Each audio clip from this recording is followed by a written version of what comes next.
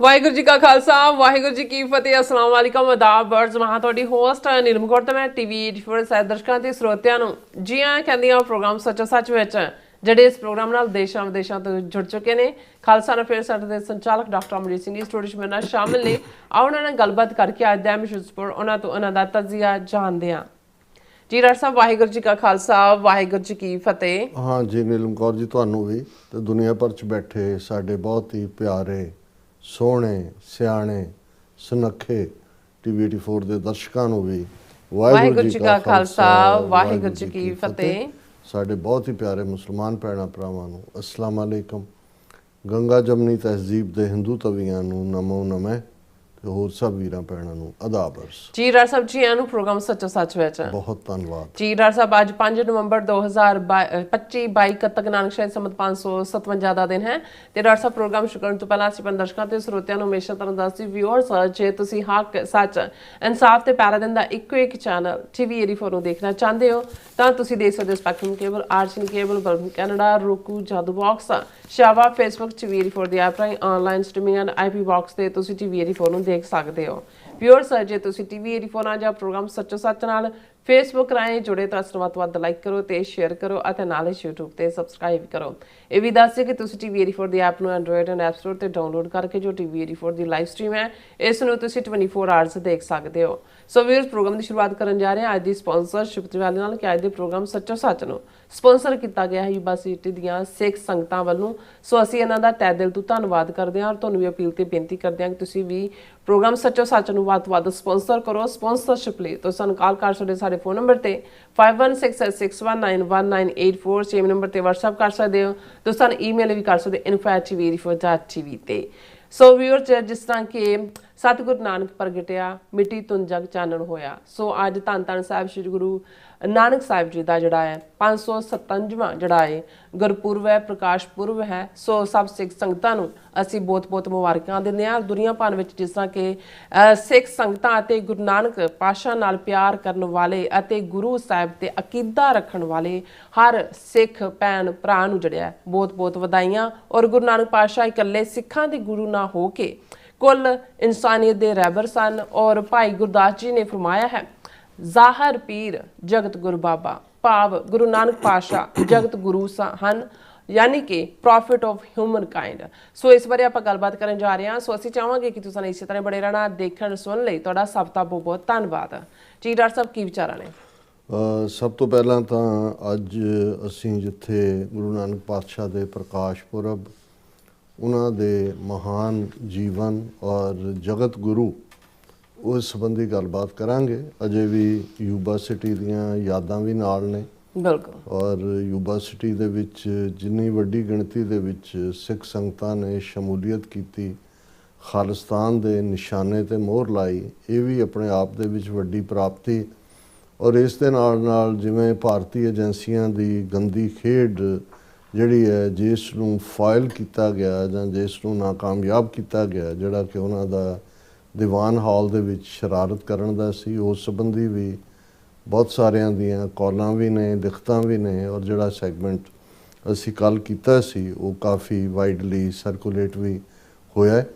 ਔਰ ਉਸੇ ਹੀ ਨਗਰ ਕੀਰਤਨ ਦੌਰਾਨ ਜਿਹੜਾ ਸਾਡੇ ਵੀਰਾਂ ਨੇ, ਜਿਹੜੀ ਪੂਰੀ ਟੀਮ ਟੀਵੀ 84 ਦੀ ਸੀ, ਉਹਨਾਂ ਨੇ ਜਿੱਥੋਂ ਨਗਰ ਕੀਰਤਨ ਗੁਜ਼ਰ ਰਿਹਾ ਸੀ ਸੜਕ ਦੇ ਵਿੱਚ ਖਲੋ ਕੇ ਇੱਕ ਓਪਨ ਬਕਟ ਰੱਖ ਕੇ ਸੰਗਤ ਦੇ ਦਸਵੰਧ ਦੀ ਅਪੀਲ ਕੀਤੀ ਔਰ ਉਸ ਨੂੰ ਸਿੱਖ ਸੰਗਤਾਂ ਵੱਲੋਂ ਰਿਸਪੌਂਡ ਕੀਤਾ ਗਿਆ। ਔਰ ਮੈਂ ਸਮਝਦਾ ਵੀ ਜਿੱਥੇ ਅਸੀਂ ਇੰਡੀਵਿਜੂਅਲ ਰੈਕਗਨੀਸ਼ਨ ਕਰਦੇ ਹਾਂ ਸਪਾਂਸਰਸ਼ਿਪ ਦੇ ਹਵਾਲੇ ਨਾਲ, ਇਹ ਜਿਹੜਾ ਇੱਕ ਦਮੜੀ ਡਾਲਰ ਸਿੱਖ ਸੰਗਤਾਂ ਦਾ ਹੈ ਜਿਹੜਾ ਸਾਡੇ ਲਈ ਬਹੁਤ ਵੱਡ ਮੁੱਲ ਹੈ। ਅਸੀਂ ਸਮੂਹ ਸੰਗਤ ਦਾ ਜਿਹੜੇ ਸਿਰਫ ਯੂਨੀਵਰਸਿਟੀ ਦੇ ਵਾਸੀ ਨਹੀਂ, ਕਿਉਂਕਿ ਇਸ ਨਗਰ ਕੀਰਤਨ 'ਚ ਹੁਣ ਤਾਂ ਦੁਨੀਆ ਭਰ ਦੇ ਸਿੱਖਾਂ ਦੀ ਸ਼ਮੂਲੀਅਤ ਹੁੰਦੀ ਹੈ। ਇਸ ਦੀ ਸੋਭਾ ਔਰ ਇਸ ਦੇ ਗ੍ਰੈਂਡਿਓਰ ਦੀ ਗੱਲ ਸਾਰੇ ਪਾਸੇ ਹੈ। ਬਿਲਕੁਲ। ਸੋ ਕੱਲਾ ਅੱਗੇ ਤਾਂ ਹੁੰਦਾ ਸੀ ਵੀ ਕੈਨੇਡਾ ਤੋਂ ਤਾਂ ਆਉਂਦੇ ਸੀ, ਯੂਰਪ ਤੋਂ ਵੀ। ਹੁਣ ਅਸੀਂ ਦੇਖਦੇ ਹਾਂ ਕਿ ਪੰਜਾਬ ਤੋਂ ਵੀ ਜਿਹੜੇ ਨੇ ਕਈ ਸਪੈਸ਼ਲੀ ਆਪਣਾ ਟ੍ਰਿਪ ਜਿਨ੍ਹਾਂ ਦੇ ਪਰਿਵਾਰਾਂ ਵਾਲੇ ਇੱਥੇ ਰਹਿੰਦੇ ਨੇ, ਉਹ ਇਸ ਢੰਗ ਨਾਲ ਬਣਾਉਂਦੇ ਨੇ ਕਿ ਵੀ ਉਹ ਇਸ ਨਗਰ ਕੀਰਤਨ ਨੂੰ ਜਿਹੜਾ ਨਵੰਬਰ ਦੇ ਪਹਿਲੇ ਵੀਕਐਂਡ ਹੋਣਾ ਨੀਅਤ ਹੈ, ਇਸ ਦੇ ਵਿੱਚ ਪਾਰਟਿਸਿਪੇਸ਼ਨ ਉਹ ਕਰਨ। ਔਰ ਇਸ ਤੋਂ ਇਲਾਵਾ ਕਿ ਇਸ ਦੀ ਮਸ਼ਹੂਰੀ ਇਸ ਲੈਵਲ ਤੇ ਹੈ ਕਿ ਅਸੀਂ ਇਹ ਵੀ ਇਹ ਦੇਖਿਆ ਵੀ ਈਵਨ ਪਾਕਿਸਤਾਨ ਤੋਂ ਵੀ, ਲਾਹੌਰ ਤੋਂ ਦੂਸਰੇ ਜਿਹੜੇ ਵਪਾਰੀ ਨੇ ਉਹ ਵੀ ਆਪਣੀਆਂ ਦੁਕਾਨਾਂ ਪੂਰੇ ਬਾਜ਼ਾਰ ਸਜਦੇ ਨੇ। ਔਰ ਉਹਨਾਂ ਦੇ ਵਿੱਚ ਵੀ ਜਿਹੜਾ ਖਾਸ ਤੌਰ ਤੇ ਜਿਹੜੀਆਂ ਲਾਹੌਰੀ ਖੂਬਸੂਰਤ, ਬੇਸ਼ੱਕ ਉਹ ਉਹਨਾਂ ਦੇ ਸੂਟ ਨੇ ਜਾਂ ਉਹਨਾਂ ਦੀ ਐਮਬਰਾਇਡਰੀ ਦਾ ਕੰਮ ਹੈ ਜਾਂ ਈਵਨ ਗੋਲਡ ਜਾਂ ਸਿਲਵਰ ਜਾਂ ਈਵਨ ਐਤਕੀ ਉਹਨਾਂ ਨੇ ਆਪਣੀ ਜਿਹੜੀ ਟਾਹਲੀ ਦੇ ਲੱਕੜ ਦੇ ਬਣਾਏ ਹੋਏ ਖਾਸ ਤੌਰ ਤੇ ਟੇਬਲ, ਚੇਅਰ ਦੂਜੇ ਤੀਜੇ ਨੇ ਉਹ ਵੀ ਡਿਸਪਲੇ ਕੀਤੇ ਸੀ। ਸੋ ਇਹ ਇੱਕ ਆਪਣੇ ਆਪ ਦੇ ਵਿੱਚ ਇੱਕ ਇੰਟਰਨੈਸ਼ਨਲ ਮੀਟਿੰਗ ਪੁਆਇੰਟ। ਔਰ ਪਹਿਲੇ ਦਿਨ ਦੀ ਕਥਾ 'ਚ ਭਾਈ ਹਰਪਾਲ ਸਿੰਘ ਜਿਹੜੇ ਫਤਿਹਗੜ੍ਹ ਸਾਹਿਬ ਤੋਂ ਜਿਨ੍ਹਾਂ ਦੀ ਕਥਾ ਰੋਜ਼ਾਨਾ TV 84 ਰਾਹੀਂ ਵੀ, ਕਿਉਂਕਿ ਸਾਡੇ ਸਵੇਰੇ ਸ਼ਾਮ ਫਤਿਹਗੜ੍ਹ ਸਾਹਿਬ ਤੋਂ ਲਾਈਵ ਚੱਲਦਾ ਹੈ, ਜਦੋਂ ਉੱਥੇ ਹੁੰਦੇ ਨੇ ਟੈਲੀਕਾਸਟ ਹੁੰਦੀ ਹੈ, ਉਹਨਾਂ ਨੇ ਯੂਬਾ ਸਿਟੀ ਕਥਾ ਕਰਦਿਆਂ ਕਿਹਾ ਕਿ ਯੂਬਾ ਸਿਟੀ ਦਾ ਇਹ ਜਿਹੜਾ ਦਿਨ ਹੈ ਜਾਂ ਇਹ ਮੁਕਾਮ ਹੈ ਗੁਰੂ ਗ੍ਰੰਥ ਸਾਹਿਬ ਗੱਦੀ ਦਿਵਸ ਨੂੰ ਸਮਰਪਿਤ, ਇਸ ਨੇ ਯੂਬਾ ਸਿਟੀ ਨੂੰ ਇੱਕ ਤੀਰਥ ਸਥਾਨ ਬਣਾ ਦਿੱਤਾ ਹੈ। ਹੁਣ ਯੂਜਲੀ ਅਸੀਂ ਜਦੋਂ ਪਿਲਗ੍ਰਿਮੇਜ ਸੈਂਟਰ ਦੀ ਗੱਲ ਕਰਦੇ ਹਾਂ ਤੇ ਜ਼ਾਹਰ ਹੈ ਇਤਿਹਾਸ ਦੇ ਵਿੱਚ ਜਿੱਥੇ ਜਿੱਥੇ ਜਿਹੜੇ ਸਾਡੇ ਤੀਰਥ ਜਿਨ੍ਹਾਂ ਦੇ ਨਾਲ ਇਤਿਹਾਸ ਜੁੜਿਆ ਹੁੰਦਾ। ਸੋ ਇਹ ਇੱਕ ਵੈਸੇ ਵੀ ਜਦੋਂ 46 ਸਾਲ ਤੋਂ ਕੋਈ ਇਵੈਂਟ ਐਸਟੈਬਲਿਸ਼ ਹੋਈ ਉਹ ਤਾਂ ਆਪਣੇ ਆਪ ਦੇ ਵਿੱਚ ਵੀ ਲੋਕਲ ਇਤਿਹਾਸ ਹੈ, ਪਰ ਇਹ ਇੱਕ ਸਿੱਖ ਸੰਗਤਾਂ ਦਾ ਇੰਟਰਨੈਸ਼ਨਲ ਲੈਵਲ ਤੇ ਜੋੜ ਮੇਲਾ ਵੀ ਹੈ। ਔਰ ਇਸ ਗੱਲ ਨੂੰ ਅਸੀਂ ਯਕੀਨੀ ਬਣਾਉਣ ਦੀ ਕੋਸ਼ਿਸ਼ ਕਰੀਏ ਕਿ ਇਹ ਪੰਥਕ ਇਕੱਠ ਦਾ ਮੁਕਾਮ, ਪੰਥਕ ਚੜ੍ਹਦੀ ਕਲਾ ਦਾ ਪ੍ਰਤੀਕ ਔਰ ਕੌਮੀ ਘਰ ਖਾਲਿਸਤਾਨ ਦੀ ਸੋਚ ਨੂੰ ਹੀ ਸਮਰਪਿਤ ਰਹੇ। ਕਿਉਂਕਿ ਜੇ ਸਾਨੂੰ ਲੱਗਦਾ ਵੀ ਇਸ 'ਚੋਂ ਸਾਡਾ ਜਿਹੜਾ ਉਹ ਪੋਜ਼ਿਟਿਵ ਕਿੰਨਾ ਕੁਛ ਚਾਹੁੰਦਾ ਦੁਨੀਆ ਭਰ ਦੇ ਸਾਹਮਣੇ, ਤਾਂ ਸਾਡਾ ਦੁਸ਼ਮਣ ਇਸ ਨੂੰ ਜਿਹੜਾ ਹੈ ਉਹ ਡਿਸਟਰੋਏ ਕਰਨਾ ਚਾਹੁੰਦਾ ਹੈ, ਇਮੇਜ ਨੂੰ ਵੀ ਇਸ ਨੂੰ ਗ੍ਰੈਬ ਕਰਨਾ ਚਾਹੁੰਦਾ ਹੈ। ਵਿਦਨ ਮੈਨੇਜਮੈਂਟ ਕਿਸ ਕਿਸਮ ਦੇ ਲੋਕ ਹੁੰਦੇ ਨੇ, ਜਿਸ ਕਿਸਮ ਦਾ ਇੱਕ ਨਮੂਨਾ ਜਿਹਨੇ ਸ਼ਰਾਰਤ ਕਰਨ ਦੀ ਕੋਸ਼ਿਸ਼ ਕੀਤੀ। ਸੋ ਇਹ ਅਸੀਂ ਲੋਕਲ ਜਿਹੜੀ ਉਹਨਾਂ ਦੀ ਸੰਗਤ ਹੈ ਜਾਂ ਉਹਨਾਂ ਦੀ ਬੋਰਡ ਆਫ ਡਾਇਰੈਕਟਰਸ ਜਾਂ ਜੋ ਵੀ ਸਿਸਟਮ ਹੈ ਉਹਨਾਂ ਨੂੰ ਇਹ ਅਪੀਲ ਵੀ ਕਰਾਂਗੇ ਕਿ ਇਹ ਮਹਿਜ਼ ਇਹਨੂੰ ਇੱਕ ਲੋਕਲ ਦਾਇਰੇ ਦੇ ਵਿੱਚ ਨਾ ਦੇਖੋ ਕਿ ਭਾਈ ਇਹ ਇੱਕ ਕੋਈ ਯੂਬਾ ਸਿਟੀ ਨਾਲ ਸੰਬੰਧਿਤ ਹੈ। ਇਸ ਵੇਲੇ ਕੋਈ ਵੀ ਤਬਦੀਲੀ ਜਿਹੜੀ ਉੱਥੇ ਹੈ ਜਿਹੜੀ ਕਿ ਪੰਥ ਦੇ ਖਿਲਾਫ ਜਾਣ ਵਾਲੀ ਹੋਏਗੀ, ਉਸ ਦੇ ਉੱਤੇ ਦੁਨੀਆ ਭਰ ਦੇ ਸਿੱਖਾਂ ਦੀ ਅੱਖ ਹੈ। ਔਰ ਇਸ ਨੂੰ ਜਿਹੜਾ ਯਕੀਨੀ ਬਣਾਇਆ ਜਾਏ ਕਿ ਇਸ ਕਿਸਮ ਦੇ ਸਰਕਾਰੀ ਫੀਲੇ, ਸਰਕਾਰੀ ਟਾਊਟ ਔਰ ਕੇਓਸ ਪੈਦਾ ਕਰਨ ਵਾਲੇ ਲੋਕ ਜਿਹੜੇ ਨੇ ਉਹਨਾਂ ਨੂੰ ਜਿਹੜਾ ਹੈ ਉਹ ਜਿਵੇਂ ਚਿਮਟੇ ਨਾਲ ਫੜ ਕੇ ਕਾਕਰੋਚ ਬਾਹਰ ਰੱਖੀਦਾ ਹੈ, ਇਹਨਾਂ ਨੂੰ ਬਾਹਰ ਰੱਖਣਾ ਚਾਹੀਦਾ। ਹੁਣ ਗੱਲ ਅਸੀਂ ਗੁਰੂ ਨਾਨਕ ਪਾਤਸ਼ਾਹ ਦੀ, ਭਾਈ ਗੁਰਦਾਸ ਜੀ ਸਾਡੇ ਬਹੁਤ ਵੱਡੇ ਇਕੱਲੇ ਸਕਾਲਰ ਨਹੀਂ ਨੇ। ਜਦੋਂ ਅਸੀਂ ਇਤਿਹਾਸ ਦੇ ਨਜ਼ਰਾਂ ਦੇ ਵਿੱਚ ਇਤਿਹਾਸ ਦੇ ਝਰੋਖੇ 'ਚੋਂ ਦੇਖਦੇ ਹਾਂ ਤੇ 1604 ਈਸਵੀ ਦੇ ਵਿੱਚ ਜਿਹੜੀ ਪਹਿਲੀ ਬੀੜ ਗੁਰੂ ਗ੍ਰੰਥ ਸਾਹਿਬ ਦੀ, ਜਿਹਨੂੰ ਆਦਿ ਬੀੜ ਕਰਕੇ ਜਾਣਿਆ ਜਾਂਦਾ ਹੈ, ਉਸ ਦੀ ਮੁਕੰਮਲਤਾ ਹੁੰਦੀ ਹੈ ਤੇ ਉਸ ਦੇ ਲਿਖਾਰੀ ਸਕਰਾਈਬ ਉਹ ਭਾਈ ਗੁਰਦਾਸ ਜੀ ਸਨ।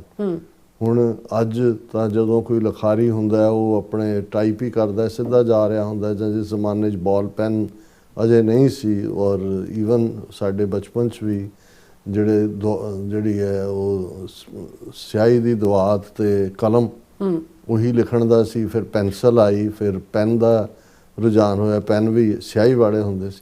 ਸੋ ਉਦੋਂ ਜਦੋਂ ਅਸੀਂ ਦੇਖੀਏ ਕਿ ਵੀ ਜਿਹੜੀ ਲਿਖਤ ਸੀ ਉਹ ਕਲਮ ਔਰ ਸਿਆਹੀ ਨਾਲ ਹੀ ਲਿਖੀ ਜਾਂਦੀ ਸੀ। ਸੋ ਇਵੇਂ ਨਹੀਂ ਹੈ ਜੇ ਹੁਣ ਅਸੀਂ ਗੁਰੂ ਗ੍ਰੰਥ ਸਾਹਿਬ ਦੀ ਬੀੜ ਵੱਲ ਨਜ਼ਰ ਮਾਰੀਏ ਕਿ ਕਿੰਨੇ ਜਿਹੜੇ ਨੇ ਉਹ ਪੂਰੀ ਇੱਕ ਟੀਮ ਹੁੰਦੀ ਹੈ, ਕਿੰਨੇ ਕਲਮਾਂ ਕਰਨ ਵਾਲੇ ਨੇ ਜਿਹੜੇ ਲਗਾਤਾਰ, ਕਿਉਂਕਿ ਜਦੋਂ ਤੁਸੀਂ ਕਲਮ ਦੇ ਨਾਲ ਥੋੜ੍ਹਾ ਲਿਖਦੇ ਹੋ ਉਸ ਤੋਂ ਬਾਅਦ ਕਲਮ ਜਾਂ ਚੌੜੀ ਹੋ ਜਾਂਦੀ ਹੈ ਜਾਂ ਉਸਦਾ ਹਿੱਸਾ ਟੁੱਟ ਜਾਂਦਾ ਹੈ ਤੇ ਤੁਸੀਂ ਉਹਨਾਂ ਸਫ਼ਿਆਂ ਦੇ ਉੱਤੇ ਪੇਪਰ ਤੇ ਇੱਕੋ ਹੀ ਲਿਖਤ ਤੁਹਾਡੀ ਹੋਣੀ ਚਾਹੀਦੀ, ਕੋਈ ਅੱਖਰ ਵੱਡਾ ਛੋਟਾ ਨਹੀਂ ਹੈ, ਕਿਤੇ ਸਿਆਹੀ ਜ਼ਿਆਦਾ ਹੈ।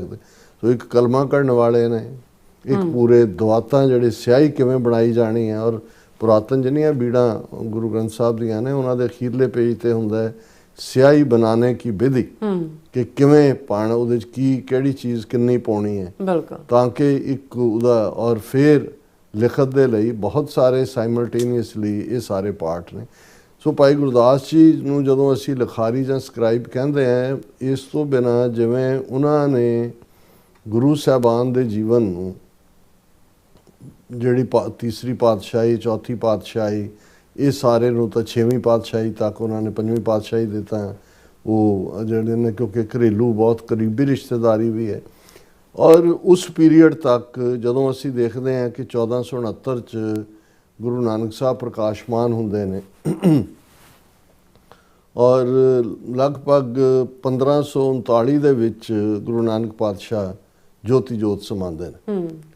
ਔਰ ਜਦੋਂ ਗੁਰੂ ਨਾਨਕ ਸਾਹਿਬ ਜੋਤੀ ਜੋਤ ਸਮਾਉਂਦੇ ਨੇ, ਉਦੋਂ ਭਾਵੇਂ ਗੁਰਗੱਦੀ ਭਾਈ ਲਹਿਣਾ ਜੀ ਨੂੰ ਬਖਸ਼ੀ ਜਾਂਦੀ ਹੈ, ਦੂਸਰੇ ਗੁਰੂ, ਲੇਕਿਨ ਗੁਰੂ ਅਮਰਦਾਸ ਜੀ ਵੀ ਇਸ ਧਰਤੀ ਤੇ ਮੌਜੂਦ ਨੇ ਔਰ ਗੁਰੂ ਰਾਮਦਾਸ ਜੀ ਦਾ ਵੀ ਪ੍ਰਕਾਸ਼ ਹੋ ਚੁੱਕਾ ਹੋਇਆ।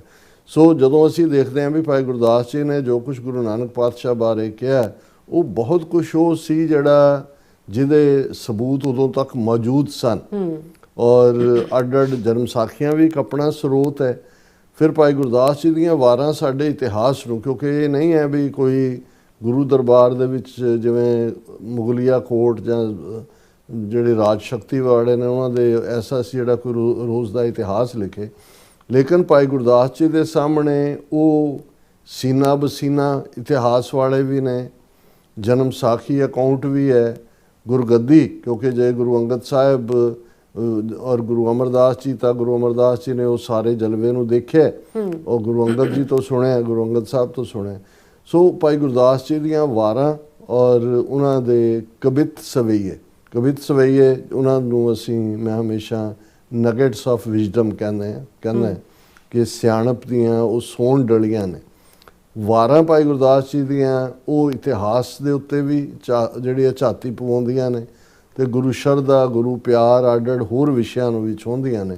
ਔਰ 22 ਵਾਰਾਂ ਭਾਈ ਗੁਰਦਾਸ ਜੀ ਦੀਆਂ। ਔਰ ਜਦੋਂ ਅਸੀਂ ਗੁਰੂ ਨਾਨਕ ਪਾਤਸ਼ਾਹ ਦੇ ਪ੍ਰਕਾਸ਼ ਨਾਲ ਸੰਬੰਧਿਤ ਦੇਖਦੇ ਹਾਂ ਤੇ ਕੋਈ ਐਸਾ ਦੁਨੀਆ ਦਾ ਗੁਰਦੁਆਰਾ ਸਾਹਿਬ ਨਹੀਂ ਹੋਏਗਾ, ਨਗਰ ਕੀਰਤਨ ਨਹੀਂ ਹੋਏਗਾ ਜਦੋਂ ਕਿ ਇਸ ਮੌਕੇ ਤੇ ਭਾਈ ਗੁਰਦਾਸ ਜੀ ਦੀ ਇਸ ਵਾਰ ਦਾ ਕੀਰਤਨ ਨਾ ਹੁੰਦਾ ਹੋਏ ਜਾਂ ਬੁਲਾਰੇ ਕੋਟ ਨਾ ਕਰਦੇ ਹੋਣ ਕਿ ਸਤਿਗੁਰੂ ਨਾਨਕ ਪ੍ਰਗਟਿਆ ਮਿੱਟੀ ਧੁੰਦ ਜਗ ਚਾਨਣ ਹੋਆ, ਜਿਉਂ ਕਰ ਸੂਰਜ ਨਿਕਲਿਆ ਤਾਰੇ ਛਪੇ ਅੰਧੇਰ ਪਲੋਆ, ਸਿੰਘ ਬੁੱਕੇ ਮਿਰਗਾਵਲੀ ਭੰਨੀ ਜਾਏ ਨਾ ਧੀਰ ਧਰੋਆ, ਜਿੱਥੇ ਬਾਬਾ ਪੈਰ ਧਰੇ ਪੂਜਾ ਆਸਣ ਥਾਪਣ ਸੋਆ, ਸਿੱਧ ਆਸਣ ਸਭ ਜਗਤ ਦੇ ਨਾਨਕ ਆਦ ਮਤੇ ਜੇ ਕੋਆ, ਘਰ ਘਰ ਅੰਦਰ ਧਰਮਸਾਲ ਹੋਵੇ ਕੀਰਤਨ ਸਦਾ ਵਸੋਆ, ਬਾਬੇ ਤਾਰੇ ਚਾਰ ਚੱਕ ਨੌਖੰਡ ਪ੍ਰਿਥਵੀ ਸੱਚਾ ਢੋਆ, ਗੁਰਮੁਖ ਕਲ ਵਿੱਚ ਪ੍ਰਗਟ ਹੋਆ,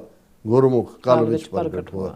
ਮੈਂ ਵਿਆਖਿਆ 'ਚ ਨਹੀਂ ਜਾਵਾਂਗਾ, ਪਰ ਉਹਨਾਂ ਨੇ ਗੁਰੂ ਨਾਨਕ ਪਾਤਸ਼ਾਹ ਦੀ ਆਮਦ ਨੂੰ ਫਰਮਾਇਆ ਕਿ ਜਿਵੇਂ ਸੂਰਜ ਨਿਕਲਦਾ, ਜਿਉਂ ਕਰ ਸੂਰਜ ਨਿਕਲਿਆ ਤਾਰੇ ਛਪੇ ਅੰਧੇਰ ਪਲੋਆ, ਕਿ ਚਾਰ ਚਫੇਰੇ ਹਨੇਰਾ ਅਗਿਆਨ ਦਾ, ਇਗਨੋਰੈਂਸ ਦਾ, ਆਪਸ ਦੇ ਵਿੱਚ ਕਿਵੇਂ ਜਿਹੜਾ ਹੈ ਉਹ ਰੂਹਾਨੀ ਦੁਨੀਆ ਵਾਲੇ ਵੀ ਉਲਝੇ ਹੋਏ ਨੇ, ਸਮਾਜ ਦੇ ਅੰਦਰ ਕਿਵੇਂ ਜਿਹੜੀ ਅਨਸਰਟਨਟੀ ਹੈ, ਇਸ ਬਾਰੇ ਗੁਰੂ ਨਾਨਕ ਪਾਤਸ਼ਾਹ ਨੇ ਖੁਦ ਵੀ ਜਿਹੜਾ ਉਹ ਜਦੋਂ ਉਹਨਾਂ ਨੇ ਬਿਆਨਿਆ ਕਿ ਭਾਈ ਚਾਰ ਚਫੇਰਾ ਜਿਹੜਾ ਹੈ ਉਹ ਉਸ ਪਹਾੜ ਦੇ ਵਿੱਚ ਹੈ, ਤੇ ਫਿਰ ਗੁਰੂ ਨਾਨਕ ਪਾਤਸ਼ਾਹ ਨੂੰ ਹੋਂ ਢਾਡੀ ਵੇਕਾਰ ਕਾਰੇ ਲਾਇਆ, ਜੋ ਗੁਰੂ ਨਾਨਕ ਪਾਤਸ਼ਾਹ ਫਰਮਾਉਂਦੇ ਨੇ ਕਿ ਮੈਨੂੰ ਇਸ ਸੇਵਾ ਦੇ ਵਿੱਚ ਗੁਰੂ ਨੇ, ਅਕਾਲ ਪੁਰਖ ਨੇ ਲਾਇਆ। ਹੁਣ ਇਹ ਜਿਹੜੀ ਇਸ ਤੋਂ ਗੁਰੂ ਨਾਨਕ ਪਾਤਸ਼ਾਹ ਦੇ ਵੇਲੇ ਜਦੋਂ 557 ਵਰੇ ਪਹਿਲਾਂ ਦੀ ਅਸੀਂ ਗੱਲ ਕਰ ਰਹੇ ਹਾਂ, ਦਿੱਲੀ ਦੇ ਤਖਤ ਤੇ ਇਬਰਾਹਿਮ ਲੋਧੀ ਹੈ।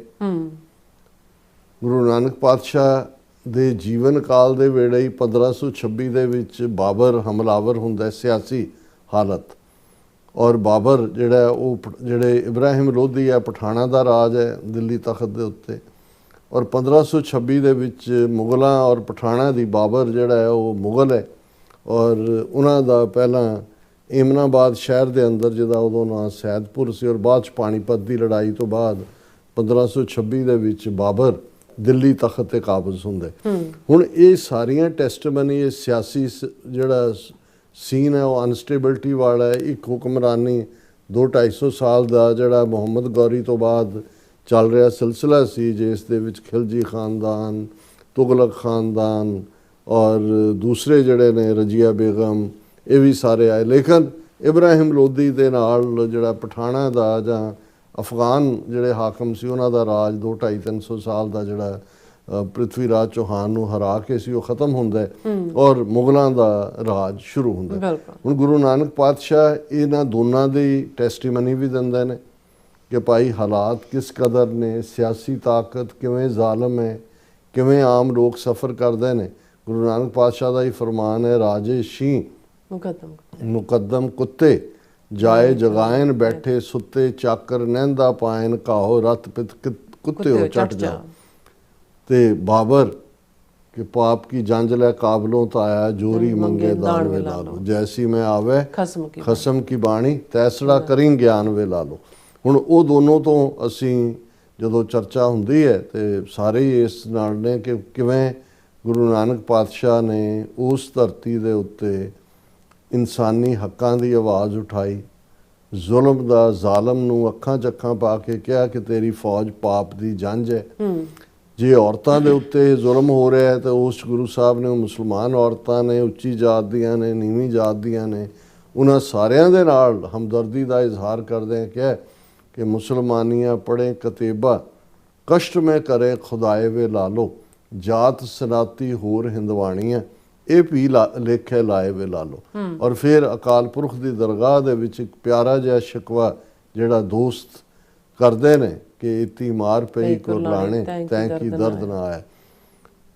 ਧਾਰਮਿਕ ਪੱਖ ਟਕਰਾਅ ਹੈ ਇੱਕ ਪਾਸੇ, ਕਿਉਂਕਿ ਉਹ ਭਾਵੇਂ ਪਠਾਨ ਸਨ ਜਾਂ ਮੁਗਲ ਆਏ, ਇਸਲਾਮ ਨੂੰ ਮੰਨਣ ਵਾਲੇ ਸਨ ਔਰ ਇਸਲਾਮ ਨੂੰ ਵਰਤ ਕੇ ਬਾਕੀ ਮੈਜੋਰਿਟੀ ਪੋਪੂਲੇਸ਼ਨ ਦੇ ਉੱਤੇ ਧੱਕਾ ਕਰਨਾ, ਇਹ ਆਮ ਅੱਜ ਵੀ ਅਸੀਂ ਹਿੰਦੂਤਵੀ ਦੇਖਦੇ ਹਾਂ ਕਿ ਭਾਈ ਉਹ ਧਰਮ ਨੂੰ ਇਸਤੇਮਾਲ ਕਰਕੇ ਹਿੰਦੂਤਵਾ ਦੀ ਵਿਚਾਰਧਾਰਾ ਨੂੰ ਕਿਵੇਂ ਜਿਹੜਾ ਘੱਟ ਗਿਣਤੀਆਂ ਦੇ ਨਾਲ ਜ਼ੁਲਮ ਕਰ ਰਹੇ ਨੇ, ਉਹਨਾਂ ਨੂੰ ਸਤਾ ਰਹੇ ਨੇ। ਧਰਮ ਤਾਂ ਨਹੀਂ ਸਿਖਾਉਂਦਾ। ਜੇ ਅਲਾਮਾ ਇਕਬਾਲ ਦੇ ਇਹ ਅਲਫਾਜ਼ ਦੇਖੀਏ ਕਿ ਮਜ਼ਹਬ ਨਹੀਂ ਸਿਖਾਤਾ ਆਪਸ ਮੇਂ ਵੈਰ ਰੱਖਣਾ, ਮਜ਼ਹਬ ਤਾਂ ਨਹੀਂ ਕਦੇ ਵੀ ਸਿਖਾਉਂਦਾ ਹੈ, ਉਹ ਤਾਂ ਇੱਕ ਦੂਸਰੇ ਦਾ ਸਤਿਕਾਰ ਸਿਖਾਉਂਦਾ। ਲੇਕਿਨ ਹਾਕਮ ਮਜ਼ਹਬ ਨੂੰ ਤਲਵਾਰ ਦੇ ਤੌਰ ਤੇ ਵੀ ਇਸਤੇਮਾਲ ਕਰਦੇ ਨੇ, ਢਾਲ ਦੇ ਤੌਰ ਤੇ ਵੀ ਇਸਤੇਮਾਲ ਕਰਦੇ ਨੇ। ਔਰ ਇਸ ਪ੍ਰਥਾਏ ਜਦੋਂ ਭਾਈ ਗੁਰਦਾਸ ਜੀ ਨੇ ਉਸ ਸਾਰੇ ਵਾਕਿਆ ਨੂੰ ਬਿਆਨਿਆ ਕਿ ਇੱਕ ਪਾਸੇ ਹਾਕਮ ਇਵੇਂ ਕਰ ਰਹੇ ਨੇ, ਦੂਸਰੇ ਪਾਸੇ ਭਾਵੇਂ ਗੁਲਾਮੀ ਦੇ ਸੰਗਲਾਂ 'ਚ ਫਸੇ ਹੋਏ ਨੇ, ਲੇਕਿਨ ਬ੍ਰਾਹਮਣ ਦੀ ਡੋਮੀਨੈਂਸ ਹੈ। ਬ੍ਰਾਹਮਣ ਨੇ ਜ਼ਾਤ ਪਾਤੀ ਸਿਸਟਮ ਵਰਗਾ ਕੋਡ ਖੜਾ ਕੀਤਾ ਹੋਇਆ, ਉਹਨਾਂ ਦੇ ਸਾਹਮਣੇ ਕੋਈ ਆਵਾਜ਼ ਚੁੱਕ ਨਹੀਂ ਸਕਦਾ ਔਰ ਖਲਕਤ ਜਿਹੜੀ ਆ ਉਹ ਹਨੇਰੇ ਦੇ ਵਿੱਚ ਫਸੀ ਹੋਈ ਹੈ। ਭਾਈ ਗੁਰਦਾਸ ਜੀ ਦੀ ਵਾਰ ਹੈ ਇਸ ਪ੍ਰਥਾਏ, ਚਾਰ ਵਰਣ ਚਾਰ ਮਜ਼ਹਬਾ ਜੱਗ ਵਿੱਚ ਹਿੰਦੂ ਮੁਸਲਮਾਨੇ, ਖੁਦੀ ਬਖੀਲੀ ਤਕਬਰੀ ਖਿੱਚੋ ਤਾਨ ਕਰੀਣ ਧਿੰਗਾਨੇ, ਗੰਗ ਬਨਾਰਸ ਹਿੰਦੂਆਂ ਮੱਕਾ ਕਾਬਾ ਮੁਸਲਮਾਨੇ, ਸੁਨਤ ਮੁਸਲਮਾਨ ਦੀ ਤਿਲਕ ਜੰਜੂ ਹਿੰਦੂ ਲੋਵਾਣੇ, ਬੇਦ ਕਤੇਬ ਭੁਲਾਏ ਕੇ ਮੋਏ ਲਾਲਚ ਦੁਨੀ ਸ਼ੈਤਾਨੇ, ਸੱਚ ਕਿਨਾਰੇ ਰਹਿ ਗਿਆ ਖੈ ਮਰਦੇ ਬਾਹਮਣ ਮੌਰਾਣੇ, ਸਿਰੋਂ ਨਾ ਮਿੱਟੇ ਆਵਣ ਜਾਣੇ। ਬਿਲਕੁਲ ਕਿ ਹੁਣ ਵੇਦ ਤੇ ਕਤੇਬ, ਵੇਦ ਈਸਟ ਦਾ ਨੌਲੇਜ ਹੈ ਜਿਹੜਾ ਉਸ ਦਾ ਬੜਾ ਧਰੋਹਰ ਬੜਾ ਖਜ਼ਾਨਾ ਮੰਨਿਆ ਜਾਂਦਾ ਹੈ। ਰਿਗ ਸ਼ਾਮ ਯਜੁਰ ਅਥਰਵ ਇਹ ਹਿੰਦੂ ਧਰਮ ਦਾ ਆਧਾਰ ਸੀ। ਔਰ ਕਤੇਬ ਜਿਨ੍ਹਾਂ ਦੇ ਵਿੱਚ ਚਾਰ ਮਜ਼ਹਬੀ ਪੁਸਤਕਾਂ ਜ਼ੋਰੇਬ, ਕੁਰਾਨ ਮਜੀਦ, ਓਲਡ ਟੈਸਟਾਮੈਂਟ ਔਰ ਬਾਈਬਲ, ਜਿਹਨੂੰ ਬੁੱਲੇ ਸ਼ਾਹ ਨੇ ਵੀ ਕਿਹਾ ਭਾਵੇਂ ਫੋਲ ਕਿਤਾਬਾਂ ਚਾਰੇ, ਸੋ ਚਾਰਾਂ ਕਿਤਾਬਾਂ ਨੂੰ ਜਿਹੜੇ ਸੈਮੈਟਿਕ ਧਰਮਾਂ ਦਾ ਆਧਾਰ ਹੈ ਉਹਨਾਂ ਨੂੰ ਕਤੇਬ ਕਿਹਾ ਜਾਂਦਾ। ਹੁਣ ਭਾਈ ਗੁਰਦਾਸ ਕਹਿੰਦੇ ਨੇ ਕਿ ਵੀ ਇਹ ਇੱਕ ਪਾਸੇ ਹਿੰਦੂ ਨੇ ਇੱਕ ਪਾਸੇ ਮੁਸਲਮਾਨ ਨੇ, ਵੇਦ ਕਤੇਬ ਭੁਲਾਏ ਕੇ ਕਿ ਜਿਹੜੀਆਂ ਸਿੱਖਿਆਵਾਂ ਹਿੰਦੂਆਂ ਲਈ ਵੇਦਾਂ 'ਚ ਸਨ ਉਹਨੂੰ ਵੀ ਇਹ ਭੁੱਲੇ ਹੋਏ ਨੇ, ਜਿਹੜੀਆਂ ਮੁਸਲਮਾਨਾਂ ਲਈ ਕਤੇਬਾਂ 'ਚ ਸਨ ਉਹਨੂੰ ਵੀ ਇਹ ਭੁੱਲੇ ਹੋਏ ਨੇ। ਮੋਏ ਲਾਲਚ ਦੇ ਵਿੱਚ ਫਸੇ ਹੋਏ ਨੇ ਔਰ ਇਹ ਮੌਲਾਣੇ ਔਰ ਪੰਡਤ ਇਕੱਠੇ ਹੋ ਕੇ ਆਪੋ ਆਪਣੇ ਢੰਗ ਨਾਲ ਆਪੋ ਆਪਣੇ ਲੋਕਾਂ ਨੂੰ ਦੁਨੀ ਸ਼ੈਤਾਨ ਹੈ, ਦੁਨੀਆ ਨੂੰ ਤੰਗ ਕਰ ਰਹੇ ਨੇ, ਸੱਚ ਕਿਨਾਰੇ ਰਹਿ ਗਿਆ। ਹੁਣ ਜਿਹੜੀ ਮਨੁੱਖ ਦੇ ਅੰਦਰ ਉਹ ਕਿਸੇ ਧਰਤੀ ਦੇ ਖਿੱਤੇ ਤੇ ਪੈਦਾ ਹੋਏ, ਉਸ ਦੇ ਅੰਦਰ ਜਿਹੜੀ ਇਹ ਕੁਐਸਟ, ਇਹ ਸਵਾਲ ਉੱਠਦਾ ਹੈ, ਮੈਂ ਕੌਣ ਹੈ, ਮੈਂ ਕਿੱਥੋਂ ਆਇਆ, ਮੈਂ ਕਿੱਥੇ ਜਾਣਾ ਹੈ, ਮੇਰੀ ਜ਼ਿੰਦਗੀ ਦਾ ਮਕਸਦ ਕੀ ਹੈ। ਹੁਣ ਇਸ ਸਵਾਲ ਦਾ ਵੇਦ ਕਤੇਬ ਫਿਲਾਸਫੀਆਂ ਕਹਾਣੀਆਂ ਭਗਤੀ ਸਾਰੇ ਜਵਾਬ ਤਾਂ ਇਸ ਸਵਾਲ ਦਾ ਹੀ ਹੈ ਕਿ ਭਾਈ ਕਿਵੇਂ ਅਸੀਂ ਜਿਹੜਾ ਹੈ ਉਹ ਉਸ ਸੱਚ ਦੇ ਨੇੜੇ ਹੋਈ ਹੈ ਜਿਹਨੂੰ ਗੁਰੂ ਨਾਨਕ ਪਾਤਸ਼ਾਹ ਨੇ ਹੀ ਫਰਮਾਇਆ ਕਿਵ ਸਚਿਆਰਾ ਹੋਈ ਹੈ ਕਿਵ ਕੂੜੇ ਟੁੱਟੇ ਪਾਲ, ਕਿ ਕਿਵੇਂ ਅਸੀਂ ਸਚਿਆਰੇ ਹੋਈਏ, ਕਿਵੇਂ ਝੂਠ ਦੀ ਕੰਧ ਟੁੱਟੇ। ਤੇ ਭਾਈ ਸਾਹਿਬ ਕਹਿੰਦੇ ਨੇ ਭਾਈ ਗੁਰਦਾਸ ਕਿ ਸੱਚ ਕਿਨਾਰੇ ਰਹਿ ਗਏ, ਉਹ ਸੱਚ ਤਾਂ ਪਾਸੇ ਹੈ। ਖਹਿ ਮਰਦੇ ਬਾਹਮਣ ਮੌਲਾਣੇ, ਬਾਹਮਣ ਦੇ ਮੁੱਲਾਂ ਆਪਸ ਦੇ ਵਿੱਚ ਫਸੇ ਹੋਏ ਨੇ, ਸਿਰੋਂ ਨਾ ਮਿੱਟੇ ਆਵਣ ਜਾਣੇ, ਤੇ ਜਿਹੜਾ ਆਵਣ ਜਾਣ ਦਾ ਗੇੜ ਆ ਉਹ ਕੱਟਿਆ ਨਹੀਂ ਜਾਣਾ। ਔਰ ਉਹਨਾਂ ਹਾਲਾਤਾਂ 'ਚ ਬਾਬਾ ਨਾਨਕ ਉਸ ਸੂਰਜ ਵਾਂਗ ਆਉਂਦੇ ਨੇ ਜਿਹੜੇ ਜਿਸ ਸੂਰਜ ਦੀ ਆਮਦ ਦੇ ਨਾਲ ਹਨੇਰਾ ਦੌੜ ਜਾਂਦਾ ਹੈ।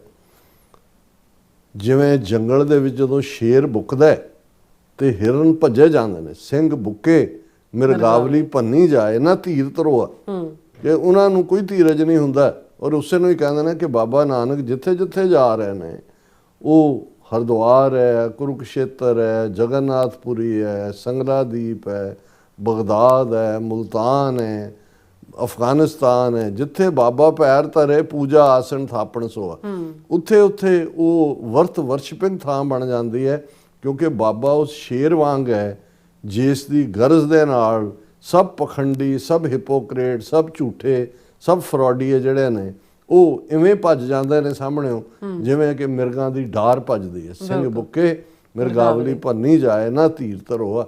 ਔਰ ਇਹੀ ਜਦੋਂ ਉਦਾਸੀਆਂ ਦੀ ਗੱਲ, ਗੁਰੂ ਸਾਹਿਬ ਦੀਆਂ 5 ਉਦਾਸੀਆਂ ਜਿਹਦੇ 'ਚ 5 ਡਾਇਰੈਕਸ਼ਨ 'ਚ ਇੱਕ ਅੰਦਾਜ਼ੇ ਮੁਤਾਬਕ ਜਿਨ੍ਹਾਂ ਨੇ ਉਸ ਪੀਰੀਅਡ ਦਾ ਮੈਪ ਬਣਾਇਆ ਕਿ ਗੁਰੂ ਨਾਨਕ ਸਾਹਿਬ ਪਹਿਲੀ ਉਦਾਸੀ ਵੇਲੇ 13-14 ਤੋਂ ਲੈ ਕੇ 19 ਸਾਲ ਤੱਕ ਦਾ ਪੀਰੀਅਡ ਦਿੱਤਾ, ਵਾਪਸ ਮੁੜੇ, ਦੂਸਰੀ ਤੀਸਰੀ ਅੱਡ ਡਾਇਰੈਕਸ਼ਨਸ ਦੇ ਵਿੱਚ, ਜਿਹਦੇ 'ਚ ਉਹਨਾਂ ਦੇ ਮੱਕਾ ਮਦੀਨਾ ਤੱਕ ਜਾਣ ਦਾ ਵੀ ਜਿਹੜਾ ਹੈ ਉਹ ਜ਼ਿਕਰ ਹੈ। ਇਧਰੋਂ ਸੈਂਟਰਲ ਏਸ਼ੀਆ ਬਾਕੂ ਜਿਹੜਾ ਅਜ਼ਰਬਾਈਜਾਨ ਦੇ ਵਿੱਚ ਹੈ, ਉਹਦੇ ਡਾਟ ਦੇ ਉੱਤੇ ਮੂਲ ਮੰਤਰ ਲਿਖਿਆ ਹੋਇਆ ਹੈ। ਔਰ ਇਧਰ south Asia, Sri Lanka, Tibet, Nepal, China, ਇਹ ਸਾਰੇ ਦਾ ਇਹ 50,000 ਮੀਲ ਤੋਂ ਜ਼ਿਆਦਾ ਦਾ ਸਫ਼ਰ ਬਣਦਾ ਹੈ ਜਿਹੜਾ ਗੁਰੂ ਨਾਨਕ ਪਾਤਸ਼ਾਹ ਨੇ ਲਗਭਗ 29 ਸਾਲ ਦੀ ਉਮਰ 'ਚ ਉਹ ਸੁਲਤਾਨਪੁਰ ਲੋਧੀ ਤੋਂ ਉਦਾਸੀ ਤੇ ਚੱਲੇ। ਔਰ ਇੱਕ ਬਾਬਾ ਅਕਾਲ ਰੂਪ, ਦੂਜਾ ਰਬਾਬੀ ਮਰਦਾਨਾ, ਭਾਈ ਮਰਦਾਨੇ ਦੀ ਰਬਾਬ, ਗੁਰੂ ਨਾਨਕ ਪਾਤਸ਼ਾਹ ਦੀ ਬਾਣੀ। ਔਰ ਉਹ ਸੱਚ ਦਾ ਸਨੇਹੜ ਜਿਸ ਪਰ ਥਾਏ ਬੇਸ਼ੱਕ ਇਹਨਾਂ ਅਹਿਸਾਸਾਂ ਨੂੰ ਜਿਹੜੇ ਜਦੋਂ ਤੁਹਾਨੂੰ ਵਹੀ ਆਉਂਦੀ ਹੈ, ਜਿਵੇਂ ਇਸਲਾਮ 'ਚ ਕੁਰਾਨ ਮਜੀਦ ਨਾਲ ਜੁੜਿਆ ਹੋਇਆ ਹੈ ਜਾਂ 10 ਕਮਾਂਡਮੈਂਟਸ ਜਿਹੜੇ ਨੇ ਜਿਹੜੇ ਮੌਜਿਜ਼ ਨਾਲ ਜੁੜੀਆਂ ਹੋਈਆਂ ਨੇ, ਉਹਨਾਂ ਨੂੰ ਜਿਹੜੇ ਅਵਤਾਰੀ ਪੁਰਸ਼ ਜਾਂ ਯੁੱਗ ਪੁਰਸ਼ ਜਾਂ ਜਿਹੜੇ ਪ੍ਰੋਫਿਟ ਨੇ ਉਹ ਤਾਂ ਉਹੀ ਜਾਣਦੇ ਨੇ, ਕਿਉਂਕਿ ਉਹਨਾਂ ਦੇ ਉੱਤੇ ਕਿਵੇਂ ਰੱਬ ਦੇ ਉਹ ਭੇਜੇ ਹੁੰਦੇ ਨੇ ਜਾਂ ਉਹਨਾਂ ਦੀ ਵਹੀ ਉਹਨਾਂ ਦੇ ਉੱਤੇ ਨਾਜ਼ਿਲ ਹੁੰਦੀ ਹੈ। ਪਰ ਅਸੀਂ ਜਦੋਂ ਗੁਰਬਾਣੀ ਦਾ ਜ਼ਿਕਰ ਕਰਦੇ ਹਾਂ, ਗੁਰੂ ਗ੍ਰੰਥ ਸਾਹਿਬ ਦੇ ਰੂਪ ਦੇ ਵਿੱਚ, ਅਸੀਂ ਇਸ ਨੂੰ ਇਲਾਹੀ ਵਹੀ ਕਹਿੰਦੇ ਹਾਂ ਕਿ ਭਾਈ ਮੈਂ ਹਾਂ ਆਪੋ ਬੋਲ ਨਾ ਜਾਣਦਾ, ਮੈਂ ਕਿਹਾ ਸਭ ਹੁਕਮਾਓ ਜੀਓ, ਹੁਕਮ ਦੇ ਵਿੱਚ ਆ ਰਹੀ ਬਾਣੀ। ਫਿਰ ਕਿ ਜੈਸੀ ਮੈਂ ਆਵੇ ਖਸਮ ਕੀ ਬਾਣੀ, ਕਿ ਵੀ ਮੇਰੀ ਨਹੀਂ ਹੈ, ਇਹ ਤਾਂ ਉਸ ਦੀ ਹੈ। ਜਾਂ ਧੁਰ ਕੀ ਬਾਣੀ ਆਈ ਤਿੰਨ ਸਗਲੀ ਚਿੰਤ ਮਿਟਾਈ। ਪਰ ਕੁਝ ਵਾਕਿਆਤ ਜਿਹੜੇ ਅਨੁਭਵੀ ਜਾਂ ਜਿਹੜੇ ਸ਼ਰਧਾ ਜਾਂ ਪ੍ਰੇਮ ਦੇ ਵਿੱਚ ਗੜੁੰਦ ਰੂਹਾਂ ਜਿਸ ਇਤਿਹਾਸ ਨੂੰ ਪਿਕ ਕਰਦੀਆਂ ਨੇ, ਲਿਖਦੀਆਂ ਨੇ, ਉਹ ਉਹਨਾਂ ਨੇ ਜਦੋਂ ਗੁਰੂ ਨਾਨਕ ਪਾਤਸ਼ਾਹ ਲਗਭਗ 29 ਸਾਲ ਦੀ ਉਮਰ ਔਰ ਇਹਦੇ 'ਚ ਮੁੱਢਲੇ ਉਹਨਾਂ ਨੇ ਜਿਹੜੇ ਨੇ 16 ਸਾਲ ਦੇ ਕਰੀਬ ਨਨਕਾਣਾ ਸਾਹਿਬ ਦੀ ਧਰਤੀ ਤੇ ਗੁਜ਼ਾਰੇ। ਅੱਜ ਅਸੀਂ ਜਦੋਂ ਗੱਲਬਾਤ ਕਰ ਰਹੇ ਹਾਂ, ਨਨਕਾਣਾ ਸਾਹਿਬ ਦੇ ਵਿੱਚ ਹਜ਼ਾਰਾਂ ਸਿੱਖਾਂ ਦਾ ਇਕੱਠ ਹੈ। ਔਰ ਬੇਸ਼ੱਕ ਬੜੇ ਉਹ ਬਾਣੀਆਈ ਅੰਦਾਜ਼ ਦੇ ਵਿੱਚ ਭਾਰਤੀ ਹਕੂਮਤ ਨੇ 2100 ਦੇ ਕਰੀਬ ਸਿੱਖਾਂ ਨੂੰ ਵੀਜ਼ਾ ਦਿੱਤਾ ਹੈ ਜਾਣ ਦਾ, ਲੇਕਿਨ ਹੁਣ ਬਹੁਤ ਵੱਡੀ ਗਿਣਤੀ 'ਚ ਬਾਹਰਲੇ ਮੁਲਕਾਂ ਤੋਂ ਵੀ ਸਿੱਖ ਸੰਗਤਾਂ ਉੱਥੇ ਪਹੁੰਚਦੀਆਂ ਨੇ। ਔਰ ਪਾਕਿਸਤਾਨ ਦੇ ਵਿੱਚ ਆਪਣੇ ਵੀ ਸਿੱਖ, ਜਿਨ੍ਹਾਂ ਦੇ ਵਿੱਚ ਸਹਿਜਧਾਰੀ ਸਿੱਖ ਪਰੰਪਰਾ ਸਿੰਧ ਦੇ ਲੋਕ ਵੀ ਨੇ, ਉਹ ਵੀ ਪਹੁੰਚਦੇ ਨੇ। ਔਰ ਵੱਡੇ ਪੈਮਾਨੇ ਦੇ ਉੱਤੇ ਉਹਨਾਂ ਦਾ ਜਿਸ ਕਿਸਮ ਦਾ ਪ੍ਰਬੰਧ ਕੀਤਾ ਜਾਂਦਾ ਹੈ। ਔਰ ਮੈਂ ਅੱਜ ਹੀ ਦੇਖ ਰਿਹਾ ਸੀ ਕਿ ਨਨਕਾਣਾ ਸਾਹਿਬ ਇੱਕ ਦਿਨ ਪਹਿਲਾਂ ਨਗਰ, ਹੁਣ ਜਦੋਂ ਅਸੀਂ ਗੱਲਬਾਤ ਕਰ ਰਹੇ ਹਾਂ, ਆਲਰੇਡੀ ਜਿਹੜੀ ਹੈ 5 ਨਵੰਬਰ ਦੀ ਸਵੇਰ ਹੋ ਚੁੱਕੀ ਹੈ, 6 ਨਵੰਬਰ ਦੀ, ਔਰ ਆਲਰੇਡੀ ਅੱਜ ਜਿਹੜਾ ਹੈ ਉਹ ਸਮਾਗਮ ਮੁਕੰਮਲ ਹੋ ਚੁੱਕੇ ਨੇ। ਪਿਛਲੀ ਰਾਤ ਜਦੋਂ ਅਸੀਂ ਗੱਲ ਕੀਤੀ ਉਦੋਂ ਨਗਰ ਕੀਰਤਨ, ਜਿਸ ਨੂੰ ਜਲੂਸ ਕਦੇ ਕਿਹਾ ਜਾਂਦਾ ਸੀ, ਉਹ ਨਿਕਲਿਆ। ਹਜ਼ਾਰਾਂ ਦੀ ਗਿਣਤੀ 'ਚ ਜਿਹੜੇ ਪਾਲਕੀ ਸਾਹਿਬ ਮਹਾਰਾਜ ਦੀ ਸਜਾਈ ਜਾਂਦੀ ਹੈ, ਉਹਦੇ ਨਾਲ ਸੰਗਤਾਂ ਜਿਹੜੀਆਂ ਨੇ, ਕਿਉਂਕਿ ਨਨਕਾਣਾ ਸਾਹਿਬ ਕੱਲਾ ਉਹਨਾਂ ਦਾ ਜਨਮ ਸਥਾਨ ਹੀ ਨਹੀਂ ਹੈ, ਉਹ ਬਾਲ ਲੀਲਾ ਹੈ, ਸਰਬ ਛਾਇਆ ਹੈ, ਔਰ ਲਗਭਗ 6-7 ਗੁਰਦੁਆਰੇ ਜਿਹੜੇ ਨੇ ਲੋਕਲ ਨੇ, ਉਹ ਨਗਰ ਕੀਰਤਨ ਉਸੇ ਰਾਊਟ ਨੂੰ ਛੂੰਹਦਾ ਹੈ। ਔਰ ਜਿਸ ਲੈਵਲ ਦੇ ਉੱਤੇ ਪਾਕਿਸਤਾਨ ਦੇ ਵਿੱਚ ਪ੍ਰਬੰਧ ਕੀਤੇ ਜਾਂਦੇ ਨੇ, ਨਨਕਾਣਾ ਸਾਹਿਬ ਲਾਹੌਰ ਤੋਂ ਲਗਭਗ 90 ਕਿਲੋਮੀਟਰ ਦੇ ਨੇੜੇ ਤੇੜੇ ਹੈ। ਔਰ ਇਸ ਮੌਕੇ ਦੇ ਉੱਤੇ ਉਹਨਾਂ ਦੇ ਜਿਹੜੇ ਪਾਕਿਸਤਾਨ ਜਿਹੜੇ ਟਰਸਟ ਉਹਨਾਂ ਦਾ ਬੋਰਡ ਹੈ, ਸਪੋਕਸਪਰਸਨ ਗੁਲਾਮ ਮੌਜੂਦ, ਉਹਨਾਂ ਨੇ in fact Indian news agency PTI press trust of India ਦੀ ਖਬਰ ਹੈ ਕਿ ਭਾਈ 2100 ਸਿੱਖ ਲਾਹੌਰ ਵਾਹਗਾ ਬਾਰਡਰ ਰਾਹੀਂ ਆਏ। ਔਰ ਇਸ ਮੌਕੇ ਦੇ ਉੱਤੇ ਜਿਹੜੇ ਰਿਲੀਜੀਅਸ ਅਫੇਅਰਸ ਮਿਨਿਸਟਰ ਸਰਦਾਰ ਮੁਹੰਮਦ ਯੂਸਫ ਹੈ, ਉਹਨਾਂ ਨੇ ਇਹ ਕਿਹਾ ਕਿ ਵੀ ਸਾਰੇ ਧਰਮ ਬਰਾਬਰ ਨੇ ਔਰ ਅਸੀਂ ਸਤਿਕਾਰ ਕਰਦੇ ਹਾਂ। ਔਰ ਸਾਡੇ ਲਈ ਇਹ ਬੜੇ ਵੱਡੀ ਭਾਗਾਂ ਵਾਲੀ ਗੱਲ ਹੈ ਕਿ ਗੁਰੂ ਨਾਨਕ ਪਾਤਸ਼ਾਹ ਇਸ ਧਰਤੀ ਦੇ ਉੱਤੇ ਜਿਹੜੇ ਨੇ ਪ੍ਰਕਾਸ਼ਮਾਨ ਹੋਏ। ਉਹਨਾਂ ਨੇ ਕਿਹਾ ਕਿ ਵੀ ਹੜ੍ਹਾਂ ਦੇ ਵਿੱਚ ਭਾਵੇਂ ਕਰਤਾਰਪੁਰ ਸਾਹਿਬ 'ਚ ਵੀ ਪਾਣੀ ਆਇਆ ਸੀ, ਪਰ 24 ਘੰਟੇ ਦੇ ਵਿੱਚ ਉਹਨੂੰ ਸਾਫ਼ ਕਰ ਦਿੱਤਾ ਗਿਆ ਸੀ। ਔਰ ਇਸ ਵਾਰ ਜਥੇ ਦੇ ਨਾਲ ਜਥੇਦਾਰ ਕੁਲਦੀਪ ਸਿੰਘ ਗੜਗਾ ਅਕਾਲ ਤਖਤ ਦੇ ਵੀ ਗਏ ਹੋਏ ਨੇ। ਔਰ ਉਹਨਾਂ ਨੇ ਕਿਹਾ ਵੀ ਅਸੀਂ ਗੁਰੂ ਨਾਨਕ ਪਾਤਸ਼ਾਹ ਦੀ ਇਸ ਪਵਿੱਤਰ ਧਰਤੀ ਨੂੰ ਮੁਹੱਬਤ ਕਰਦੇ ਹਾਂ, ਸਾਡੀ ਜਿੰਦ ਜਾਨ ਹੈ। ਔਰ ਸਿੱਖ ਕਮਿਊਨਿਟੀ ਪਾਕਿਸਤਾਨ ਦੀ ਸਰਕਾਰ ਦੀ ਬਹੁਤ ਸ਼ੁਕਰਗੁਜ਼ਾਰ ਹੈ ਜੋ ਉਹਨਾਂ ਨੇ ਸਾਨੂੰ ਸਤਿਕਾਰ ਔਰ ਮਾਣ ਦਿੱਤਾ ਹੈ ਔਰ ਦਿੰਦੇ ਨੇ। ਇਹ ਗੁਰੂ ਨਾਨਕ ਪਾਤਸ਼ਾਹ ਦੀ ਧਰਤੀ ਹੈ ਔਰ ਇੱਥੋਂ ਜਿਹੜੀ ਇਸ ਮਿੱਟੀ ਦੀ ਪਵਿੱਤਰਤਾ ਹੈ ਉਸ ਬਾਰੇ ਜਿੰਨਾ ਕਿਹਾ ਜਾਏ ਉਹ ਘੱਟ ਹੈ। ਸਾਡਾ ਜਿਹੜਾ ਸੁਨੇਹਾ ਹੈ ਉਹ ਅਮਨ ਦਾ ਔਰ ਭਰਾਤਰੀ ਭਾਵ ਦਾ ਹੈ ਔਰ ਅਸੀਂ ਜਿਹੜਾ ਉਹ ਅਮਨ ਅਮਾਨ ਚਾਹੁੰਦੇ। ਔਰ ਇਸੇ ਤਰ੍ਹਾਂ ਜਿਹੜੀ ਜਥੇ ਦੀ ਲੀਡਰ ਬੀਬੀ ਨੇ, ਸ਼੍ਰੋਮਣੀ ਕਮੇਟੀ ਮੈਂਬਰ ਬੀਬੀ ਗੁਰਵਿੰਦਰ ਕੌਰ, ਉਹਨਾਂ ਨੇ ਕਿਹਾ ਕਿ ਭਾਈ ਗੁਰੂ ਨਾਨਕ ਪਾਤਸ਼ਾਹ ਨੇ ਔਰਤਾਂ ਦੇ ਹੱਕਾਂ ਔਰ ਉਹਨਾਂ ਦੇ ਸਵੈਮਾਣ ਦੀ ਰੱਖਿਆ ਕੀਤੀ। Special arrangements have been made for women and we received great respect. So ਇਹਦੇ ਬਾਵਜੂਦ ਕਿ ਭਾਰਤੀ ਹਕੂਮਤ ਦਾ ਜਿਹੜਾ ਨੈਗੇਟਿਵ ਪ੍ਰੋਪੇਗੈਂਡਾ ਉਹ ਆਪਣੇ ਪੂਰੇ ਜ਼ੋਰ ਤੇ ਹੁੰਦਾ ਹੈ। ਈਵਨ ਇਸ ਜਥੇ ਨਾਲ ਜੁੜੀ ਇੱਕ ਘਟਨਾ ਨੂੰ ਵੀ ਉਹਨਾਂ ਨੇ ਕੋਸ਼ਿਸ਼ ਕੀਤੀ। ਕੋਈ ਜਿਹੜੇ ਪਾਕਿਸਤਾਨੀ ਸ਼ਹਿਰੀ ਸੀ ਪਹਿਲਾਂ 1999 ਤੱਕ, ਮਿਸਟਰ ਚੰਦ, ਉਹਨੇ ਪਾਕਿਸਤਾਨੀ ਸਿਟੀਜ਼ਨਸ਼ਿਪ ਛੱਡੀ ਔਰ 2010 ਦੇ ਵਿੱਚ ਉਹ ਇੰਡੀਅਨ ਸਿਟੀਜ਼ਨ ਬਣਿਆ ਔਰ ਉਹ ਵੀ ਨਾਲ ਆਪਣੇ 6-7 ਮੈਂਬਰਾਂ ਦੇ ਉਸ ਜਥੇ ਦਾ ਹਿੱਸਾ ਬਣਾ ਕੇ ਉਹਨਾਂ ਨੇ ਭੇਜਿਆ ਸੀ। ਪਰ ਪਾਕਿਸਤਾਨੀ ਅਫੀਸ਼ੀਅਲਸ ਨੇ ਉਹਨੂੰ ਕਿਹਾ ਵੀ ਨਹੀਂ, ਤੂੰ ਨਹੀਂ ਆ ਸਕਦਾ। ਹਾਲਾਂ ਉਹਨੇ ਕਿਹਾ ਕਿ ਜੀ ਮੈਨੂੰ ਹਿੰਦੂ ਹੋਣ ਕਰਕੇ ਨਹੀਂ ਆਣ ਦਿੱਤਾ ਗਿਆ, ਪਰ ਗੱਲ ਇਹ ਨਹੀਂ ਹੈ। ਗੱਲ ਇਹ ਹੈ ਕਿ ਵੀ ਜਿਹਨੇ ਪਾਕਿਸਤਾਨੀ ਸਿਟੀਜ਼ਨਸ਼ਿਪ ਛੱਡੀ ਉਹਨੇ ਉੱਥੇ ਜਾ ਕੇ ਇਹੀ ਕਿਹਾ ਹੋਏਗਾ ਜੀ ਮੇਰੇ ਨਾਲ ਬਹੁਤ ਜ਼ੁਲਮ ਹੋ ਰਿਹਾ ਹੈ। ਦੂਜਾ ਹੁਣ ਜਦੋਂ ਵਾਪਸ ਉਹ ਜਾ ਰਿਹਾ ਹੈ ਤੇ ਈਵਨ ਪਾਕਿਸਤਾਨ ਦੀਆਂ ਏਜੰਸੀਆਂ ਨੂੰ ਵੀ ਹੁੰਦਾ ਵੀ ਇਹ ਉਹਨਾਂ ਦੇ ਲਈ ਸਪਾਈਂਗ ਜਸੂਸੀ ਦਾ ਵੀ ਹੋ ਸਕਦਾ ਹੈ ਕਿ ਵੀ ਉੱਥੇ ਰਿਕਰੂਟ ਕਰਨ ਜਾਂ ਦੂਜੇ। ਸੋ ਇਹ ਇਵੇਂ ਹੀ ਹੈ ਜਿਵੇਂ ਤੁਸੀਂ ਇੱਕ ਵਾਰੀ ਅਸਾਈਲਮ ਲੈਂਦੇ ਹੋ ਫਿਰ ਕਹੋ ਜੀ ਅਸੀਂ ਗ੍ਰੀਨ ਕਾਰਡ ਦੇ ਉੱਤੇ ਫਿਰ ਜਾਣਾ। ਔਰ ਜਿਵੇਂ ਹੁਣ ਰੋਕਿਆ ਜਾਂਦਾ ਉਹਦਾ ਕਾਰਨ ਹੈ ਕਿ ਵੀ ਜਿਸ ਕਾਰਨਾਂ ਕਰਕੇ ਤੁਸੀਂ ਲਈ ਅਸਾਈਲਮ ਤੁਸੀਂ ਉੱਥੇ ਵਾਪਸ ਜਾ ਰਹੇ ਹੋ, ਦਾ ਮਤਲਬ ਹਾਲਾਤ ਨਾਰਮਲ ਨੇ। ਸੋ ਇਹਨੂੰ ਵੀ ਇਹਨਾਂ ਨੇ ਵੱਡੀ ਖਬਰ ਬਣਾਇਆ ਕਿ was denied entry into Pakistan being a Hindu. ਇਸ ਕਿਸਮ ਦੀਆਂ ਖਬਰਾਂ ਵੀ ਲਾਈਆਂ ਨੇ।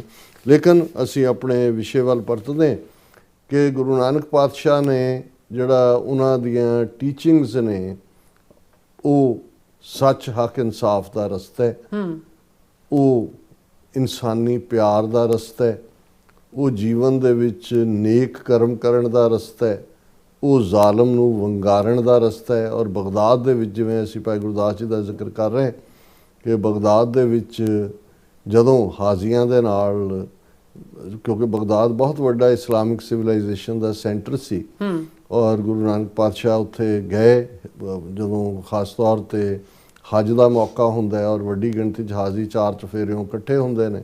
ਔਰ ਉੱਥੇ ਜਿਹੜੀ ਉਹਨਾਂ ਦਾ, ਕਿਉਂਕਿ ਉਹ ਇੱਕ ਐਕੈਡੈਮਿਕ ਸੈਂਟਰ ਵੀ ਸੀ ਇਸਲਾਮਿਕ ਸਿਵਲਾਈਜੇਸ਼ਨ ਦਾ, ਉਹਦੇ ਜਿਹੜੀ ਡਿਬੇਟ ਹੁੰਦੀ ਹੈ, ਡਿਸਕਸ਼ਨ ਹੁੰਦੀ ਹੈ, ਉਸ ਦੇ ਵਿੱਚ ਜਿਹੜਾ ਉਹ ਸਵਾਲ ਪੁੱਛਿਆ ਜਾਂਦਾ ਹੈ ਕਿ ਹੁਣ ਗੁਰੂ ਨਾਨਕ ਪਾਤਸ਼ਾਹ ਆਪਣੀ ਬਾਣੀ ਜਿਹੜੀ ਉਹਨਾਂ ਨੂੰ ਨਾਜ਼ਲ ਹੁੰਦੀ ਹੈ ਉਹ ਨਾਲ ਦੀ ਨਾਲ ਲਿਖਦੇ ਨੇ। ਉਹਨਾਂ ਦੇ ਕੋਲ ਉਸ ਦੀ ਜਿਹੜੀ ਹੈ ਉਹ ਪੁਸਤਕ ਹੈ ਤੇ ਉਹ ਉਹਨਾਂ ਨੇ ਇਹ ਕਹਿੰਦੇ ਨੇ ਕਿ ਬਾਬਾ ਤੂੰ ਜੋ ਤੁਸੀਂ ਕਹਿੰਦੇ ਹੋ, ਜੋ ਤੁਹਾਡਾ ਕਲਾਮ ਹੈ, ਉਹਦੇ ਹੀ ਤੁਸੀਂ ਦੱਸੋ ਕਿ ਤੁਸੀਂ ਹਿੰਦੂ ਮਜ਼ਹਬ ਨੂੰ ਉੱਤਮ ਮੰਨਦੇ ਹੋ ਜਾਂ ਇਸਲਾਮ ਨੂੰ ਜਿਹੜਾ ਉਹ ਵਧੀਆ ਗਿਣਦੇ ਹੋ।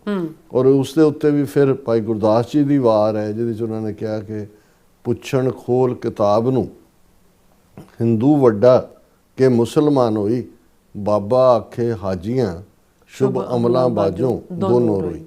ਉਹ ਕਹਿੰਦੇ ਨੇ ਕਿ ਵੀ ਦੱਸੋ ਹਿੰਦੂ ਵੱਡਾ ਕਿ ਮੁਸਲਮਾਨ, ਤੇ ਬਾਬਾ ਗੁਰੂ ਨਾਨਕ ਪਾਤਸ਼ਾਹ ਫਰਮਾਉਂਦੇ ਨੇ ਕਿ ਰੱਬ ਦੀ ਦਰਗਾਹ ਦੇ ਵਿੱਚ ਸ਼ੁਭ ਅਮਲ ਹੈ ਤੁਹਾਡੀ ਪ੍ਰੈਕਟੀਕਲ ਲਾਈਫ, ਤੁਸੀਂ ਜ਼ਿੰਦਗੀ 'ਚ ਕੀਤਾ ਕੀ ਹੈ ਇਹਨੇ ਫੈਸਲਾ ਕਰਨਾ ਹੈ, ਤੁਹਾਡੇ ਉੱਤੇ ਲੱਗੀ ਮੋਹਰ ਨੇ ਨਹੀਂ ਕਰਨਾ।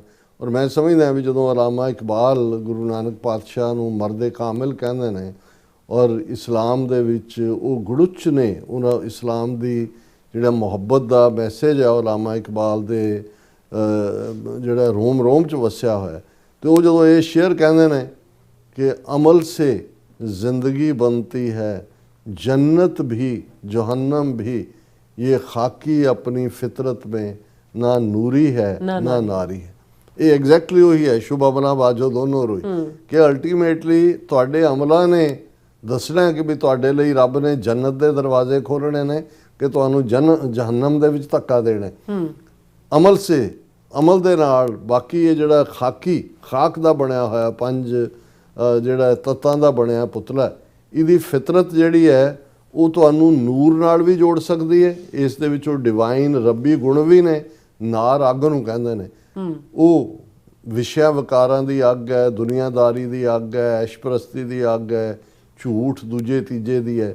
ਔਰ ਇਹੀ ਪ੍ਰਿੰਸੀਪਲ ਜਿਹੜੇ ਗੁਰੂ ਨਾਨਕ ਪਾਤਸ਼ਾਹ ਨੇ ਬਗਦਾਦ 'ਚ ਡਿਫਾਈਨ ਕੀਤਾ, ਇਸ ਨੂੰ ਹੀ ਜਦੋਂ ਅਸੀਂ ਉਹ ਗੁਰੂ ਨਾਨਕ ਪਾਤਸ਼ਾਹ ਦੀ ਬਾਣੀ 'ਚੋਂ ਉਹਨਾਂ ਦੇ ਸਿਧਾਂਤ ਨੂੰ ਦੇਖਦੇ ਤੇ ਫਿਰ ਇਹ ਹੈ ਕਿ ਭਾਈ ਗੁਰ ਪੀਰ ਸਦਾਏ ਮੰਗਣ ਜਾਏ, ਤਾਂ ਕਿ ਮੂਲ ਨਾ ਲੱਗੀਐ ਪਾਏ, ਘਾਲ ਖਾਏ ਕਿਛ ਹੱਥੋਂ ਦੇ ਨਾਨਕ ਰਾਹ ਪਛਾਣੇ ਸੇ।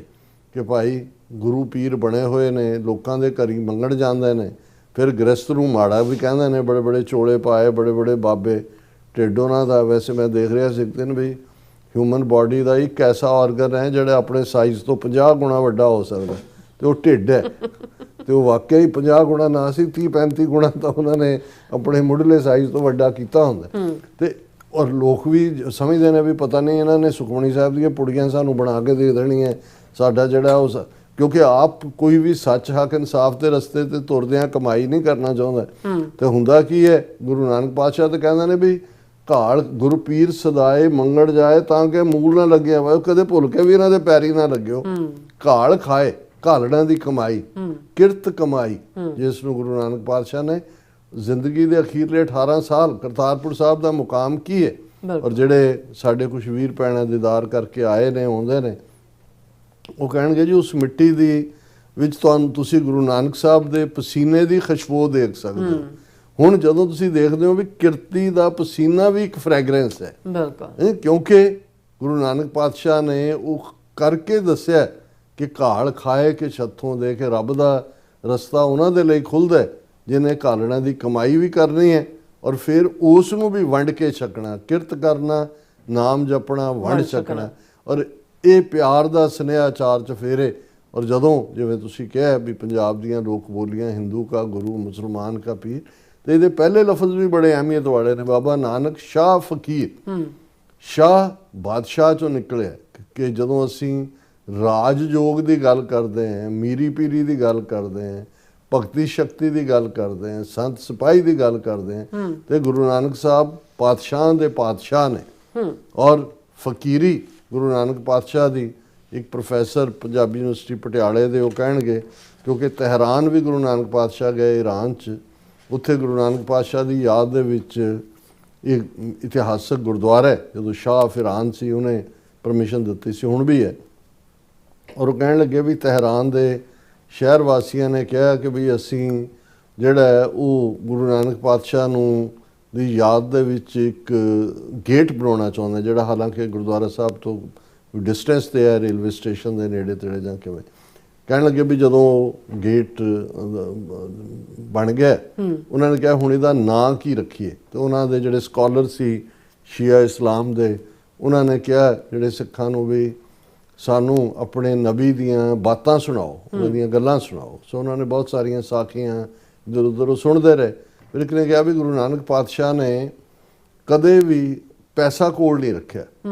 ਉਹ ਕਹਿੰਦੇ ਆ ਨਾਂ ਹੈ ਜਿਹੜਾ, ਔਰ ਉਸ ਦਾ ਨਾਂ ਜਿਹੜਾ ਦਰਵਾਜ਼ਾ-ਏ ਦੌਲਤ। ਉਹਨਾਂ ਨੇ ਕਿਹਾ ਵੀ ਜਿਸ ਨਬੀ ਦੇ ਕੋਲ ਦੌਲਤ ਨੇ, ਉਹਦੇ ਉਸ ਦਰਵਾਜ਼ੇ ਦੇ ਥੱਲੋਂ ਲੰਘਦਿਆਂ ਸਾਰੀਆਂ ਹੀ ਦੌਲਤਾਂ ਨੇ। ਔਰ ਫਿਰ ਜਦੋਂ ਮੈਂ ਉਹਨਾਂ ਦਾ ਹਰਪਾਲ ਸਿੰਘ ਪੰਨੂ ਨੇ, ਉਹਨਾਂ ਨੇ ਵਾਕਈ, ਕਿਉਂਕਿ ਉਹ ਵਿਜ਼ਿਟਿੰਗ ਪ੍ਰੋਫੈਸਰ ਵੀ ਨੇ ਤਹਿਰਾਨ ਯੂਨੀਵਰਸਿਟੀ 'ਚ, ਪੰਜਾਬੀ ਯੂਨੀਵਰਸਿਟੀ ਪਟਿਆਲਾ ਤੋਂ ਤਾਂ ਹੁਣ ਰਿਟਾਇਰ ਹੋ ਗਏ। ਔਰ ਫਿਰ ਇੱਕਦਮ ਮੇਰਾ ਧਿਆਨ ਜਿਹੜਾ ਜਨਮ ਸਾਖੀਆਂ ਦੇ ਅਕਾਊਂਟ 'ਚ ਹੈ ਕਿ ਭਾਈ ਮਰਦਾਨਾ ਤੁਰੇ ਜਾਂਦੇ ਨੇ ਔਰ ਇੱਕ ਥਾਂ ਤੇ ਮੁਕਾਮ ਕੀਤਾ, ਸੰਗਤ ਨੇ ਬੜਾ ਪਿਆਰ ਕੀਤਾ, ਅੱਗੋਂ ਪੜਾ ਜੰਗਲੋ ਜੰਗਲੀ ਤੁਰ ਪਏ। ਤੇ ਕਿਸੇ ਜਿਹੜਾ ਧਨਾੜ ਸਿੱਖ ਨੇ ਭਾਈ ਮਰਦਾਨਾ ਜੀ ਦੇ ਪੱਲੇ ਦੇ ਨਾਲ ਇੱਕ ਸੋਨੇ ਦੀ ਮੋਹਰ ਬੰਨ੍ਹ ਦਿੱਤੀ। ਉਹਨੇ ਕਿਹਾ ਵੀ ਫਕੀਰ ਨੇ ਕਿਤੇ ਲੋੜ ਹੋਏਗੀ। ਗੁਰੂ ਨਾਨਕ ਸਾਹਿਬ ਤੁਰੇ ਜਾਂਦੇ ਨੇ ਔਰ ਉਹਨਾਂ ਦੀ ਹਦਾਇਤ ਸੀ ਕਿ ਭਾਈ ਮਰਦਾਨਾ ਜੀ ਰੱਬ ਰਾਜ਼ਕ ਹੈ, ਪੱਲੇ ਕੁਛ ਨਹੀਂ ਬੰਨਣਾ। ਹੁਣ ਉਹ ਜਦੋਂ ਤੁਰੇ ਜਾਂਦੇ ਨੇ ਤੇ ਉਹ ਇੱਕ ਥਾਂ ਤੇ ਅੱਗੇ ਜਾ ਕੇ ਭਾਈ ਗੁਰੂ ਸਾਹਿਬ ਨੂੰ ਭਾਈ ਮਰਦਾਨਾ ਕਹਿੰਦਾ, ਬਾਬਾ ਜੀ ਡਰ ਜਿਹਾ ਲੱਗੀ ਜਾਂਦਾ। ਉਹ ਕਹਿੰਦੇ ਭਾਈ ਡਰ ਲੱਗਦਾ, ਜੋ ਕੋਲ ਹੈ ਉਹ ਸੁੱਟ ਦੇ। ਉਹ ਬਿਨਾਂ ਕਿਹਾ ਉਹਨੂੰ ਵੀ ਭਾਈ ਮਰਦਾਨੇ ਨੂੰ ਲਾ ਕੇ ਮੋਹਰ ਉਹ ਸੁੱਟਦਾ ਵੀ ਤੁਹਾਨੂੰ ਡਰ ਤਾਂ ਹੋਈ ਆ। ਉਹਨਾਂ ਨੇ ਕਿਹਾ ਕਿ ਬਈ ਅੱਛਾ ਇਹ ਹੈ ਤੁਹਾਡੇ ਨਬੀ, ਜਿਹੜੇ ਤੁਹਾਡੇ ਗੁਰੂ, ਔਰ ਇਹ ਜਿਹੜਾ ਇਹ ਦਰਵਾਜ਼ਾ-ਏ ਦੌਲਤ ਉਸ ਦਾ ਨਾਂ ਹੈ। ਹੁਣ ਕਹਿਣ ਦਾ ਮਤਲਬ ਇਹ ਹੈ ਵੀ ਇਹ ਹੁਣ ਜਦੋਂ ਅਸੀਂ ਗੁਰੂ ਨਾਨਕ ਪਾਤਸ਼ਾਹ ਦੇ ਜੀਵਨ ਦੀਆਂ ਸਾਖੀਆਂ ਐਵੀਡੈਂਸ ਹੈ ਉਹਨਾਂ ਦੇ। ਹੁਣ ਕਿੰਨਾ ਬਚਪਨ ਤੋਂ ਅਸੀਂ ਜੇ ਸ਼ੁਰੂ ਕਰੀਏ ਤਾਂ ਇੱਕ ਲੰਬਾ ਵਕਤ ਉਸ ਦੀ ਚਰਚਾ ਦਾ ਹੈ। ਸੱਚੇ ਸੌਦੇ ਦੀ ਗੱਲ, ਖਰਾ ਸੌਦਾ, ਹਾਲਾਂਕਿ ਸੱਚਾ ਸੌਦਾ ਲਫ਼ਜ਼ ਬਾਅਦ 'ਚ ਹੈ, ਉੱਥੇ ਅਜੇ ਵੀ ਜਿਹੜੇ ਉੱਥੋਂ ਦੇ ਨੇ ਉਸ ਖਰਾ ਸੌਦਾ ਕਿ ਭਾਈ ਲੋੜਵੰਦਾਂ ਦੀ ਮਦਦ ਕਰਨ ਤੋਂ ਵਧੀਆ ਹੋਰ ਕਿਹੜਾ ਸੌਦਾ ਹੈ। ਬਿਲਕੁਲ। ਔਰ ਗੁਰੂ ਨਾਨਕ ਪਾਤਸ਼ਾਹ ਨੇ ਹਾਕਮਾਂ ਨੂੰ ਵੰਗਾਰਿਆ, ਜਿਵੇਂ ਜਥੇ ਦੀ ਬੀਬੀ ਨੇ ਕਿਹਾ ਔਰਤਾਂ ਦੇ ਹੱਕਾਂ ਦੀ ਗੱਲ। ਗੁਰੂ ਨਾਨਕ ਪਾਤਸ਼ਾਹ ਦੀ ਜਿਹੜੀ ਸਟੇਟਮੈਂਟ ਰੂਹਾਨੀ ਦੁਨੀਆ ਦੇ ਵਿੱਚ ਬੁਲੰਦ ਮੁਕਾਮ ਰੱਖਦੀ ਹੈ ਕਿ ਸੋ ਕਿਉਂ ਮੰਦਾ ਆਖੀਏ ਜਿਤ ਜੰਮੇ ਰਾਜਾਨ, ਕਿ ਉਸ ਔਰਤ ਨੂੰ ਹੁਣ ਹਰ ਮਜ਼ਹਬੀ ਟ੍ਰੈਡੀਸ਼ਨ ਦੇ ਵਿੱਚ ਕਿਤੇ ਨਾ ਕਿਤੇ ਇਸ ਪੱਖੋਂ ਊਣਤਾ ਸੀ। ਤੇ ਗੁਰੂ ਸਾਹਿਬ ਨੇ ਫਰਮਾਇਆ ਕਿ ਭਾਈ ਜਿਹਦੀ ਕੁੱਖ ਚੋਂ ਸੋਵਰਨ ਬਾਦਸ਼ਾਹ ਜਨਮ ਲੈਂਦੇ ਨੇ ਉਹ ਅਬਲਾ ਕਿਵੇਂ ਹੋ ਸਕਦੀ ਹੈ। ਸੋ ਕਿਉਂ ਮੰਦਾ ਆਖੀਏ ਜਿਤ ਜੰਮੇ ਰਾਜਾਨ।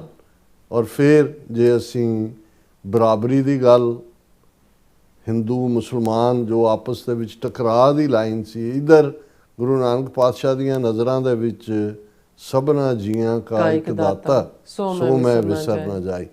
ਗੁਰੂ ਨਾਨਕ ਪਾਤਸ਼ਾਹ ਦੀਆਂ ਨਜ਼ਰਾਂ ਦੇ ਅੰਦਰ ਜਿਨ੍ਹਾਂ ਨੂੰ ਬ੍ਰਾਹਮਣਵਾਦੀਆਂ ਨੇ ਸ਼ੂਦਰ, ਨੀਚ, ਨੀਵੇਂ ਬਣਾਇਆ ਸੀ, ਗੁਰੂ ਨਾਨਕ ਪਾਤਸ਼ਾਹ ਨੇ ਬੁਲੰਦ ਆਵਾਜ਼ ਵਿੱਚ ਫਰਮਾਇਆ, ਨੀਚਾਂ ਅੰਦਰ ਨੀਚ ਜਾਤ, ਨੀਚੀ ਹੂੰ ਅਤ ਨੀਚ, ਨਾਨਕ ਤਿਨ ਕੈ ਸੰਗ ਸਾਥ, ਵੱਡਿਆਂ ਸਿਉ ਕਿਆ ਰੀਸ, ਜਿੱਥੇ ਨੀਚ ਸਮਾਲੀਅਨ ਤਿੱਥੈ ਨਦਰ ਤੇਰੀ ਬਖਸ਼ੀਸ਼।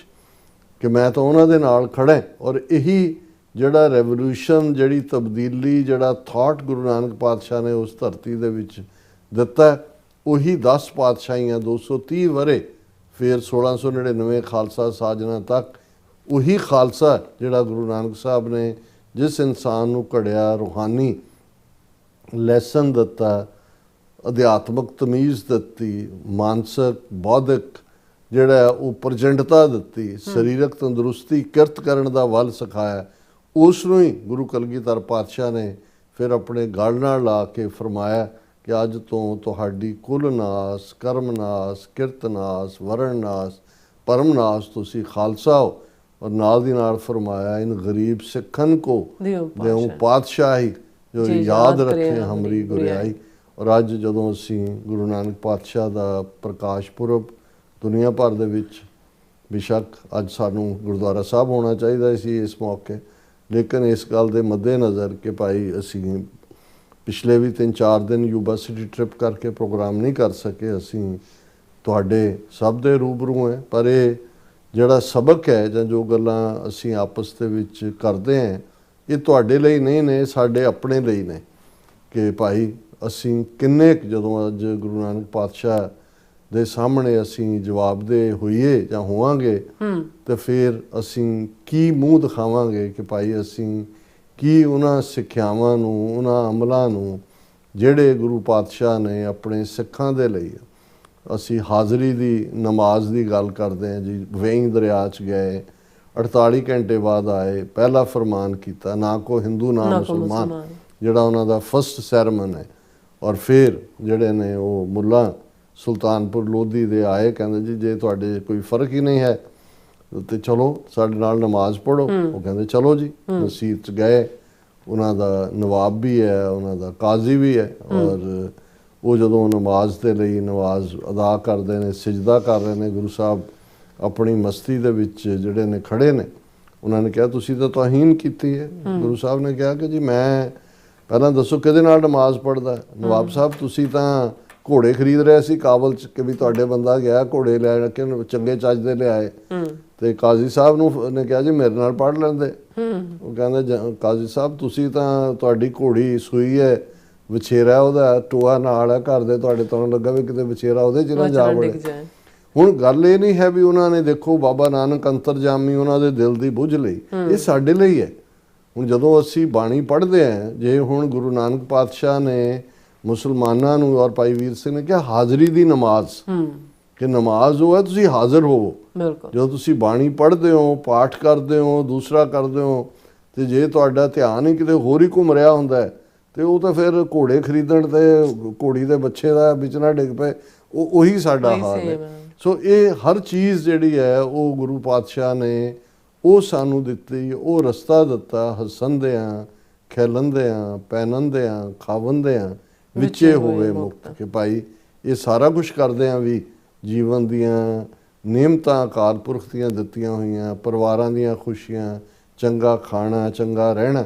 ਪਰ ਇੱਕ ਗੱਲ ਹਮੇਸ਼ਾ ਯਾਦ ਰੱਖੋ ਕਿ ਮੋਤੀ ਤਾਂ ਮੰਦਰ ਉਸਰੇ, ਰਤਨੀ ਤਾਂ ਹੋਏ ਜੜਾਓ, ਕਸਤੂਰ ਕੁੰਗੂ ਅਗਰ ਚੰਦਨ ਲੀਪ ਆਵੈ ਚਾਓ, ਮਤ ਦੇਖ ਭੂਲਾ ਵਿਸਰੈ ਤੇਰਾ ਚਿੱਤ ਨਾ ਆਵੇ ਨਾ। ਵੀ ਤੁਹਾਡੇ ਘਰ ਮੋਤੀਆਂ ਦੇ ਹੋਣ, ਮੋਤੀ ਤਾਂ ਮੰਦਰ ਉਸਰੇ, ਘਰ ਮੋਤੀਆਂ ਦੇ ਬਣਾਓ, ਉਹਨਾਂ ਦੇ ਵਿੱਚ ਜਿਊਲ ਲਾਲ ਜੜੋ। ਮੋਤੀ ਤਾਂ ਮੰਦਰ ਉਸਰੇ, ਰਤਨੀ ਤਾਂ ਹੋਏ ਜੜਾਓ, ਕਸਤੂਰ ਕੁੰਗੂ ਅਗਰ ਚੰਦਨ, ਇਹ ਸਾਰੀਆਂ ਹੀ ਫ੍ਰੈਗਰੈਂਸਿਸ ਨੇ। ਕਸਤੂਰੀ ਹੈ, ਕੇਸਰ ਹੈ, ਅਗਰ ਹੈ ਅਗਰਬੱਤੀ, ਚੰਦਨ ਹੈ। ਉਹਨਾਂ ਨੇ ਕਿਹਾ ਵੀ ਉਸ ਮੋਤੀਆਂ ਦਾ ਘਰ ਜਿਹਦੇ 'ਚ ਤੁਸੀਂ ਜਿਊਲ ਜੜੇ ਹੋਏ ਨੇ, ਉਹਨਾਂ ਦੇ ਵਿੱਚ ਇਹ ਸਾਰੀਆਂ ਖੁਸ਼ਬੂਆਂ ਦਾ ਜਿਹੜਾ ਹੈ ਉਹ ਸਫੇਦੀ ਕਰਾਓ। ਇਹਨਾਂ ਖੁਸ਼ਬੂਆਂ ਕਸਤੂਰ ਕੁੰਗੂ ਅਗਰ ਚੰਦਨ ਲੀਪ ਆਵੇ ਚਾਓ, ਪਰ ਇੱਕ ਗੱਲ ਯਾਦ ਰੱਖੋ, ਮਤ ਦੇਖ ਭੂਲਾ ਵਿਸਰੈ ਤੇਰਾ ਚਿੱਤ ਨਾ ਆਵੇ। ਕਿਤੇ ਉਸ ਕਿਸਮ ਦੇ ਥਾਂ ਤੇ ਬੈਠ ਕੇ ਰੱਬ ਨਾ ਭੁੱਲੇ। ਤੇ ਦੂਸਰੇ ਪਾਸੇ ਯਾਦ ਦਹਾਨੀ ਕਰਵਾਈ, ਭਲੀ ਸੁਹਾਵੀ ਛਾਪਰੀ ਜਾਂ ਮੈਂ ਗੁਣ ਗਾਏ, ਕਿਤ ਹੀ ਕਾਜ ਨਾ ਧੌਲ ਹਰ ਜਿਤ ਹਰ ਬਿਸਰਾਏ। ਕਿ ਉਹ ਛਪਰੀ ਚੰਗੀ ਹੈ, ਉਹ ਝੁੱਗੀ ਚੰਗੀ ਹੈ ਜਿਹਦੇ ਥੱਲੇ ਬੈਠ ਕੇ ਰੱਬ ਯਾਦ ਆਉਂਦਾ ਹੈ। ਭਲੀ ਸੁਹਾਵੀ ਛਾਪਰੀ ਜਾਂ ਮੈਂ ਗੁਣ ਗਾਏ, ਕਿਤ ਹੀ ਕਾਜ ਨਾ ਧੌਲ ਹਰ, ਉਹ ਮਹਿਲ ਉਹਨੂੰ ਜਿਹੜਾ ਉਹ ਨਕਾਰ ਦਿਓ ਜਿਤ ਹਰ ਬਿਸਰਾਏ। ਜਦੋਂ ਰੱਬ ਭੁੱਲੇ ਸੋ ਉਸ ਨੂੰ ਸਾਡੇ TV 84 ਦੇ ਦੁਨੀਆ ਭਰ 'ਚ ਬੈਠੇ, ਕਿਉਂਕਿ ਇੱਕ ਵੱਡੀ ਗਿਣਤੀ 'ਚ ਸਾਡੇ ਮੁਸਲਮਾਨ ਭੈਣ ਭਰਾ, ਪਾਕਿਸਤਾਨੀ ਭੈਣ ਭਰਾ, ਕਸ਼ਮੀਰ ਤੋਂ ਭਾਰਤੀ ਕਬਜ਼ੇ ਵਾਲੇ ਕਸ਼ਮੀਰ 'ਚੋਂ ਵੀ ਸਾਡੇ ਨਾਲ ਜੁੜਦੇ ਨੇ। ਔਰ ਬਾਬਾ ਨਾਨਕ ਸਭ ਦੇ ਸਾਂਝੇ ਨੇ। ਅਸੀਂ ਸਮੁੱਚੇ ਇੱਕ ਪਾਸੇ ਗੁਰੂ ਨਾਨਕ ਨਾਮ ਲੇਵਾ ਨੇ, ਸਿੱਖ ਸੰਗਤਾਂ ਨੇ, ਦੂਸਰੇ ਪਾਸੇ ਉਹ ਵੀ ਜਿਨ੍ਹਾਂ ਦਾ ਅਕੀਦਾ ਗੁਰੂ ਨਾਨਕ ਪਾਤਸ਼ਾਹ 'ਤੇ ਹੈ, ਜਿਹੜੇ ਗੁਰੂ ਨਾਨਕ ਪਾਤਸ਼ਾਹ ਨੂੰ ਸਰਕਾਰ ਕਹਿ ਕੇ, ਵਲੀ ਕਹਿ ਕੇ ਮੰਨਦੇ ਨੇ। ਠੀਕ ਹੈ, ਧਰਮਾਂ ਦੇ ਵਿੱਚ ਹਮੇਸ਼ਾ ਇਹ ਹੋਏਗਾ। ਸਾਡੇ ਲਈ ਗੁਰੂ ਨਾਨਕ ਪਾਤਸ਼ਾਹ ਹੀ ਜਿਹੜੇ ਸਾਡੀ ਅਗਵਾਈ ਵਾਲੇ ਪੇਸ਼ਵਾ ਨੇ, ਸਾਡੇ ਗੁਰੂ ਨੇ, ਲੋਕ ਪਰਲੋਕ ਦੇ ਰਾਖੇ ਨੇ। ਔਰ ਇਹੀ ਅਸੀਂ ਅਰਦਾਸ ਵੀ ਕਰਦੇ ਹਾਂ ਕਿ ਵੀ ਫਿਰਤ ਫਿਰਤ ਪ੍ਰਭ ਆਇਆ, ਪਰਿਆ ਤੋ ਸ਼ਰਨ ਆਏ, ਨਾਨਕ ਕੀ ਪ੍ਰਭ ਬੇਨਤੀ ਆਪਣੀ ਭਗਤੀ ਲਾਏ। ਇਹ ਵੀ ਮੰਗਦੇ ਹਾਂ, ਪਰ ਨਾਲ ਇਹ ਵੀ ਮੰਗਦੇ ਹਾਂ ਕਿ ਦੀਨ ਦਰਦ ਦੁੱਖ ਭੰਜਨਾ, ਘਟ ਘਟ ਨਾਥ ਅਨਾਥ, ਸ਼ਰਨ ਤੁਮਾਰੀ ਆਇਓ, ਨਾਨਕ ਕੇ ਪ੍ਰਭ ਸਾਧ। ਕਿ ਅਸੀਂ ਨਾਨਕ ਦਾ ਅੰਚਲ ਗਹਿ ਕੇ ਸਾਧਕ, ਅਸੀਂ ਗੁਰੂ ਨਾਨਕ ਪਾਤਸ਼ਾਹ ਦਾ ਪੱਲਾ ਫੜਿਆ ਹੋਇਆ ਤੇ ਹੇ ਅਕਾਲ ਪੁਰਖ ਤੇਰੀ ਦਰਗਾਹ 'ਚ ਆਏ ਹਾਂ। ਸੋ ਇਵੇਂ ਹੀ ਇਸਲਾਮ ਦੇ ਵਿੱਚ ਨਬੀ ਮੁਹੰਮਦ ਸਾਹਿਬ, ਉਹਨਾਂ ਨੂੰ ਜਿਹੜਾ ਹੈ ਉਹ ਅਖੀਰਲਾ ਪੈਗੰਬਰ ਦੇ ਤੌਰ ਤੇ ਉਹਨਾਂ ਦੀਆਂ ਟੀਚਿੰਗਸ ਨੇ। ਔਰ ਜਦੋਂ ਅਸੀਂ ਗੁਰੂ ਨਾਨਕ ਪਾਤਸ਼ਾਹ ਦੀ ਬਾਣੀ ਦੇ ਸਾਰੇ ਆਸਪੈਕਟ ਦੇਖੀਏ ਤੇ ਉਹਨਾਂ ਨੇ ਇਸਲਾਮ ਦਾ ਜਿਹੜਾ ਫੇਥਫੁਲ ਮੁਸਲਮਾਨ ਹੈ ਉਸ ਨੂੰ ਸਮਝਾਉਣ ਲਈ ਉਹਦੇ ਹੀ ਧਰਮ ਦੇ ਜਿਹੜੇ ਫੇਥ ਨੇ ਉਸ ਨੂੰ ਕੋਟ ਕੀਤਾ। ਜਿਵੇਂ 5 ਨਮਾਜ਼ਾਂ ਨੇ ਜਿਹੜੀਆਂ ਲਾਜ਼ਮ ਨੇ ਹਰ ਮੁਸਲਮਾਨ ਦੇ ਉੱਤੇ। ਗੁਰੂ ਸਾਹਿਬ ਨੇ ਫਰਮਾਇਆ 5 ਨਮਾਜ਼ਾਂ ਵਕਤ 5 ਪੰਜਾ ਪੰਜੇ ਨਾਓ, ਪਹਿਲਾ ਸੱਚ ਹਲਾਲ ਦੋਏ, ਤੀਜੀ ਖੈਰ ਖੁਦਾਏ, ਚੌਥੀ ਨੀਅਤ ਰਾਸ ਬਨ, ਪੰਜਵੀਂ ਸਿਫਤ ਸੁਣਾਏ, ਕਰਨੀ ਕਲਮਾ ਆਖ ਕੇ ਤਾਂ ਮੁਸਲਮਾਨ ਸਦਾਏ। ਕਿ ਇਹ ਮੁਸਲਮਾਨ ਆਪਣੇ ਆਪ ਨੂੰ ਕਹਿਣ ਵਾਲੇ ਤੂੰ 5 ਨਮਾਜ਼ਾਂ ਪੜ੍ਹਦਾ ਪਰ ਤੇਰੀਆਂ 5 ਨਮਾਜ਼ਾਂ 'ਚੋਂ ਪਹਿਲਾ ਸੱਚ, ਤੇਰੀ ਜ਼ਿੰਦਗੀ 'ਚ ਸੱਚ ਹੋਣਾ ਚਾਹੀਦਾ। ਇਹ ਪਹਿਲੀ ਨਮਾਜ਼ ਫਜਰ ਦੀ ਨਮਾਜ਼ ਤੈਨੂੰ ਸੱਚ ਦੇ ਰਸਤੇ ਹਲਾਲ ਦੋਏ, ਤੇਰੀ ਹੱਕ ਹਲਾਲ ਦੀ ਕਮਾਈ ਹੋਏ, ਇਹ ਤੇਰੀ ਦੂਸਰੀ ਨਮਾਜ਼ ਦਾ ਮੈਸੇਜ ਹੈ। ਤੀਜੀ ਖੈਰ ਖੁਦਾਏ, ਖੁਦਾ ਦੇ ਅੱਗੇ ਆਪਣਾ ਆਪਾ ਰੱਖ ਕੇ ਉਸ ਦੀ ਜਿਹੜੀ ਹੈ ਖੈਰ ਬੰਦਗੀ ਦੇ ਵਿੱਚ ਹੋਣਾ। ਚੌਥੀ ਨੀਅਤ ਰਾਸ, ਜੋ ਤੂੰ ਕਰ ਰਿਹਾ ਇਹ ਧਰਮ ਕਰਮ ਵਿੱਚ ਤੇਰੀ ਕੀ ਨੀਅਤ ਸਾਫ਼ ਹੈ। ਪੰਜਵੀਂ ਸਿਫਤ ਸੁਣਾ, ਤੂੰ ਉਸ ਅੱਲਾਹ ਤਾਲਾ ਦੀਆਂ ਸਿਫਤਾਂ ਕਰ ਰਹੇ, ਤੂੰ ਕਲਮਾ ਪੜ੍ਹਿਆ ਹੋਇਆ ਪਰ ਤੇਰਾ ਕਲਮਾ ਤੇ ਤੇਰੀ ਕਰਨੀ ਹੈ, ਤੇਰੇ ਐਕਸ਼ਨਸ ਨੇ। ਕਰਨੀ ਕਲਮਾ ਆਖ ਕੇ ਤਾਂ ਮੁਸਲਮਾਨ ਸਦਾ ਹੈ। ਹੁਣ ਇਹ ਕੋਈ ਛੋਟੀ ਗੱਲ ਨਹੀਂ ਹੈ। ਔਰ ਜੇ ਬਾਹਮਣ ਜਿਹੜਾ ਜਨਊ ਪਾਣ ਦੇ ਲਈ ਆਂਦਾ, ਗੁਰੂ ਸਾਹਿਬ ਰਿਜੈਕਟ ਕਰਦੇ ਨੇ ਵੀ ਤੇਰੇ ਤਾਂ ਹੈ ਨਹੀਂ। ਉਹਨਾਂ ਨੂੰ ਵੀ ਇਹ ਹੈ ਕਿ ਭਾਈ ਦਇਆ ਕਪਾ ਸੰਤੋਖ ਸੂਤ, ਜਤ ਗੰਢੀ ਸਤ ਵਟ, ਇਹ ਜਨਊ ਜੀ ਕਾ ਹੈ ਹੀ ਤਾਂ ਪਾਂਡੇ ਕਤ, ਨਾ ਇਹ ਟੁੱਟੈ ਨਾ ਮਲ ਲੱਗੈ, ਨਾ ਇਹ ਜਲੇ ਨਾ ਜਾਏ, ਧਨ ਸੋ ਮਾਨਸ ਨਾਨਕਾ ਜੋ ਗੱਲ ਚੱਲੇ ਪਾਏ। ਕਿ ਭਾਈ ਦਇਆ ਸੰਤੋਖ ਸਤ ਜਤ, ਜੇ ਇਹ ਚੀਜ਼ਾਂ ਨਹੀਂ ਨੇ ਤੇ ਬਾਕੀ ਤਾਂ ਫਿਰ ਸਾਰੀ ਹਿਪੋਕਰੇਸੀ ਹੈ। ਅਸੀਂ ਸਿੱਖ ਕੌਮ, ਗੁਰੂ ਨਾਨਕ ਪਾਤਸ਼ਾਹ ਦੀ ਉਮਤ, ਇਹ ਜ਼ਰੂਰ ਆਪਣੇ ਆਪ ਨੂੰ ਪੁੱਛੀਏ ਕਿ ਅਸੀਂ ਸਿੱਖ ਪਰਿਵਾਰਾਂ 'ਚ ਪੈਦਾ ਹੋਏ, ਸਿੰਘ ਕੌਰ ਸਾਡੇ ਨਾਂ ਨਾਲ ਲੱਗਾ ਹੋਇਆ ਹੈ, ਗੁਰਦੁਆਰਿਆਂ 'ਚ ਅਸੀਂ ਜਾਂਦੇ ਵੀ ਹਾਂ, ਪਰ ਕਿਤੇ ਇਹ ਤਾਂ ਨਹੀਂ ਹੈ ਵੀ ਜਿਸ ਕਿਸਮ ਦਾ ਇੱਕ ਕਰਮ ਕਾਂਡ ਜਾਂ ਰਿਚੁਅਲਿਜ਼ਮ ਗੁਰੂ ਨਾਨਕ ਪਾਤਸ਼ਾਹ ਨੇ ਉਹ ਹਿੰਦੂਆਂ 'ਚ ਵੀ ਮੁਸਲਮਾਨਾਂ 'ਚ ਵੀ ਦੇਖਿਆ, ਔਰ ਉਸ ਦੇ ਉੱਤੇ ਉਹਨਾਂ ਨੂੰ ਸਮਝਾਇਆ ਕਿ ਭਾਈ ਤੁਸੀਂ ਸੱਚ ਤੋਂ ਦੂਰ ਹੋ। ਅੱਜ ਗੁਰੂ ਨਾਨਕ ਦੀ ਆਪਣੀ ਉਮਤ ਵੀ ਕਿਤੇ ਉਸ ਸਭ ਦੇ ਵਿੱਚ ਤਾਂ ਨਹੀਂ ਗਵਾਚੀ ਹੋਈ। ਇਹ ਸਵਾਲ ਜਦੋਂ ਅਸੀਂ ਪੁੱਛਾਂਗੇ ਤੇ ਇਮਾਨਦਾਰੀ ਨਾਲ ਜਦੋਂ ਉਹਦਾ ਜਵਾਬ ਵੀ ਲੱਭਾਂਗੇ, ਫਿਰ ਸਾਡੀ ਕੋਸ਼ਿਸ਼ ਇਹੀ ਹੋਏਗੀ ਕਿ ਹੇ ਵਾਹਿਗੁਰੂ, ਅਸੀਂ ਇਸ ਰਸਤੇ ਤੇ ਆ ਕੇ ਵੀ ਜਿਹੜੇ ਹੈ ਉਹ ਭੁੱਲੇ ਹੋਏ ਹੈ, ਔਰ ਤੁਸੀਂ ਸਾਨੂੰ ਸੱਚ ਹੱਕ ਇਨਸਾਫ ਦੇ ਰਸਤੇ ਤੇ ਇਮਾਨਦਾਰੀ ਨਾਲ ਤੁਰਨ ਦਾ ਬਲ ਬਖਸ਼ੋ। ਇਹੀ ਅਲਟੀਮੇਟ ਅਰਦਾਸ ਹੁੰਦੀ। ਨਾਨਕ ਨਾਮ ਚੜ੍ਹਦੀ ਕਲਾ ਤੇਰੇ ਭਾਣੇ ਸਰਬੱਤ ਦਾ ਭਲਾ। ਸਵਥਲੇ ਨੇ ਬ੍ਰੇਕ ਤੇ ਜਾਣ ਤੋਂ ਪਹਿਲਾਂ ਅਸੀਂ ਦਰਸ਼ਕਾਂ ਤੇ ਸਰੋਤਿਆਂ ਨੂੰ ਬੇਨਤੀ ਕਰਦੀ ਹੈ ਵਿਊਅਰਸ, ਜਿਸ ਤਰ੍ਹਾਂ ਤੁਸੀਂ ਜਾਣਦੇ ਹੋ ਕਿ TV 84 ਇੱਕ ਪੰਥਕ ਚੈਨਲ ਹੈ। TV 84 ਦੀ ਚੜ੍ਹਦੀ ਕਲਾ ਲਈ ਵੱਧ ਤੋਂ ਵੱਧ ਡੋਨੇਟ ਕਰੋ। ਡੋਨੇਟ ਕਰਨ ਲਈ ਸਾਡੀ ਵੈਬਸਾਈਟ tv84.tv ਤੇ ਜਾ ਕੇ ਪੇਪਲ ਦੀ ਵਰਤੋਂ ਕਰਕੇ 1 ਟਾਈਮ ਡੋਨੇਟ ਕਰ ਸਕਦੇ ਹੋ, ਮੰਥਲੀ ਡੋਨੇਟ ਵੀ ਕਰ ਸਕਦੇ ਹੋ। ਤੁਸੀਂ TV 84 ਦੇ ਨਾਮ ਤੇ ਚੈੱਕ ਬਣਾ ਕੇ ਸਾਨੂੰ ਮੇਲ ਵੀ ਕਰ ਸਕਦੇ ਹੋ ਸਾਡੇ ਇਸ ਪਤੇ ਤੇ 36-01 37th Avenue, Long Island City, New York 11101 USA, ਜਾਂ ਫਿਰ ਸਾਨੂੰ ਫੋਨ ਰਾਹੀਂ ਵੀ ਸੰਪਰਕ ਕਰ ਸਕਦੇ ਹੋ 5166191984। ਤੁਸੀਂ ਸਾਨੂੰ ਈਮੇਲ ਵੀ ਕਰ ਸਕਦੇ ਹੋ info@tv84.tv ਤੇ। ਅਸੀਂ ਤੁਹਾਡੇ ਤਹਿ ਦਿਲ ਤੋਂ ਸ਼ੁਕਰਗੁਜ਼ਾਰ ਹੋਵਾਂਗੇ। ਇਸ ਵਕਤ ਲੈਣੇ ਬ੍ਰੇਕ ਵਿਊਅਰਸ, ਤੁਸੀਂ ਇਸੇ ਤਰ੍ਹਾਂ ਬਣੇ ਰਹਿਣਾ। ਮਿਲਦੇ after this short break.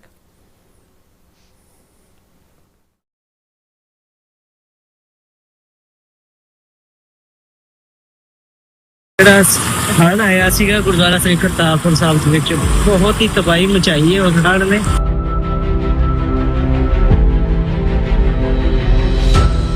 Team United 6 ਇੱਥੇ ਪਿੰਡ ਸਸਰਾਲੀ ਵਿਖੇ ਬੰਦ ਬਣਾਉਣ ਦੀ ਸੇਵਾ ਪਿਛਲੇ 2 ਦਿਨਾਂ ਤੋਂ ਗੁਰੂ ਮਹਾਰਾਜ ਯੂਨਾਈਟਿਡ 6 ਵੱਲੋਂ ਵੀ ਲੈ ਰਹੇ ਹਨ ਜੀ। ਟੀਮ ਯੂਨਾਈਟਿਡ 6 ਇੱਥੇ ਹਰ ਵਕਤ ਹਾਜ਼ਰ ਹੈ ਜੀ। ਜਿਸ ਵੀ ਚੀਜ਼ ਦੀ ਜ਼ਰੂਰਤ ਹੋਵੇਗੀ ਉਸ ਚੀਜ਼ ਦੀ ਜਾਣਕਾਰੀ ਟੀਮ ਯੂਨਾਈਟਿਡ 6 ਤੁਹਾਨੂੰ ਪਹੁੰਚਾਉਂਦੀ ਰਹੇਗੀ ਜੀ।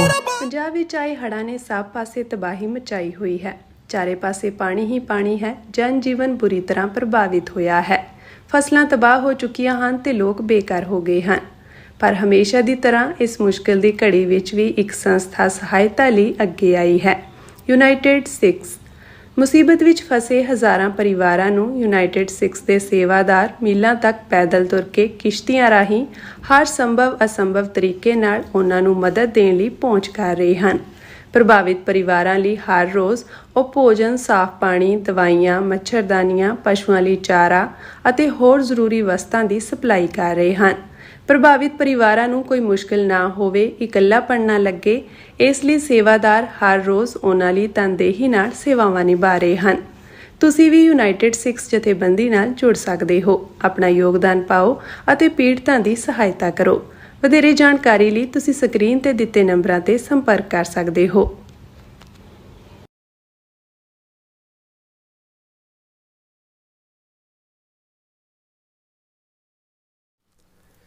Viewers welcome back to program. So viewers ਗੱਲਬਾਤ ਕਰਨ ਜਾ ਰਹੇ ਹਾਂ ਕਿ ਅਮਰੀਕਾ ਵਿੱਚ ਬੀਤਿਆ ਕੱਲ ਚੋਣਾਂ ਦਾ ਦਿਨ ਸੀ ਔਰ ਨਿਊਯਾਰਕ ਤੇ ਮੇਅਰ ਤੋਂ ਲੈ ਕੇ ਕਈ ਸਟੇਟਾਂ ਦੇ ਗਵਰਨਰ, ਮੇਅਰ ਅਤੇ ਕੌਂਸਲਮੈਨ ਲੋਕਾਂ ਨੇ ਵੋਟਾਂ ਰਾਹੀਂ ਚੁਣੇ। ਇਸ ਵਿੱਚ ਡੈਮੋਕ੍ਰੈਟਿਕ ਜਿਹੜੀ ਪਾਰਟੀ ਨੇ ਜਿੱਤ ਹਾਸਲ ਕੀਤੀ ਹੈ। ਸੋ ਇਹ ਅਮਰੀਕਨ ਡੈਮੋਕ੍ਰੇਸੀ ਦੀ ਖੂਬਸੂਰਤੀ ਹੈ ਕਿ ਲੋਕ ਆਜ਼ਾਦੀ ਨਾਲ ਅੱਡ-ਅੱਡ ਪਾਰਟੀਆਂ ਦੇ ਏਜੰਡੇ ਮੁਤਾਬਕ ਆਪਣਾ ਰੁਖ ਬਦਲਦੇ ਰਹਿੰਦੇ ਨੇ। ਸੋ ਇਸ ਬਾਰੇ ਆਪਾਂ ਗੱਲਬਾਤ ਕਰਨ ਜਾ ਰਹੇ ਹਾਂ। ਸੋ ਅਸੀਂ ਚਾਹਾਂਗੇ ਕਿ ਤੁਸੀਂ ਇਸੇ ਤਰ੍ਹਾਂ ਬਣੇ ਰਹਿਣਾ। ਦੇਖਣ, ਸੁਣ ਲਈ, ਲਿਖਣ ਲਈ ਤੁਹਾਡਾ ਸਭ ਦਾ ਬਹੁਤ ਬਹੁਤ ਧੰਨਵਾਦ ਜੀ। ਡਾਕਟਰ ਸਾਹਿਬ ਕੀ ਵਿਚਾਰਾਂ ਨੇ? ਦੇਖੋ, ਪਿਛਲੇ ਨਵੰਬਰ 2024 ਦੇ ਵਿੱਚ ਪ੍ਰੈਜ਼ੀਡੈਂਸ਼ੀਅਲ ਇਲੈਕਸ਼ਨ 'ਚ ਪ੍ਰੈਜ਼ੀਡੈਂਟ ਟਰੰਪ ਨੇ ਜਿਹਨੂੰ ਰਿਕਾਰਡ ਤੋੜ ਜਿੱਤ ਹਾਸਲ ਕੀਤੀ, ਉਹਨਾਂ ਨੇ ਮੈਜੋਰਿਟੀ ਸਟੇਟਸ ਵੀ, ਇਲੈਕਟਰਲ ਵੋਟਸ ਵੀ ਜਿੱਤੀਆਂ। ਜਿਹੜਾ ਉਸ ਤੋਂ ਅਗਲਾ ਸਾਲ ਹੁੰਦਾ ਹੈ ਪ੍ਰੈਜ਼ੀਡੈਂਸ਼ੀਅਲ ਇਲੈਕਸ਼ਨ ਤੋਂ, ਬੇਸ਼ੱਕ ਉਹਦੇ 'ਚ ਕੋਈ direct president the at stake ਨਹੀਂ ਹੁੰਦਾ, ਜਾਂ ਕਾਂਗਰਸ ਜਾਂ ਸੈਨੇਟ ਦੀਆਂ ਇਲੈਕਸ਼ਨਾਂ ਵੀ ਜਿਹੜੀਆਂ 1/3 ਨੇ ਸੈਨੇਟਰ ਔਰ ਕਾਂਗਰਸਮੈਨ, ਉਹ ਅਗਲੇ ਸਾਲ 'ਚ ਹੋਣੀਆਂ ਨੇ 2026 ਦੇ ਵਿੱਚ। ਲੇਕਿਨ ਇਹ ਜਿਹੜਾ ਇਨ ਬਿਟਵੀਨ ਵਰਾ ਹੁੰਦਾ ਹੈ, ਇਸ ਦੇ ਵਿੱਚ ਅੱਡ-ਅੱਡ ਰੇਸਿਸ ਹੁੰਦੀਆਂ ਨੇ, ਗਵਰਨਰਸ ਦੀਆਂ ਕਈ ਥਾਵਾਂ ਦੇ ਉੱਤੇ, ਮੇਅਰਸ ਦੀਆਂ, ਕੌਂਸਲਮੈਨ, ਜੱਜਿਸ, ਬਹੁਤ ਸਾਰਾ ਅਮਲਾ ਫੈਲਾ ਉਸ ਨਾਲ ਜੁੜਿਆ ਹੁੰਦਾ ਹੈ। ਇਹ ਇੱਕ ਕਿਸਮ ਦੀ ਇੰਡੀਕੇਸ਼ਨ ਵੀ ਹੁੰਦੀ ਹੈ ਕਿ ਜਿਸ ਪਾਰਟੀ ਨਾਲ ਸੰਬੰਧਿਤ ਪ੍ਰੈਜ਼ੀਡੈਂਟ ਪਿਛਲੇ ਸਾਲ ਚੁਣਿਆ ਗਿਆ, ਉਸ ਦੀ ਕਿੰਨੀ ਕੁ ਜਿਹੜੀ ਹੈ ਉਹ ਪੋਪੂਲੈਰਿਟੀ ਔਰ ਕਿੰਨਾ ਕੁ ਰੇਟ ਥੱਲੇ ਗਿਆ। ਔਰ ਇਹ ਕਿਉਂਕਿ ਹਰ ਥਾਂ 'ਤੇ ਜਦੋਂ ਤੁਸੀਂ ਅਮਰੀਕਾ 'ਚ ਡਿਵੀਜ਼ਨ ਦੇਖਦੇ ਹੋ ਤਾਂ ਉਹਨਾਂ ਨੂੰ ਬਲੂ ਸਟੇਟਸ ਔਰ ਰੈੱਡ ਸਟੇਟਸ ਦੋ ਨਾਵਾਂ ਦੇ ਨਾਲ ਵੰਡਿਆ ਜਾਂਦਾ ਹੈ। ਬਲੂ ਸਟੇਟਸ ਡੈਮੋਕ੍ਰੈਟ ਮੈਜੋਰਿਟੀ ਵਾਲੀਆਂ ਹੁੰਦੀਆਂ ਨੇ, ਜਿੱਥੇ ਡੈਮੋਕ੍ਰੈਟਾਂ ਨੇ ਜਿੱਤਣਾ ਹੀ ਜਿੱਤਣਾ ਹੁੰਦਾ। ਇਸੇ ਤਰ੍ਹਾਂ ਰੈੱਡ ਸਟੇਟਸ ਜਿਵੇਂ ਟੈਕਸਸ ਹੈ, ਆਰਕੈਂਸਸ ਹੈ, ਓਕਲਹੋਮਾ ਹੈ, ਜਾਂ ਬਲੂ ਸਟੇਟਸ ਦੇ ਵਿੱਚ ਨਿਊਯਾਰਕ ਹੈ ਔਰ ਕੈਲੀਫੋਰਨੀਆ ਹੈ, ਜਾਂ ਵਾਸ਼ਿੰਗਟਨ ਸਟੇਟ ਹੈ। ਕੁਛ ਜਿਹੜੀਆਂ ਨੇ ਉਹ ਫਲਿਪ ਫਲੌਪ ਹੁੰਦੀਆਂ ਨੇ, ਕੁਛ ਦੇ ਵਿੱਚ ਓਵਰਆਲ ਸਟੇਟ ਬਲੂ ਹੋ ਸਕਦੀ ਹੈ, ਪਰ ਕਈ ਵਾਰ ਜਦੋਂ ਕੋਈ ਵੇਵ ਚੱਲੇ ਦੂਸਰੇ ਦੀ ਗਵਰਨਰ ਰੇਸ ਦੇ ਵਿੱਚ ਜਾਂ ਪ੍ਰੈਜ਼ੀਡੈਂਸ਼ੀਅਲ ਰੇਸ ਦੇ ਵਿੱਚ, ਉਹਦੇ 'ਚੋਂ ਮੈਜੋਰਿਟੀ ਵੋਟਾਂ ਵੀ ਲਿਜਾ ਸਕਦੇ। ਸੋ ਇਹ ਕਿਉਂਕਿ ਪ੍ਰੈਜ਼ੀਡੈਂਟ ਟਰੰਪ ਚੁਣੇ ਨਵੰਬਰ 'ਚ ਗਏ, ਉਹਨਾਂ ਨੇ ਜਨਵਰੀ ਚੁੱਕੀ, 9-10 ਮਹੀਨੇ ਦਾ। ਔਰ ਇਸ ਪੀਰੀਅਡ 'ਚ ਬੜੀ ਤੇਜ਼ੀ ਨਾਲ ਪ੍ਰੈਜ਼ੀਡੈਂਟ ਟਰੰਪ ਨੇ ਆਪਣਾ ਜੋ ਉਹਨਾਂ ਦੇ ਪੋਲ ਪ੍ਰੋਮਿਸ ਸੀ, ਪਾਲਿਸੀ ਸੀ, ਉਹਨਾਂ ਨੂੰ ਇੰਪਲੀਮੈਂਟ ਕੀਤਾ, ਜਿਹਨੇ ਹਾਹਾਕਾਰ ਵੀ ਮਚਾਈ। ਟੈਰਿਫ ਪਾਲਿਸੀ ਨੇ ਦੁਨੀਆ ਭਰ ਦੇ ਸਾਰੇ ਵਰਲਡ ਆਰਡਰ ਨੂੰ ਹਿਲਾ ਕੇ ਰੱਖ ਦਿੱਤਾ। ਵਿਦਨ ਅਮਰੀਕਾ ਖਾਸ ਤੌਰ 'ਤੇ ਇਲੀਗਲ ਇਮੀਗ੍ਰੇਸ਼ਨ ਔਰ ਇਹ ਸਾਰੇ ਇਸ਼ੂ, ਔਰ ਹੁਣ ਜਿਹਦੇ ਕਰਕੇ ਈਵਨ ਫੈਡਰਲ ਗੌਰਮੈਂਟ ਅਮਰੀਕਾ ਦੀ ਹਿਸਟਰੀ ਦਾ ਸਭ ਤੋਂ ਵੱਡਾ ਸ਼ਟਡਾਊਨ ਹੈ ਜਿਹੜਾ, ਔਰ ਉਹਦੇ 'ਚ ਜਿਹੜਾ ਮੇਨ ਫਸਿਆ ਹੋਇਆ ਉਹ ਹੈਲਥ ਇਸ਼ੂ ਦੇ ਉੱਤੇ, ਈਵਨ ਫੂਡ ਸਟੈਂਪਸ ਤੱਕ ਦਾ ਵੀ ਖਤਮ ਹੋਣਾ ਦੂਸਰਾ। ਸੋ ਇਹ ਇੱਕ ਆਪਣੀ ਥਾਂ 'ਤੇ ਸੀ, ਔਰ ਇਸ ਲਈ ਸਭ ਦੀਆਂ ਅੱਖਾਂ ਜਿਹੜੀਆਂ ਨੇ, ਔਰ ਮੈਂ ਸਮਝਦਾ ਵੀ ਇਸ ਵਾਰ ਖਾਸ ਤੌਰ 'ਤੇ ਨਿਊਯਾਰਕ ਮੇਅਰ ਦੀ ਇਲੈਕਸ਼ਨ ਇੰਨੀ ਕੁ ਦਿਲਚਸਪੀ ਦਾ ਵਾਇਸ ਸੀ ਦੁਨੀਆ ਭਰ 'ਚ। ਇਕੱਲਾ ਇਹ ਨਹੀਂ ਹੈ, ਕਿਉਂਕਿ ਕਈ ਵਾਰ ਕੋਈ ਕੁਛ ਪਲੇਗਰਾਊਂਡ ਬਣ ਜਾਂਦਾ ਜਿੱਥੇ ਤੁਹਾਡੀ ਤਾਕਤ ਦਾ ਵੀ ਅਜਮਾਇਸ਼ ਹੋ ਰਹੀ ਹੁੰਦੀ ਹੈ। ਹਾਲਾਂਕਿ ਇਹ ਨਹੀਂ ਹੈ ਕਿ ਵੀ ਕੋਈ ਰਿਪਬਲਿਕਨ ਕਦੇ ਇੱਥੋਂ ਦਾ ਮੇਅਰ ਬਣਿਆ ਨਿਊਯਾਰਕ ਦਾ, ਜਾਂ ਉਹ ਗਵਰਨਰ ਇੱਥੋਂ ਦਾ, ਜਿਹੜਾ ਇਹ ਡੀਪ ਬਲੂ ਸਟੇਟ ਹੈ। ਔਰ ਜਿਹੜੀ ਨਿਊਯਾਰਕ ਦੀ ਓਵਰਆਲ ਪੋਪੂਲੇਸ਼ਨ ਹੈ ਉਹ 14-15 ਮਿਲੀਅਨ ਹੈ। ਜਿਹੜੀ ਨਿਊਯਾਰਕ ਸ਼ਹਿਰ ਹੈ, ਜਿਹਦਾ ਮੇਅਰ ਚੁਣਿਆ ਜਾਂਦਾ, ਉਹ 7-8 ਮਿਲੀਅਨ ਹੈ। ਔਰ 7-8 ਮਿਲੀਅਨ ਨਿਊਯਾਰਕ ਦੇ ਜਿਹੜੇ ਨਕਸ਼ੇ ਤੋਂ ਵਾਕਿਫ ਨੇ, 5 ਬੋਰੋ ਨੇ।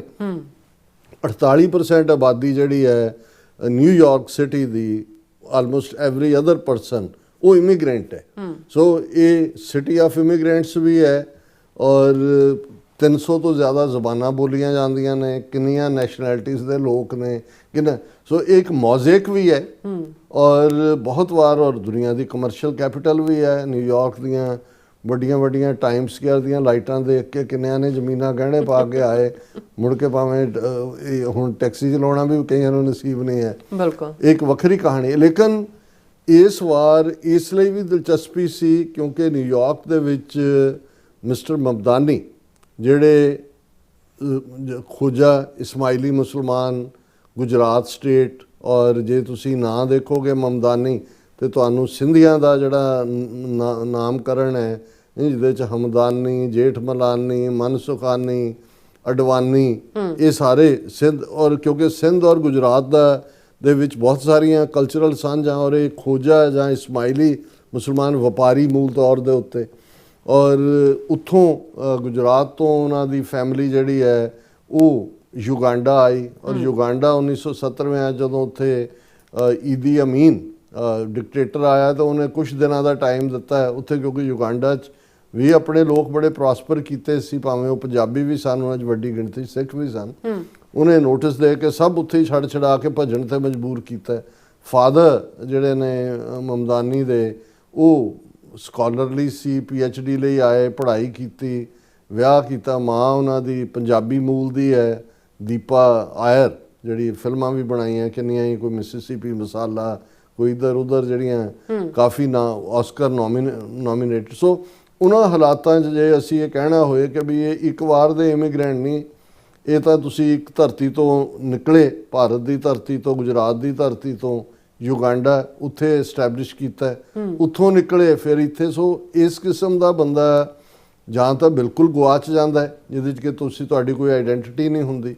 ਇੱਕ ਹੁੰਦਾ ਹੈ ਕਿ ਵੀ ਤੁਸੀਂ ਇੱਕ ਸੈਲਫ ਮੇਡ ਲਾਈਨ, ਜੇ ਮਮਦਾਨੀ ਦਾ 32-34 ਸਾਲਾਂ ਦਾ ਹੈ, ਯੰਗ ਰੈਪਰ ਵੀ ਔਰ ਦੂਜਾ ਵੀ, ਲੇਕਿਨ ਇਹ ਜਿਹੜੀ ਜਿਹੜੀ ਕਿਉਂਕਿ ਨਿਊਯਾਰਕ ਦੀਆਂ ਇਲੈਕਸ਼ਨ ਨਤੀਜਿਆਂ ਦੇ ਉੱਤੇ ਹੀ ਦੁਨੀਆ ਭਰ ਦੇ ਵਿੱਚ ਨਜ਼ਰ ਲੱਗੀ। ਹਾਲਾਂਕਿ ਜੋ ਚੱਲ ਰਿਹਾ ਸੀ ਉਹਨਾਂ ਦੇ ਓਵਰਆਲ ਪੋਲ ਨੰਬਰ ਜਾਂ ਦੂਜੇ ਮੱਚ ਅਹੈਡ ਸੀ, ਉਹ ਲੱਗਦਾ ਹੀ ਸੀ, ਲੇਕਿਨ ਹਮੇਸ਼ਾ ਇਹ ਹੁੰਦਾ ਵੀ ਕੁਛ ਇਨ ਬਿਟਵੀਨ ਨਾ ਵਾਪਰੇ, ਨੀਤੀਆਂ ਕੀ ਹੋਣਗੀਆਂ। ਹਾਲਾਂਕਿ ਜੇ ਕੋਈ ਮੈਨੂੰ ਇੰਡੀਵਿਜੂਅਲੀ ਪੁੱਛੇ, ਇਹ ਠੀਕ ਹੈ ਵੀ ਨਿਊਯਾਰਕ ਸਿਟੀ ਆਫ ਬਿਲੀਅਨੇਅਰਸ ਵੀ ਹੈ, ਟੈਕਸ ਵੀ ਕਾਫੀ ਹੈਵੀ ਹੈ ਕਿਉਂਕਿ ਸਕੂਲ ਡਿਸਟ੍ਰਿਕਟ ਦੇ ਲਿਹਾਜ਼ ਨਾਲ ਹੁੰਦਾ ਹੈ। ਪ੍ਰੋਮਿਸ ਮਮਦਾਨੀ ਨੇ ਬਹੁਤ ਸਾਰੇ ਕੀਤੇ ਨੇ। ਉਹਨਾਂ ਨੇ ਇੱਕ ਦੁਨੀਆ ਦੀ ਪੋਲਿਟਿਕਸ ਦੇ ਵਿੱਚ ਇਹ ਵੀ ਦੱਸਿਆ ਕਿ ਭਾਈ ਜ਼ਰੂਰੀ ਨਹੀਂ ਜਿਵੇਂ ਹਿੰਦੂ ਤਵੀਆਂ ਨੇ ਧਰਮ ਨੂੰ ਧਰੁਵੀਕਰਨ ਦਾ ਆਧਾਰ ਬਣਾਇਆ, ਕਿਸੇ ਹੋਰ ਥਾਂ ਤੇ ਨਸਲ ਹੁੰਦੀ ਹੈ, ਪਰ ਮਮਦਾਨੀ ਨੇ ਉਹਨਾਂ ਚੀਜ਼ਾਂ ਨੂੰ ਟੱਚ ਕੀਤਾ ਜਿਹੜਾ ਆਮ ਲੋਕਾਂ ਦੀਆਂ ਨੇ, ਜੇ ਸੇਫ ਹਾਊਸਿੰਗ ਹੈ, ਸੇਫਟੀ ਹੈ, ਬੱਸਾਂ ਟਾਈਮ ਤੇ ਚੱਲਣਾ ਹੈ, ਚੀਪਨੈਸ ਹੈ, ਫੂਡ ਦਾ ਸਸਤਾ ਹੋਣਾ ਹੈ, ਤੁਹਾਡੀ ਆਊਟਰੀਚ ਹੋਣੀ ਹੈ ਹਰ ਚੀਜ਼ ਨੂੰ, ਤੁਹਾਡੀ ਐਲਡਰਲੀ ਪੋਪੂਲੇਸ਼ਨ ਦੇ ਲਈ ਤੁਹਾਡੀਆਂ। ਹੁਣ ਜਦੋਂ ਤੁਸੀਂ ਉਹਨਾਂ ਸਾਰੇ ਹੀ ਮੁੱਦਿਆਂ ਤੇ ਜਿਹਦੇ 'ਚ ਫਿਰ ਕੋਈ ਹਿੰਦੂ ਮੁਸਲਮਾਨ ਜਾਂ ਕੋਈ ਈਸਾਈ ਜਾਂ ਦੂਜਾ ਫਰਕ ਨਹੀਂ ਰਹਿ ਜਾਂਦਾ। ਹਾਲਾਂਕਿ ਜਦੋਂ ਨੈਗੇਟਿਵ ਪ੍ਰਚਾਰ ਹੁੰਦਾ ਉਹ ਹਰ ਪੱਖੋਂ ਚੱਲ ਰਿਹਾ ਸੀ। ਕਾਲਿਆਂ ਦੀ ਪਹਿਲਾਂ ਸਪੋਰਟ ਨਹੀਂ ਸੀ ਕਿਉਂਕਿ ਜਿਹੜੇ ਉਹ ਦੂਸਰਾ ਸਿਟਿੰਗ ਮੇਅਰ ਹੈ ਉਹਨੇ ਵੀ ਆਪਣਾ ਹੈਡ ਰਿੰਗ 'ਚ ਸੁੱਟਿਆ ਹੋਇਆ ਸੀ, ਔਰ ਇਹ ਵੀ ਪ੍ਰਚਾਰਿਆ ਜਾ ਰਿਹਾ ਸੀ ਵੀ ਕਿਉਂਕਿ ਇਹਨੂੰ ਕਾਲਿਆਂ ਦੇ ਮੁਲਕ ਯੂਗਾਂਡਾ ਦੇ ਈਦੀ ਅਮੀਨ ਨੇ ਇਹਨੂੰ ਕੱਢਿਆ ਬਾਹਰ ਤੇ ਇਹ ਤਾਂ ਐਂਟੀ ਬਲੈਕ ਹੈ। ਫਿਰ ਨਿਊਯਾਰਕ ਦੇ ਵਿੱਚ ਇੱਕ ਵੱਡੀ ਪੋਪੂਲੇਸ਼ਨ ਯਹੂਦੀਆਂ ਦੀ ਹੈ, ਬਰੁਕਲਿਨ ਸਾਰਾ ਉਹਨਾਂ ਦਾ ਸਾਈਜ਼ੇਬਲ ਪੋਪੂਲੇਸ਼ਨ ਹੈ। ਉਹ ਇਸ ਲਈ ਖਿਲਾਫ ਸੀ, ਜਿਹੜਾ ਉਹਨਾਂ ਨੂੰ ਇਹ ਸੀ ਕਿ ਉਹਨਾਂ ਦੇ ਖਿਲਾਫ ਤਬਕਾ ਕਿ ਵੀ ਇਹ ਫਲਸਤੀਨ ਦੀ ਲੋਕਾਂ ਦੀ ਹਮਾਇਤ ਦੇ ਵਿੱਚ ਹੈ, ਔਰ ਇਹਨੇ ਕਿਹਾ ਵੀ ਨੈਤਨਯਾਹੂ ਜਦੋਂ ਆਏਗਾ ਉਹਨੂੰ ਮੈਂ ਗ੍ਰਿਫਤਾਰ ਕਰਾਂਗਾ ਨਿਊਯਾਰਕ। ਸੋ ਉਹਨਾਂ ਦਾ ਇੱਕ ਸੈਕਸ਼ਨ ਉਹ ਸਮਝਦਾ ਸੀ ਵੀ ਇਹ ਜੇ ਨੈਤਨਯਾਹੂ ਨੂੰ, ਇਹ ਤਾਂ ਐਂਟੀ ਸੈਮਾਈਟ ਹੈ, ਐਂਟੀ ਜੂਇਸ਼ ਹੈ। ਈਵਨ ਮੁਸਲਮਾਨ ਹਾਲਾਂਕਿ 1 ਮਿਲੀਅਨ ਦੇ ਕਰੀਬ ਨਿਊਯਾਰਕ 'ਚ ਰਹਿੰਦੇ ਨੇ, ਪਰ ਉਹ ਵੀ ਹੁਣ ਜਿਹੜੇ ਸੁੰਨੀ ਔਰ ਦੂਸਰਾ ਇੱਕ ਆਪਣਾ ਪਾਰਟ ਹੈ, ਉਹਨਾਂ ਨੂੰ ਲੱਗਦਾ ਸੀ ਵੀ ਜਿਹੜੀ ਬਹੁਤ ਲਿਬਰਲ ਪੋਜੀਸ਼ਨ ਹੈ ਇਹਦੀ ਮਮਦਾਨੀ ਦੀ ਬਹੁਤ ਸਾਰੇ ਮੁੱਦਿਆਂ ਦੇ ਉੱਤੇ, ਹੋਮੋਸੈਕਸ਼ੂਅਲਸ, ਲੈਸਬੀਅਨਸ, ਇੱਧਰ ਉੱਧਰ ਸਾਰਿਆਂ ਦੇ ਉੱਤੇ, ਵੀ ਇਹ ਤਾਂ ਐਂਟੀ। ਉਹਨਾਂ ਵੀ ਪਹਿਲੀ ਸਟੇਜ ਤੇ ਖੁੱਲ੍ਹ ਕੇ ਉਹ ਨਹੀਂ ਆਏ ਉਹਨਾਂ ਦੇ ਨਾਲ। ਔਰ ਹਿੰਦੂ, ਉਹਨੇ ਕਿਹਾ ਮੋਦੀ ਵਾਰ ਕ੍ਰਿਮਨਲ ਹੈ। ਉਹ ਕਹਿੰਦਾ ਜਦੋਂ ਮੈਂ ਦੱਸਦਾ ਮੈਂ ਗੁਜਰਾਤੀ ਮੁਸਲਮਾਨ ਹਾਂ, ਕਹਿੰਦੇ ਹੈ ਗੁਜਰਾਤ ਵੀ ਮੁਸਲਮਾਨ ਹੁੰਦੇ ਨੇ, ਵੀ ਇੰਨੇ ਮਾਰ ਦਿੱਤੇ ਨੇ ਉੱਥੇ ਤਾਂ ਖਤਮ ਕਰਤੇ। ਉਹਨੇ ਕਿਹਾ ਵਾਰ ਕ੍ਰਿਮਨਲ ਹੈ ਮੋਦੀ, ਜਿਵੇਂ ਨੈਤਨਯਾਹੂ ਹੈ, ਉਹਨੂੰ ਵੀ ਮੈਂ ਗ੍ਰਿਫਤਾਰ ਕਰਾਂਗਾ ਜੇ ਨਿਊਯਾਰਕ 'ਚ ਆਏ। ਹੁਣ ਜੇ ਮਿਲੀਅਨ ਦੇ ਨੇੜੇ ਤੇੜੇ ਮੁਸਲਮਾਨ ਜਿਹੜੇ ਨੇ ਉਹ ਹਮਾਇਤ 'ਚ ਨਿਕਲਦੇ ਵੀ, ਤੇ ਉਹ ਜਿਹੜੇ ਹਿੰਦੂ ਨੇ ਉਹ ਬੜੀ ਪਾਵਰਫੁਲੀ, ਉਹ ਤਾਂ ਨੇੜੇ ਨਹੀਂ ਸੀ ਲੱਗ। ਸੋ ਸਭ ਤੋਂ ਪਹਿਲੇ ਸਪੋਰਟ ਕਰਨ ਵਾਲੇ ਤਾਂ ਫਿਰ ਖਾਲਸਾ ਪੰਥ ਹੁੰਦਾ ਹੈ, ਉਹ ਉਸ ਬਿਗਨਿੰਗ 'ਚ ਉਹਨਾਂ ਨੇ। ਔਰ ਜਿਵੇਂ ਕੱਲ ਕੋਈ ਦੱਸ ਰਹੇ ਸੀ ਕਿ ਵੀ ਜਿੱਤਣ ਤੋਂ ਬਾਅਦ ਵੀ ਉਹ ਗੁਰਦੁਆਰਾ ਸਾਹਿਬ ਗਿਆ ਮੱਥਾ ਟੇਕਣ। ਚਲੋ ਇੱਕ ਵੱਖਰੀ ਕਹਾਣੀ ਹੈ, ਲੇਕਿਨ ਇਹਦੇ 'ਚ ਕੋਈ ਸ਼ੱਕ ਨਹੀਂ ਹੈ। ਮੈਂ ਇਸ ਨੂੰ ਕਿਸੇ ਦੀਆਂ ਨੀਤੀਆਂ ਦੇ ਨਾਲ ਅਸੀਂ ਕੋਈ ਜ਼ਰੂਰੀ ਨਹੀਂ ਹੈ। ਅਸੀਂ ਸਮਝਦੇ ਹਾਂ ਵੀ ਘੱਟ ਗਿਣਤੀਆਂ ਦੇ ਲਈ, ਜਿਹੜਾ ਖਾਸ ਤੌਰ 'ਤੇ ਸਿੱਖਾਂ ਦੇ ਲਈ, ਅਸੀਂ ਤਾਂ ਹਰ ਧਿਰ ਦੇ ਵਿੱਚ ਹੋਣੇ ਚਾਹੀਦੇ ਹਾਂ। ਸਾਡੇ ਰਿਪਬਲਿਕਨ ਵੀ, ਡੈਮੋਕਰੈਟ ਵੀ, ਆਜ਼ਾਦ ਵੀ, ਜਿਹੜੇ ਮਰਜ਼ੀ ਇਸ਼ੂ ਲੈਣ, ਪੋਲੀਟੀਕਲ ਪ੍ਰੋਸੈਸ ਦੇ ਵਿੱਚ ਹੋਣਾ ਚਾਹੀਦਾ। ਇਸ ਲਈ ਅਸੀਂ, ਲੇਕਿਨ ਫਿਰ ਵੀ ਜਦੋਂ ਅਸੀਂ ਕਿਸੇ ਦੀ ਪੋਜ਼ਿਟਿਵਿਟੀ ਹੁੰਦੀ ਹੈ ਉਸ ਦੀ ਗੱਲ ਜ਼ਰੂਰ ਕਰੀਏ, ਔਰ ਅਸੀਂ ਗੱਲ ਕਰਾਂਗੇ ਵੀ ਕਿ ਭਾਈ ਈਵਨ ਜਿਹੜਾ ਉਹ ਵਰਲਡ ਸਿੱਖ ਪਾਰਲੀਮੈਂਟ ਦਾ ਜਿਹੜਾ ਸੈਸ਼ਨ ਨਿਊਯਾਰਕ ਦੇ ਵਿੱਚ ਹੋਇਆ, ਉਦੋਂ ਮਮਦਾਨੀ ਅਸੈਂਬਲੀਮੈਨ ਸੀ, ਐਸਟੋਰੀਆ ਜਿੱਥੇ ਸਾਡਾ ਲੌਂਗ ਆਈਲੈਂਡ ਸਟੂਡੀਓ ਹੈ। ਅੱਛਾ। ਔਰ ਉਹੀ ਪੀਰੀਅਡ ਸੀ ਕਿ ਜਸਟਿਨ ਟਰੂਡੋ ਨੇ ਜਿਹੜਾ ਉਹ ਕਿਹਾ ਕਿ ਵੀ ਕਿਵੇਂ ਹਰਦੀਪ ਸਿੰਘ ਨਿੱਜਰ ਦਾ ਮਰਡਰ ਇੰਡੀਆ ਨੇ ਕੀਤਾ। ਉਸ ਤੋਂ ਬਾਅਦ ਡੈਥ ਥ੍ਰੈਟਸ ਆਈਆਂ, FBI ਨੇ ਹੀ ਕੀਤਾ ਕਿ ਭਾਈ ਡਿਊਟੀ ਟੂ ਵਾਰ ਨੋਟਿਸ ਮੈਨੂੰ ਵੀ ਆਇਆ। ਔਰ ਹਾਲਾਂ ਮੈਂ ਕਦੇ ਮਮਦਾਨੀ ਨੂੰ ਮਿਲਿਆ ਨਹੀਂ ਹਾਂ, ਲੇਕਿਨ ਉਹਨੂੰ ਜਦੋਂ ਜਿਹੜੇ ਸਿੱਖ ਐਕਟਿਵਿਸਟ ਨਾਲ ਸੀ ਪਤਾ ਲੱਗਾ, ਉਹਨੇ ਵਰਲਡ ਸਿੱਖ ਪਾਰਲੀਮੈਂਟ ਦੇ ਉਸ ਸੈਸ਼ਨ 'ਚ ਆ ਕੇ ਜ਼ੋਰ ਨਾਲ ਉਹਨਾਂ ਨੇ ਟਰਾਂਸਨੈਸ਼ਨਲ ਰਿਪਰੈਸ਼ਨ ਦੇ ਅਗੇਂਸਟ ਆਵਾਜ਼ ਚੁੱਕੀ, ਸਾਡਾ ਨਾਮ ਮੈਂਸ਼ਨ ਕਰਕੇ ਸੇਫਟੀ ਦਾ ਕਿਹਾ। ਔਰ ਫਿਰ ਅਸੈਂਬਲੀ ਦੇ ਵਿੱਚ 9 ਹੋਰ ਅਸੈਂਬਲੀਮੈਨ 8 ਹੋਰ ਨਾਲ ਲਾ ਕੇ ਪ੍ਰੈਜ਼ੀਡੈਂਟ ਬਾਈਡਨ ਨੂੰ ਬੜੀ ਸਟਰੋਂਗ ਚਿੱਠੀ ਲਿਖੀ, ਜਿਹੜੀ ਅਸੀਂ ਡਿਸਕਸ ਕਰ ਚੁੱਕੇ ਹਾਂ, ਉਹਦੇ 'ਚ ਨਹੀਂ ਜਾਵਾਂਗੇ। ਸੋ ਇਹ ਇੱਕ ਇੰਟਰਸਟ ਵੀ ਸੀ ਕਿ ਭਾਈ ਹਾਲਾਂ ਨੀਤੀਆਂ ਜਿਹੜੀਆਂ ਨੇ ਟੂ ਮੱਚ ਕੋਈ ਕਹਿ ਕੇ ਜੋ ਪ੍ਰੋਮਿਸ ਔਰ ਡਿਲੀਵਰ ਇਵੇਂ ਨਹੀਂ ਹੁੰਦਾ। ਉਹ ਤੁਸੀਂ ਤੁਹਾਡੇ ਬਹੁਤ ਸਾਰੇ ਰੈਸਟੋਰੈਂਟਸ ਨੇ। ਪ੍ਰੈਜ਼ੀਡੈਂਟ ਟਰੰਪ ਦੇ ਨਾਲ ਜਿਹੜਾ ਉਹ ਪੂਰਾ ਦਸਤਪੰਜਾ ਹੈ, ਜਿਹੜਾ ਉਹਨਾਂ ਨੇ ਵੀ ਕਿਹਾ ਵੀ ਮੈਂ ਜਿਹੜੀ ਲੋਐਸਟ ਦੇਣਾ ਪੈਂਦਾ ਸਟੇਟ ਨੂੰ ਉਹ ਤਾਂ ਦਿਆਂਗਾ, ਪਰ ਅਦਰਵਾਈਜ਼ ਨਹੀਂ ਦਿਆਂਗਾ। ਉਹਨਾਂ ਨੇ ਕਮਿਊਨਿਸਟ ਵੀ ਕਿਹਾ, ਹਾਰਮ ਵੀ ਕਿਹਾ। ਔਰ ਕੱਲ੍ਹ ਜਦੋਂ ਮਮਦਾਨੀ ਨੇ ਆਪਣੀ ਵਿਕਟਰੀ ਸਪੀਚ ਕੀਤੀ, ਉਹਦੇ 'ਚ ਵੀ ਉਹਨਾਂ ਨੇ ਫਿਰ ਟਰੰਪ ਨੂੰ ਲਲਕਾਰਿਆ ਕਿ ਵੀ ਜੀ ਵੋਲਿਊਮ ਜ਼ਰਾ ਉੱਚਾ ਕਰ ਲਓ। ਸੋ ਉਹ ਇੱਕ ਨੋਕ ਝੋਕ ਆਪਣੀ ਥਾਂ 'ਤੇ। ਪਰ ਮੈਂ ਇਹ ਸਮਝਦਾ ਵੀ ਇਹ ਇਸ ਵੇਲੇ ਵਰਜੀਨੀਆ ਦੀ ਗਵਰਨਰ ਬੀਬੀ, ਜਿਸ ਨੂੰ ਟਰੰਪ ਨੇ ਕਿਹਾ ਸੀ ਕਿ ਬਹੁਤ ਖਤਰਨਾਕ ਹੈ, ਉਹ ਵੀ ਜਿੱਤ ਗਈ। ਵਰਜੀਨੀਆ ਦੇ ਵਿੱਚ ਵੀ ਡੈਮੋਕ੍ਰੈਟਾਂ ਨੇ ਜਿੱਤ ਹਾਸਲ ਕੀਤੀ। ਔਰ ਮੇਅਰ ਦੀ ਇਲੈਕਸ਼ਨ 'ਚ ਤਾਂ ਹੈ ਹੀ ਹੈ। ਔਰ ਇਹ ਸਾਰੇ ਦੇ ਵਿੱਚ ਇੱਕ ਪਾਰਟ ਹੁਣ, ਕਿਉਂਕਿ ਡੈਮੋਕ੍ਰੈਟਿਕ ਪਾਰਟੀ ਜਿਹੜੀ ਹੈ ਬਿਲਕੁਲ ਆਊਟ ਆਫ ਸ਼ੇਪ ਹੈ। ਟਰੰਪ ਦਾ ਕੈਰਿਜ਼ਮਾ ਆਪਣੀ ਥਾਂ 'ਤੇ, ਜਿਸ ਲੈਵਲ ਦੇ ਉੱਤੇ ਉਹਨਾਂ ਦੀ team make America great again ਦੇ ਥੱਲੇ ਕੰਮ ਕਰਦੀ ਹੈ, ਇਹ ਚੈਲੰਜਸ ਸਾਹਮਣੇ ਨੇ। ਪਰ ਇਸ ਸਭ ਦੇ ਵਿਚਕਾਰ ਹੁਣ, ਕਿਉਂਕਿ ਇੱਕ ਗੱਲ ਬੜੀ ਕਲੀਅਰ ਹੈ ਕਿ ਜਦੋਂ ਅਸੀਂ ਪੋਲੀਟਿਕਸ ਨੂੰ ਸਮਝਣ ਦੀ ਕੋਸ਼ਿਸ਼ ਕਰਦੇ ਹਾਂ, ਮਮਦਾਨੀ ਨੇ ਇਲੈਕਸ਼ਨ ਕੈਂਪੇਨ 'ਚ ਔਰ ਖ਼ਾਸ ਤੌਰ 'ਤੇ ਜਿਵੇਂ ਉਹਨਾਂ ਨੇ ਯੰਗ ਵੋਟਰਸ ਨੂੰ ਐਂਥੂਸੀਆਸਟ ਕੀਤਾ। ਹਾਲਾਂ ਅਮਰੀਕਾ 'ਚ ਕੋਈ ਜੈਨ ਜ਼ੀ ਵਾਲਾ ਕੰਮ ਨਹੀਂ ਹੈ, ਲੇਕਿਨ ਨਿਊਯਾਰਕ ਦੇ ਵਿੱਚ ਜੈਨ ਜ਼ੀ ਵਾਲਾ ਹੀ ਲੱਗਦਾ ਸੀ, ਕਿਉਂਕਿ 1 ਲੱਖ ਤੋਂ ਜ਼ਿਆਦਾ ਲੋਕਾਂ ਨੇ ਉਹਨਾਂ ਦੀ ਇਸ ਮੁਹਿੰਮ ਦਾ ਹਿੱਸਾ ਬਣੇ। ਔਰ ਕਾਮਨ ਬੰਦਿਆਂ ਦੇ ਨਾਲ ਜਾ ਕੇ ਨੇ, ਉਹ ਕਿਤੇ ਗੱਡੀਆਂ 'ਚ ਬੈਠਾ, ਕਿਤੇ ਰੈਸਟੋਰੈਂਟ 'ਚ ਬੈਠਾ, ਕਿਤੇ ਬਾਹਰ 'ਚ ਜਾ ਰਿਹਾ, ਕਿਤੇ ਗੁਰਦੁਆਰੇ 'ਚ ਹੈ, ਕਿਤੇ ਮੰਦਰ 'ਚ ਹੈ, ਕਿਤੇ ਮਸਜਿਦ 'ਚ ਹੈ, ਕਿਤੇ ਸਿਨਾਗੋਗ 'ਚ ਹੈ। ਔਰ ਯਹੂਦੀਆਂ ਦੇ ਵੀ ਮੈਕਸਿਮਮ ਵੋਟ, ਕਾਲਿਆਂ ਦੇ ਵੀ, ਔਰ ਜ਼ਾਹਰ ਹੈ ਯੰਗਰ ਜਨਰੇਸ਼ਨ। ਔਰ ਜਿੰਨੀ ਐਂਥੂਸੀਆਜ਼ਮ ਤਾਂ ਲੋਕਾਂ ਦੇ ਇੰਟਰਸਟ ਮੁੱਕ ਗਏ ਸੀ ਕਿ ਕੀ ਹੋਣਾ ਜੀ, ਜਿਵੇਂ ਉੱਥੋਂ ਦੇ ਹੁੰਦਾ ਜੀ ਸਾਰੇ ਹੀ ਚੋਰ ਨੇ। ਇੱਥੇ ਵੀ ਸੀ ਜੀ ਬਿਲੀਅਨਰ ਬੈਠੇ ਨੇ, ਉਹ ਰਨ ਕਰ ਦੇਣ। ਪਰ ਜਿੰਨੀ ਜ਼ਿਆਦਾ ਵੋਟ ਪਰਸੈਂਟੇਜ ਕੱਲ ਬਾਹਰ ਨਿਕਲੇ ਯੰਗਸਟਰ, ਵੋਟ ਦਾ ਅਹਿਸਾਸ ਹੋਇਆ ਕਿ ਭਾਈ ਵੋਟ ਕਿੰਨੀ ਇੰਪੋਰਟੈਂਟ ਹੈ। ਸੋ ਇਹਨੂੰ ਮੈਂ ਡੈਮੋਕ੍ਰੇਸੀ ਦੀ ਖੂਬਸੂਰਤੀ ਸਮਝਦਾ। ਬਾਕੀ ਕਿਸੇ ਨੂੰ ਇਹ ਲੱਗੇ ਕਿ ਜੀ ਅਮਰੀਕਾ 'ਚ ਕੋਈ ਉਸ ਕਿਸਮ ਨਹੀਂ, ਇਹ ਅਲਟੀਮੇਟਲੀ ਪੋਲੀਟੀਕਲ ਪਾਰਟੀ ਜਾਂ ਉਹਨਾਂ ਦੇ ਵਿੱਚ ਇੰਡੀਵਿਜੂਅਲਸ ਕੋਈ ਥੋੜਾ ਲੈਫਟ ਹੈ, ਕੋਈ ਇਕਨੋਮਿਕਲੀ ਕੰਜ਼ਰਵੇਟਿਵ ਹੈ, ਪੋਲੀਟੀਕਲੀ ਲਿਬਰਲ ਹੈ, ਕੋਈ ਪੋਲੀਟੀਕਲੀ ਕੰਜ਼ਰਵੇਟਿਵ ਹੈ, ਇਕਨੋਮਿਕਲੀ ਲਿਬਰਲ ਹੈ, ਉਹ ਅਕ੍ਰੋਸ ਬਦਲਦੇ ਰਹਿੰਦੇ ਨੇ। ਪਰ ਮੈਂ ਇਹ ਸਮਝਦਾ ਕਿ ਵੀ ਇਹ ਬਿਊਟੀ ਹੈ। ਔਰ ਇਕੱਲਾ ਇਹੀ ਨਹੀਂ, ਈਵਨ ਭਾਰਤੀ ਮੂਲ ਦੀ ਗਜ਼ਾਲਾ ਹਾਸ਼ਮੀ ਵਰਜੀਨੀਆ ਦੀ ਲੈਫਟੀਨੈਂਟ ਗਵਰਨਰ ਚੁਣੀ ਗਈ ਹੈ, ਹੈਦਰਾਬਾਦ ਦੀ ਮੁਸਲਮਾਨ ਲੇਡੀ। ਔਰ ਬੜਾ ਬ੍ਰਿਲੀਅੰਟ ਐਕੈਡੈਮਿਕ ਜਿਹੜਾ ਉਹਨਾਂ ਦਾ ਰੈਕਰਡ ਹੈ, ਔਰ ਇਹ ਵੀ ਆਪਣੇ ਆਪ ਦੇ ਵਿੱਚ ਇੱਕ ਸਕਸੈਸ ਹੈ। ਔਰ ਹੁਣ ਆਉਣ ਵਾਲੇ ਦਿਨਾਂ ਦੇ ਵਿੱਚ ਜਿਹੜੇ ਵੱਡੇ ਵੱਡੇ ਐਕਸਪਰਟ ਨੇ ਉਹ ਇਸ ਨੂੰ ਐਨਾਲਾਈਜ਼ ਕਰਨਗੇ ਕਿ ਜ਼ੋਰਾਨ ਨੇ ਜਿਹੜੀ ਨਿਊਯਾਰਕ ਰੇਸ ਜਿੱਤੀ ਹੈ, ਉਹਨੇ ਕਿਵੇਂ US ਪੋਲੀਟਿਕਸ ਨੂੰ ਰੀਕਾਸਟ ਕੀਤਾ। ਔਰ ਇਸ ਤੋਂ ਇਲਾਵਾ ਜਿਹੜਾ ਅਸੀਂ ਜਿਹੜੇ ਸਿੱਖ ਮੇਅਰ ਔਰ ਦੂਜੇ ਉਹਨਾਂ ਦਾ ਵੀ ਜ਼ਿਕਰ ਕਰਾਂਗੇ। ਲੇਕਿਨ ਅਸੀਂ ਇਹ ਜ਼ਰੂਰ ਕਹਿਣਾ ਚਾਹੁੰਦੇ ਹਾਂ ਕਿ ਭਾਈ ਹਾਲਾਂ ਇੱਕ ਦੋ ਸਾਡੇ ਵੀਰ ਜਿਹੜੇ ਸੋਸ਼ਲ ਮੀਡੀਆ ਦੇ ਉੱਤੇ ਉਹਨਾਂ ਨੇ ਨਿਊਯਾਰਕ ਦੇ ਉਹਨਾਂ ਸਿੱਖਾਂ ਦੇ ਸਵਾਲ ਵੀ ਚੁੱਕੇ ਨੇ ਜਿਹੜੇ ਮਮਦਾਨੀ ਦੀ ਹਮਾਇਤ 'ਤੇ ਆਏ। ਕਾਫੀ ਨੈਗੇਟਿਵਿਟੀ ਵੀ ਕਰਨ ਦੀ ਕੋਸ਼ਿਸ਼ ਹੈ ਕਿ ਜੀ ਮਮਦਾਨੀ ਇਹ ਤੇ ਮਮਦਾਨੀ ਉਹ। ਦੇਖੋ ਅਸੀਂ ਸਮਝਦੇ ਹਾਂ ਵੀ ਨਾ ਤਾਂ ਅਸੀਂ ਕਿਸੇ ਦੀ ਕੋਈ ਗਾਰੰਟਰ ਹੈ ਕਿ ਜੀ ਕਿਸੇ ਨੇ ਕੋਈ ਸਾਡਾ ਪੱਖ ਹੀ ਪੂਰਨ ਹੈ।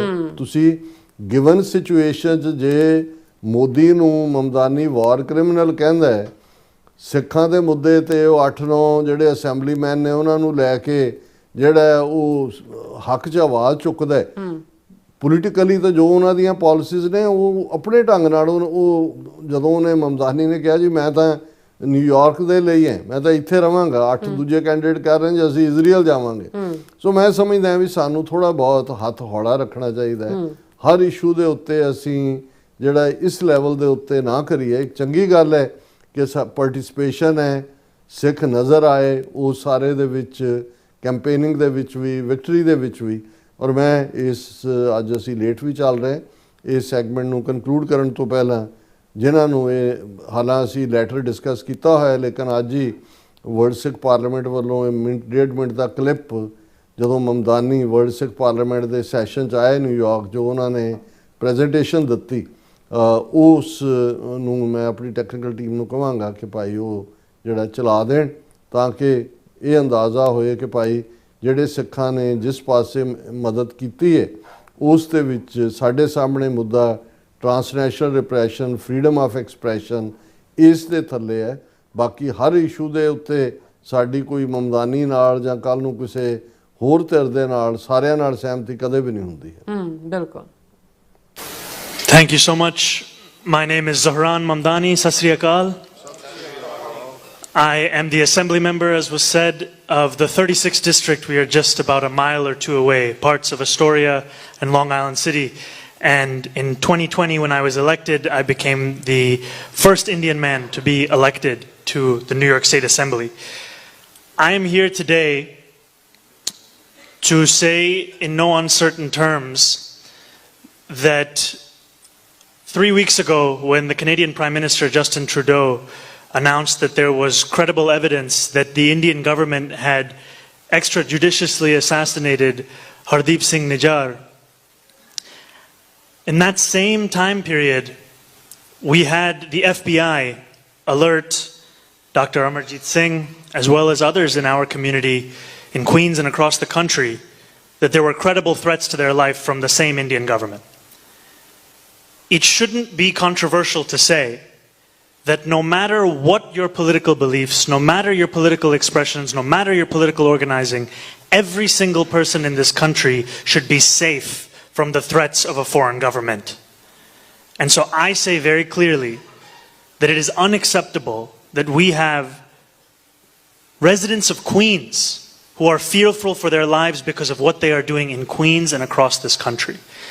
And it is not simply enough to utter this as an individual statement, but I just want to share with each and every one of you that I will be taking action to circulate a letter amongst my colleagues across the New York State Legislature to make it clear that this has to be a mainstream position. That is,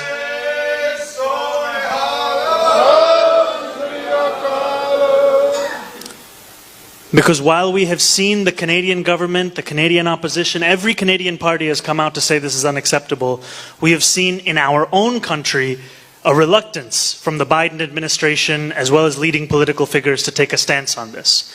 That is unacceptable. It should not be difficult to say that the Indian government cannot assassinate and threaten individuals across this country for their political expressions and their political organizing. And I will be working towards making it clear to my colleagues and making that clear to the public. So thank you all so much for having me in Sat Sri Akal.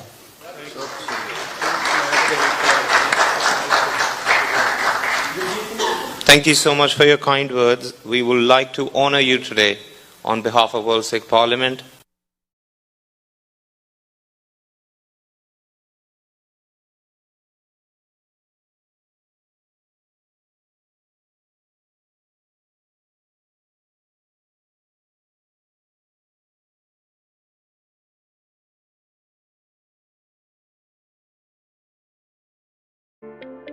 Signature truck service route 81 ਉੱਤੇ exit 235 ਤੇ trucker ਵੀਰਾਂ ਲਈ 24 ਘੰਟੇ road service ਦੀ ਸੁਵਿਧਾ ਮੌਜੂਦ। Heavy duty repair, oil change, ਪੁਰਾਣੇ ਅਤੇ ਨਵੇਂ tyre, computer diagnostic, DPF cleaning, brake service ਜਾਂ ਰਸਤੇ ਵਿੱਚ ਆਈ ਹਰ ਤਰ੍ਹਾਂ ਦੀ ਰਿਪੇਅਰ ਪ੍ਰੋਫੈਸ਼ਨਲ ਟੀਮ ਵੱਲੋਂ ਕੀਤੀ ਜਾਂਦੀ ਹੈ। ਬ੍ਰੇਕਫਾਸਟ, ਲੰਚ ਅਤੇ ਡਿਨਰ ਲਈ ਪੰਜਾਬੀ ਢਾਬੇ ਦਾ ਆਨੰਦ ਵੀ ਮਾਣੋ। ਡਰਾਈਵਰ ਅਤੇ ਟਰੱਕ ਆਪਰੇਟਰ ਵੀਰ ਡਿਸਪੈਚ ਦੀ ਸਰਵਿਸ ਲਈ ਸਾਡੇ ਨਾਲ ਸੰਪਰਕ ਕਰਨ। Signature truck service 58 triangle drive, Weyers Cave, Virginia 24486। ਕੀ ਤੁਸੀਂ ਰੋਜ਼ਾਨਾ ਕੰਮ ਤੇ ਆਪਣਾ ਵਧੇਰੇ ਸਮਾਂ ਬਿਤਾਉਣ ਤੋਂ ਪਰੇਸ਼ਾਨ ਹੋ? ਆਪਣੀ ਪੂੰਜੀ ਨੂੰ ਕੰਮ ਤੇ ਲਗਾਓ, ਸਾਡੇ ਨਾਲ ਇਨਵੈਸਟ ਕਰੋ। ਅਸੀਂ ਤੁਹਾਡੀ ਪੂੰਜੀ ਤੋਂ ਤੁਹਾਡੇ ਲਈ ਵਧੇਰੇ ਪੈਸੇ ਬਣਾ ਸਕਦੇ ਹਾਂ। ਅਸੀਂ ਪ੍ਰਾਈਵੇਟ ਇਕੁਇਟੀ ਇਨਵੈਸਟਮੈਂਟ ਫਰਮ ਹਾਂ ਤੇ ਕਮਰਸ਼ੀਅਲ ਰੀਅਲ ਏਸਟੇਟ ਵਿੱਚ ਮਾਹਿਰ ਹਾਂ। Property management, leasing, asset management commercial real estate investment ਵਿੱਚ ਸਾਰੀਆਂ ਸੇਵਾਵਾਂ ਲਈ ਅਮਰੀਕਾ ਭਰ ਵਿੱਚੋਂ ਤੁਸੀਂ ਸਾਡੇ ਤੱਕ ਪਹੁੰਚ ਕਰ ਸਕਦੇ ਹੋ। ਆਜ਼ਾਦ ਕਮਰਸ਼ੀਅਲ ਰੀਅਲਟੀ ਸਰਵਿਸਿਜ਼ ਤੇ Azad family trust 701 North Post Oak Road suite number 204 Houston Texas. ਤੁਸੀਂ ਸਾਨੂੰ ਸਾਡੇ ਫੋਨ ਨੰਬਰ 7136861277 ਤੇ ਵੀ ਸੰਪਰਕ ਕਰ ਸਕਦੇ ਹੋ। Azad commercial realty services.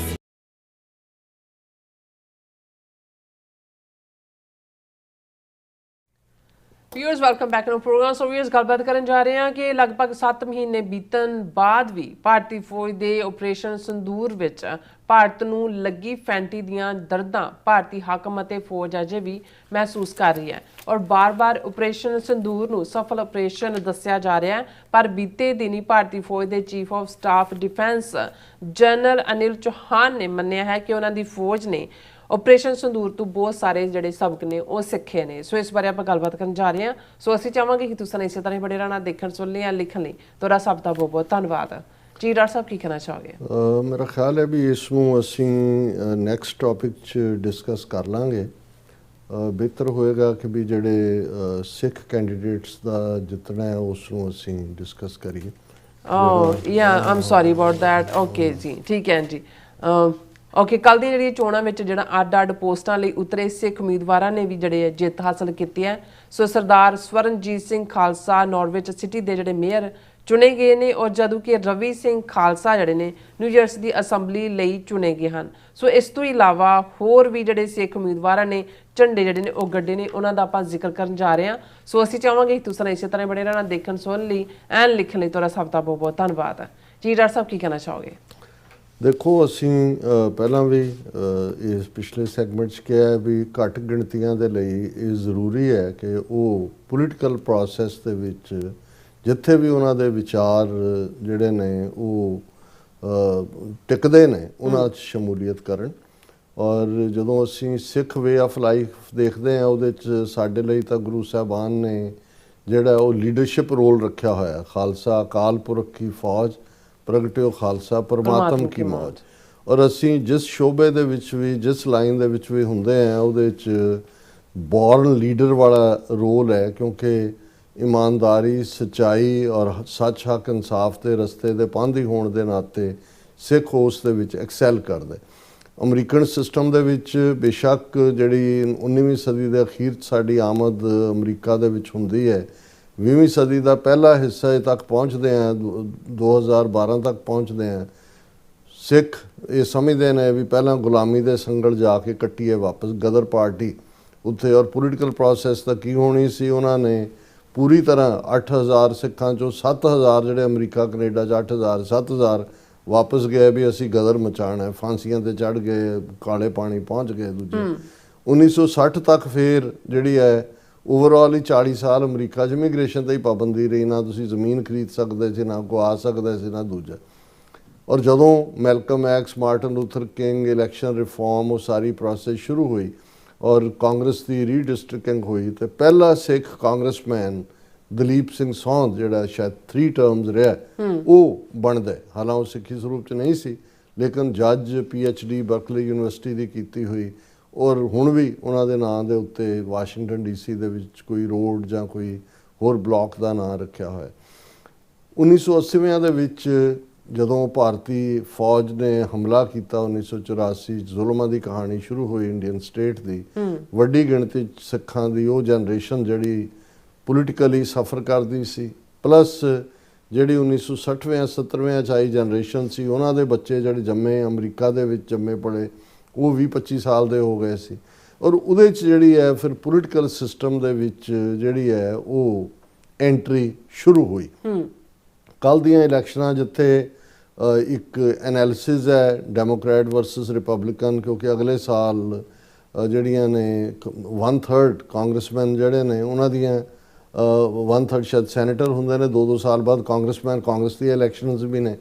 Republicans ਨੂੰ ਇਹ ਫੀਅਰ ਵੀ ਹੈ ਕਿ ਜਿਹੜਾ ਡੈਮੋਕਰੈਟ ਲੈਂਡਸਲਾਈਡ ਵਿਕਟਰੀ ਹੈ, ਹਾਲਾਂ ਕੋਈ ਉਹਨਾਂ ਨੇ ਰਿਪਬਲਿਕਨ ਸਟੇਟਾਂ 'ਚ ਨਹੀਂ ਜਾ ਕੇ ਕੋਈ ਪਾੜ ਪਾਇਆ। ਉਹ ਆਪਣੀਆਂ ਇਹ ਪਹਿਲਾਂ ਹੀ ਬਲੂ ਸਟੇਟਸ ਨੇ, ਲੇਕਿਨ ਜਿਸ ਲੈਵਲ ਦੇ ਉੱਤੇ ਇੱਕ ਵੇਵ ਚੱਲਦੀ ਹੈ ਔਰ ਚੈਲੰਜ ਹੋਇਆ ਵਾਈਟ ਹਾਊਸ ਦੀਆਂ ਪਾਲਿਸੀਜ਼ ਨੂੰ, ਔਰ ਉਹਦੀ ਗ੍ਰੈਂਡ ਸਕਸੈਸ ਹੈ ਉਹਨਾਂ ਦੀ, ਬੇਸ਼ੱਕ ਨਿਊਯਾਰਕ ਮੇਅਰ ਹੋਏ ਜਾਂ ਨਿਊ ਜਰਸੀ ਗਵਰਨਰ ਹੋਏ, ਵਰਜੀਨੀਆ ਗਵਰਨਰ ਹੋਏ, ਲੈਫਟੀਨੈਂਟ ਗਵਰਨਰ ਹੋਏ ਵਰਜੀਨੀਆ। ਤੇ ਜੇ ਅਸੀਂ ਸਿੱਖ ਕੈਂਡੀਡੇਟਸ ਦੀ ਗੱਲ ਕਰੀਏ ਤੇ ਜਿੰਨੇ ਕੁ ਮੈਨੂੰ ਪਤਾ ਹੈ, ਹਾਲਾਂ ਹੋ ਸਕਦਾ ਕੁਝ ਥਾਵਾਂ ਦੇ ਉੱਤੇ ਜਿਹੜੇ ਸਿੱਖੀ ਸਰੂਪ 'ਚ ਨਹੀਂ ਵੀ ਨੇ ਜਾਂ ਕੋਈ ਹੋਰ ਵੀ ਹੋਣ ਆਉਣ ਵਾਲੇ ਦਿਨਾਂ 'ਚ ਹੋਏ, ਲੇਕਿਨ ਸਭ ਤੋਂ ਪਹਿਲਾਂ ਮੈਂ ਜੇ ਅਸੈਂਬਲੀ ਤੋਂ ਸ਼ੁਰੂ ਕਰਾਂ, ਕਿਉਂਕਿ ਫੈਡਰਲ ਕਾਂਗਰਸਮੈਨ ਜਾਂ ਸਭ ਤੋਂ ਪਾਵਰਫੁਲ ਤਾਂ ਸੈਨੇਟਰ ਹੁੰਦਾ 6 ਸਾਲ ਬਾਅਦ, ਫਿਰ ਕਾਂਗਰਸਮੈਨ ਹੈ, ਔਰ ਸਟੇਟ ਦੇ ਵਿੱਚ ਸਟੇਟ ਦਾ ਆਪਣਾ ਲੈਜਿਸਲੇਚਰ ਹੁੰਦਾ ਹੈ, ਆਪਣੀ ਕਾਂਗਰਸ ਸਟੇਟ ਦੀ ਆਪਣੀ ਅਸੈਂਬਲੀ ਤੇ ਆਪਣੀ ਸੈਨੇਟ ਹੁੰਦਾ ਹੈ। ਸੋ ਨਿਊ ਜਰਸੀ ਸਟੇਟ ਦੇ ਵਿੱਚ ਪਹਿਲੀ ਵਾਰ ਨਿਊ ਜਰਸੀ ਦੀ ਅਸੈਂਬਲੀ ਦੇ 32ਵੇਂ ਡਿਸਟ੍ਰਿਕਟ ਤੋਂ ਜਿਹੜੇ ਨੇ ਉਹ ਰਵੀ ਸਿੰਘ ਭੱਲਾ ਚੁਣੇ ਗਏ ਨੇ, ਔਰ ਰਵੀ ਸਿੰਘ ਭੱਲਾ ਨਿਊ ਜਰਸੀ ਦੇ ਸ਼ਹਿਰ ਹੋਬੋਕਨ ਦੇ 2 ਟਾਈਮ ਮੇਅਰ ਰਹੇ। ਪਿਛਲੇ 'ਚ ਉਹਨਾਂ ਨੇ ਕਾਂਗਰਸ ਲਈ ਵੀ ਰਨ ਕੀਤਾ ਪ੍ਰਾਇਮਰੀ, ਪਰ ਉਹ ਪ੍ਰਾਇਮਰੀ ਲੂਜ਼ ਕੀਤੀ, ਔਰ ਇਸ ਵਾਰ ਉਹ ਨਿਊ ਜਰਸੀ ਅਸੈਂਬਲੀ ਦੇ 32nd ਡਿਸਟ੍ਰਿਕਟ, ਔਰ ਜਿਉਂ-ਜਿਉਂ ਮੈਂ ਗੱਲ ਕਰਾਂਗਾ ਦਰਸ਼ਕ ਸਕਰੀਨ ਦੇ ਉੱਤੇ ਉਹਨਾਂ ਦੀ ਪਿਕਚਰ ਵੀ ਦੇਖ ਸਕਦੇ ਨੇ। ਇਸੇ ਤਰ੍ਹਾਂ state assembly new jersey district 7 ਤੋਂ ਬਲਬੀਰ ਸਿੰਘ ਜਿਹੜੇ ਨੇ ਉਹ ਰੀ-ਇਲੈਕਟ ਹੋਏ ਨੇ, ਪਹਿਲਾਂ ਵੀ ਉਹ ਮੈਂਬਰ ਸੀ ਔਰ ਉਹ ਦੁਬਾਰਾ ਚੁਣੇ ਗਏ ਨੇ। ਹੁਣ ਜਿਹੜੀ ਬੜੀ ਪਾਵਰਫੁਲ ਵਿਕਟਰੀ ਹੈ, ਔਰ ਜਿਸ ਦੀ ਚਰਚਾ ਹੈ ਸੋਸ਼ਲ ਮੀਡੀਆ ਔਰ ਈਵਨ ਟ੍ਰਿਬਿਊਨ ਵਰਗਾ ਅਖਬਾਰ ਜਿਹੜਾ ਅਦਰਵਾਈਜ਼ ਦੇਖ ਕੇ ਰਾਜੀ ਨਹੀਂ ਸਿੱਖਾਂ ਨੂੰ, ਉਹਨਾਂ ਨੂੰ ਉਹ ਜਿਹੜੀ ਹੈ ਉਹ ਨਾਰਵਿਚ ਸ਼ਹਿਰ ਦੇ ਮੇਅਰ ਦੀ ਚੋਣ ਸਾਡੇ ਵੀਰ ਸਵਰਨਜੀਤ ਸਿੰਘ ਖਾਲਸਾ, ਜਿਹੜੇ ਸਾਡੇ ਸਾਥੀ ਸਹਿਯੋਗੀ ਨੇ, ਵਰਲਡ ਸਿੱਖ ਪਾਰਲੀਮੈਂਟ ਦਾ ਹਿੱਸਾ ਨੇ, ਪਹਿਲਾਂ ਸਕੂਲ ਬੋਰਡ ਲਈ ਜਿੱਤੇ, ਫਿਰ ਕੌਂਸਲਮੈਨ ਸੀ, ਔਰ ਬੜੀ ਟਫ ਰੇਸ, ਵੱਡਾ ਨਾਰਵਿਚ ਸ਼ਹਿਰ ਹੈ, ਔਰ ਉਹਨਾਂ ਨੇ ਜੋ ਕੰਮ ਕੀਤਾ ਹੈ, ਦੇਖੋ ਉਸ ਸਾਰੇ ਨਾਰਵਿਚ ਸ਼ਹਿਰ ਦੇ ਵਿੱਚ 8 ਜਾਂ 10 ਸਿੱਖ ਪਰਿਵਾਰ ਨੇ, ਇਸ ਤੋਂ ਜ਼ਿਆਦਾ ਨਹੀਂ। ਅਮਰੀਕਨ ਸਿਸਟਮ ਦੀ ਜਦੋਂ ਅਸੀਂ ਬਿਊਟੀ ਦੀ ਗੱਲ ਕਰਦੇ ਹਾਂ, ਇਹ ਹੈ ਉਹਨਾਂ ਦੇ ਲਈ, ਔਰ ਅੰਮ੍ਰਿਤਧਾਰੀ ਸਵਰਨਜੀਤ ਸਿੰਘ ਖਾਲਸਾ ਨੇ ਔਰ ਖਾਲਿਸਤਾਨੀ ਨੇ, ਔਰ ਉਹਨਾਂ ਦੀ ਵਿਕਟਰੀ ਜਿਹੜੀ ਹੈ, ਔਰ ਉਹਨਾਂ ਨੂੰ ਹਰਾਉਣ ਦੇ ਲਈ ਵੀ, ਔਰ ਉਸ ਤੋਂ ਪਹਿਲਾਂ ਜਦੋਂ ਉਹਨਾਂ ਨੇ ਕਨੈਟੀਕਟ ਦੇ ਵਿੱਚ ਮਤਾ ਪਾਸ ਕਰਵਾਇਆ ਜਾਂ ਨਾਰਵਿਚ ਸਿਟੀ ਦੇ ਵਿੱਚ ਨਵੰਬਰ 84 ਨੂੰ ਜੈਨੋਸਾਈਡ, ਜੂਨ 84 ਘੱਲੂਘਾਰਾ, ਖਾਲਿਸਤਾਨ ਡੈਕਲੇਰੇਸ਼ਨ ਡੇ, ਖਾਲਿਸਤਾਨੀ ਫਲੈਗ ਚਲਾਇਆ, ਸੰਤ ਪਿੰਡਾਂ ਵਾਲਿਆਂ ਦੀ ਫੋਟੋ ਲਾਇਬ੍ਰੇਰੀ 'ਚ ਲਵਾਈ ਹੋਈ, ਹਿੰਦੂ ਤਵੀਆਂ ਨੇ ਲਵਾਈ। ਇਹ ਵਿਕਟਰੀ ਜਿਹੜੀ ਹੈ ਬਹੁਤ ਵੱਡੀ ਵਿਕਟਰੀ ਹੈ, ਔਰ ਇਹ ਸਵਰਨਜੀਤ ਸਿੰਘ ਖਾਲਸਾ ਉਹਨਾਂ ਨੂੰ ਅਸੀਂ ਮੁਬਾਰਕਬਾਦ ਵੀ ਦਿੰਦੇ ਹਾਂ, ਉਹ ਨਾਰਵਿਚ ਦੇ ਮੇਅਰ ਚੁਣੇ ਗਏ ਨੇ।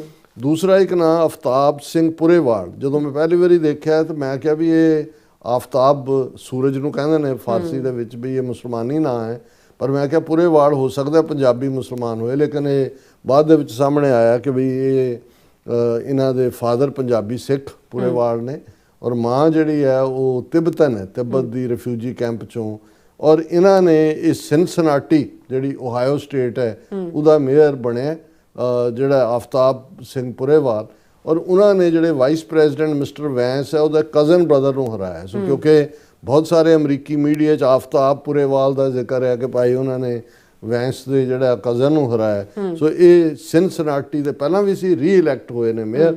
ਹੁਣ ਅਸੀਂ ਜਿਹੜੀਆਂ ਨੇ ਇਸੇ ਤਰ੍ਹਾਂ ਬੀਬੀ ਸਤਵਿੰਦਰ ਕੌਰ, ਇਹ ਕੈਂਟ ਵਾਸ਼ਿੰਗਟਨ ਸਟੇਟ ਦਾ ਸ਼ਹਿਰ ਹੈ, ਉਸ ਦੇ ਵਿੱਚ ਜਿਹੜੇ ਨੇ ਨੰਬਰ 2 ਪੋਜੀਸ਼ਨ 'ਤੇ ਨੇ ਸਤਵਿੰਦਰ ਕੌਰ, ਇਲੈਕਟਡ ਨੇ, ਉਹਨਾਂ ਦੀ ਪਿਕਚਰ ਵੀ ਦਰਸ਼ਕ ਦੇਖ ਸਕਦੇ ਨੇ।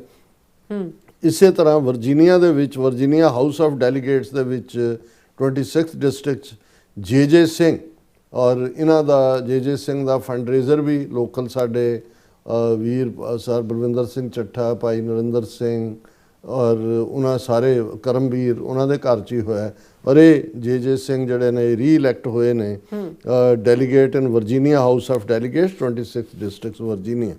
ਔਰ ਇਸੇ ਤਰ੍ਹਾਂ ਕਿਮ ਸਿੰਘ, ਇਹ ਮੈਸਨ ਸਿਟੀ ਕੌਂਸਲ ਹੈ, ਮੈਸਨ ਅਗੇਨ ਓਹਾਇਓ ਦੇ ਵਿੱਚ।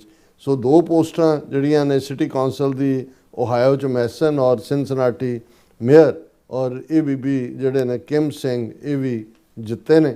ਸੋ ਮੈਂ ਸਮਝਦਾ ਵੀ ਇਹ ਸਾਡੀ ਸ਼ਾਮ ਵੀ ਹੈ ਜਿੱਥੇ ਅਸੀਂ ਸੈਲੀਬ੍ਰੇਟ ਕਰ ਰਹੇ ਹਾਂ, ਔਰ ਮੈਂ ਅਗੇਨ ਇਹ ਕਹਿਣਾ ਚਾਹੁੰਦਾ ਵੀ ਬੇਸ਼ੱਕ ਇਹ ਵਿਕਟਰੀਜ਼ ਮੋਸਟਲੀ ਡੈਮੋਕ੍ਰੈਟ ਕੈਂਡੀਡੇਟਸ ਦੀਆਂ ਨੇ, ਜਿਹੜੇ ਰਿਪਬਲਿਕਨ ਵੀ ਜੁਆਇਨ ਕਰਦੇ ਨੇ। ਸਾਨੂੰ ਕਿਸੇ ਨੂੰ ਜਿਹੜਾ ਉਸ ਦੇ ਉੱਤੇ ਨਹੀਂ ਹੋਣਾ ਚਾਹੀਦਾ ਪਾਰਟਿਸਿਪੇਸ਼ਨ ਇਨ ਦਾ ਪੋਲੀਟੀਕਲ ਪ੍ਰੋਸੈਸ।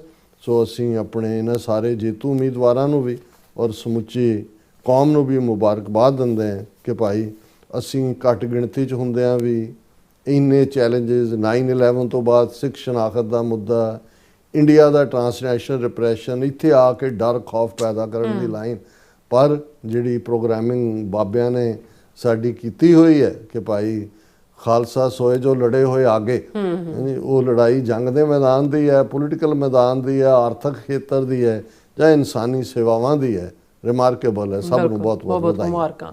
ਸੋ ਇੱਥੇ ਲੈਣਾ ਬ੍ਰੇਕ ਵਿਊਅਰਸ, ਤੁਸੀਂ ਇਸੇ ਤਰ੍ਹਾਂ ਬੜੇ ਰਹਿਣਾ। ਮਿਲਦੇ ਹਾਂ ਛੋਟੇ ਜਿਹੇ ਵਕਫੇ ਤੋਂ ਬਾਅਦ।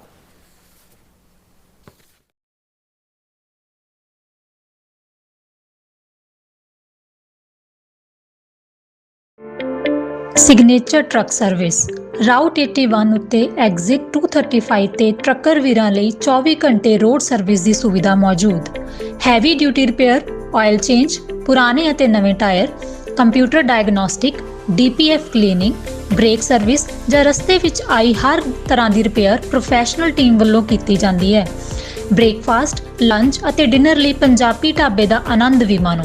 ਡਰਾਈਵਰ ਅਤੇ ਟਰੱਕ ਆਪਰੇਟਰ ਵੀਰ ਡਿਸਪੈਚ ਦੀ ਸਰਵਿਸ ਲਈ ਸਾਡੇ ਨਾਲ ਸੰਪਰਕ ਕਰਨ।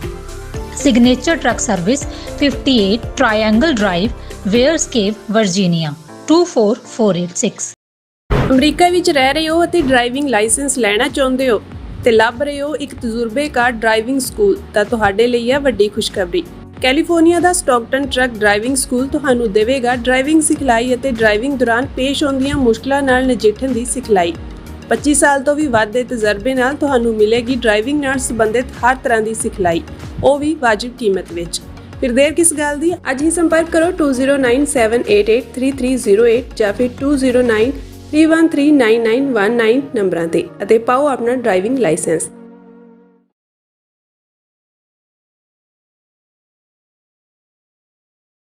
Viewers welcome back on program. So viewers ਗੱਲਬਾਤ ਕਰਨ ਜਾ ਰਹੇ ਹਾਂ ਕਿ ਲਗਭਗ 7 ਮਹੀਨੇ ਬੀਤਣ ਬਾਅਦ ਵੀ ਭਾਰਤੀ ਫੌਜ ਦੇ ਆਪਰੇਸ਼ਨ ਸਿੰਦੂਰ ਵਿੱਚ ਭਾਰਤ ਨੂੰ ਲੱਗੀ ਫੈਂਟੀ ਦੀਆਂ ਯਾਦਾਂ ਜਿਹੜੀਆਂ ਦਰਦਾਂ ਨੇ, ਉਹ ਭਾਰਤੀ ਹਾਕਮਾਂ ਅਤੇ ਫੌਜ ਅਜੇ ਤੱਕ ਵੀ ਜਿਹੜੇ ਮਹਿਸੂਸ ਕਰ ਰਹੀਆਂ ਨੇ ਔਰ ਬਾਰ-ਬਾਰ ਆਪਰੇਸ਼ਨ ਸਿੰਦੂਰ ਨੂੰ ਸਫਲ ਆਪਰੇਸ਼ਨ ਦੱਸਿਆ ਜਾ ਰਿਹਾ ਹੈ। ਪਰ ਬੀਤੇ ਦਿਨੀ ਭਾਰਤੀ ਫੌਜ ਦੇ chief of staff defence general Anil Chauhan ਨੇ ਮੰਨਿਆ ਹੈ ਕਿ ਉਹਨਾਂ ਦੀ ਫੌਜ ਨੇ ਆਪਰੇਸ਼ਨ ਸਿੰਦੂਰ ਤੋਂ ਬਹੁਤ ਸਾਰੇ ਜਿਹੜੇ ਸਬਕ ਨੇ ਉਹ ਸਿੱਖੇ ਨੇ। ਸੋ ਇਸ ਬਾਰੇ ਆਪਾਂ ਗੱਲਬਾਤ ਕਰਨ ਜਾ ਰਹੇ ਹਾਂ। ਸੋ ਅਸੀਂ ਚਾਹਾਂਗੇ ਕਿ ਤੁਸੀਂ ਇਸੇ ਤਰ੍ਹਾਂ ਬਣੇ ਰਹਿਣਾ, ਦੇਖਣ ਸੁਣਨ ਲਈ, ਲਿਖਣ ਲਈ। ਤੁਹਾਡਾ ਸਭ ਦਾ ਬਹੁਤ ਬਹੁਤ ਧੰਨਵਾਦ ਜੀ। ਡਾਕਟਰ ਸਾਹਿਬ ਕੀ ਕਹਿਣਾ ਚਾਹੋਗੇ? ਦੇਖੋ, ਹਾਲਾਂਕਿ 7, 8, 9, 10 ਮਈ ਨੂੰ ਬੀਤਿਆਂ ਵੀ 6-7 ਮਹੀਨੇ ਲੰਘ ਗਏ ਨੇ।